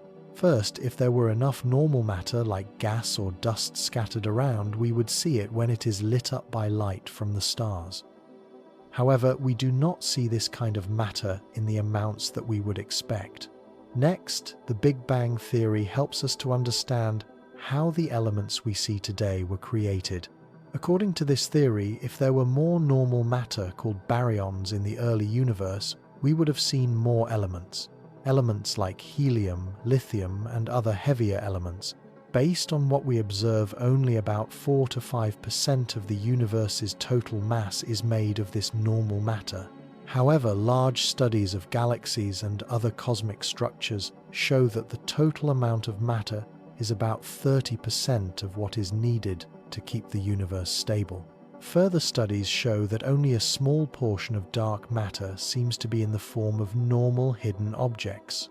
Objects like small planets or black holes called macos.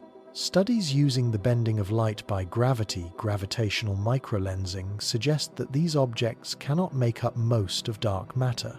This is because their masses fall in a range that rules out almost all possible candidates.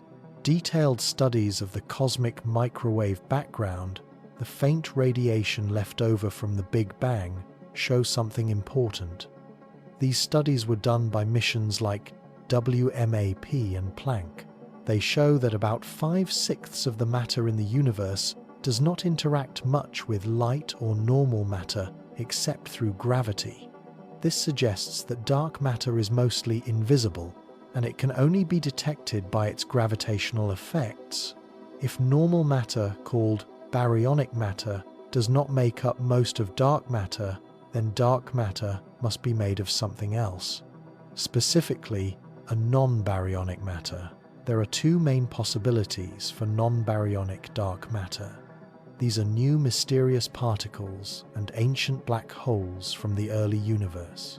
Unlike normal matter, these non-regular particles do not help to create the elements formed during the Big Bang. This process was called Big Bang nucleosynthesis. Instead, we notice them only because of the gravitational effects they cause. Effects such as bending light, which is called weak lensing. Some types of dark matter can even interact with each other. This is self-interacting dark matter, or they can interact with normal particles like WIMPs. These interactions might produce detectable signs such as gamma rays and neutrinos. Scientists could possibly observe these in a direct detection. There are many different candidates for dark matter, each with its own strengths and weaknesses. WIMPs do not have a strict definition, but they are generally thought of as basic particles that interact through gravity and possibly other weak forces like the weak nuclear force. Many theories suggest that WIMPs were created in the early universe in a similar way to normal particles. These particles would make up what is called cold dark matter. To explain how much dark matter we have today, the WIMP particles would need to be able to destroy each other in a specific way. This fits with what would happen if they had masses around 100 giga-electron-volts and interacted through the electroweak force. This idea is often called the WIMP miracle. This is because it fits well with the predictions from supersymmetric theories which extend the standard model of particle physics. A stable partner particle from supersymmetry has long been seen as a main candidate for dark matter. Researchers are working hard to find WIMPs by looking for the results of their destruction.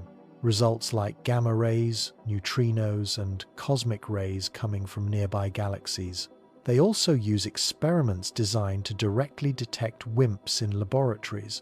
They do this by measuring their interactions with atomic nuclei, or by trying to make WIMPs in particle colliders like the Large Hadron Collider. However, in the early 2000s, TENS experiments did not find strong evidence for supersymmetry, and the LHC results made the simplest WIMP ideas less likely. Actions, another candidate for dark matter, are theoretical particles first proposed in 1978. They were proposed by Frank Wilczek and Steven Weinberg. These particles were first suggested to solve a problem in the theory of quantum chromodynamics.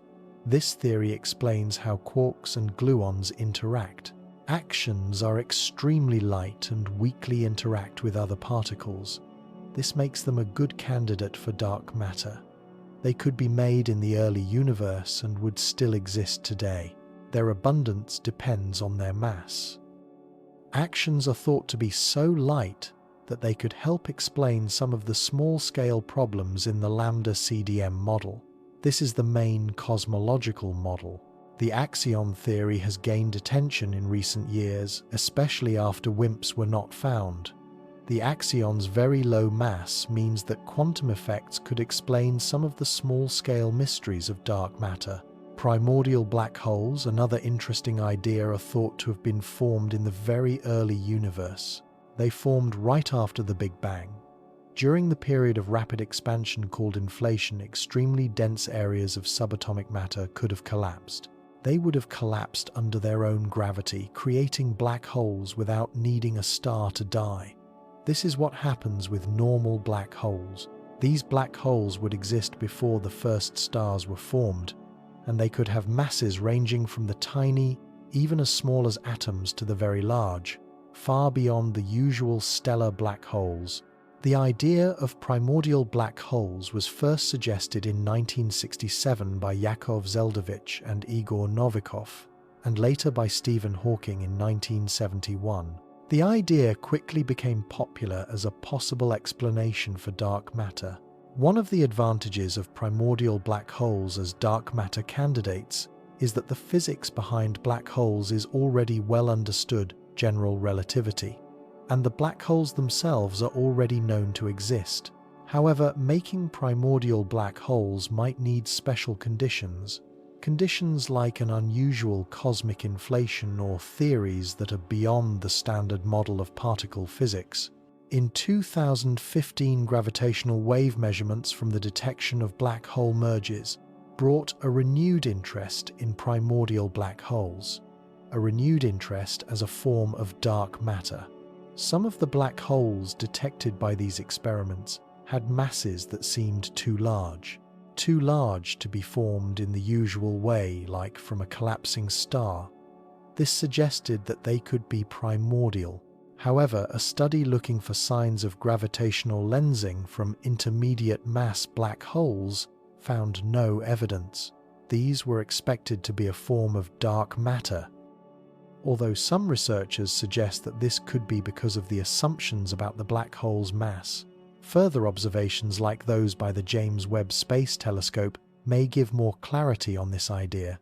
Scientists once thought that very small black holes called primordial black holes might make up a large part of dark matter. However, the Voyager 1 spacecraft, which went beyond the Sun's influence, measured the flow of positrons and electrons, and it found something surprising. The number of particles detected was too low, and their energy levels were not what scientists expected. This led researchers to conclude that these tiny black holes are too rare to make up dark matter.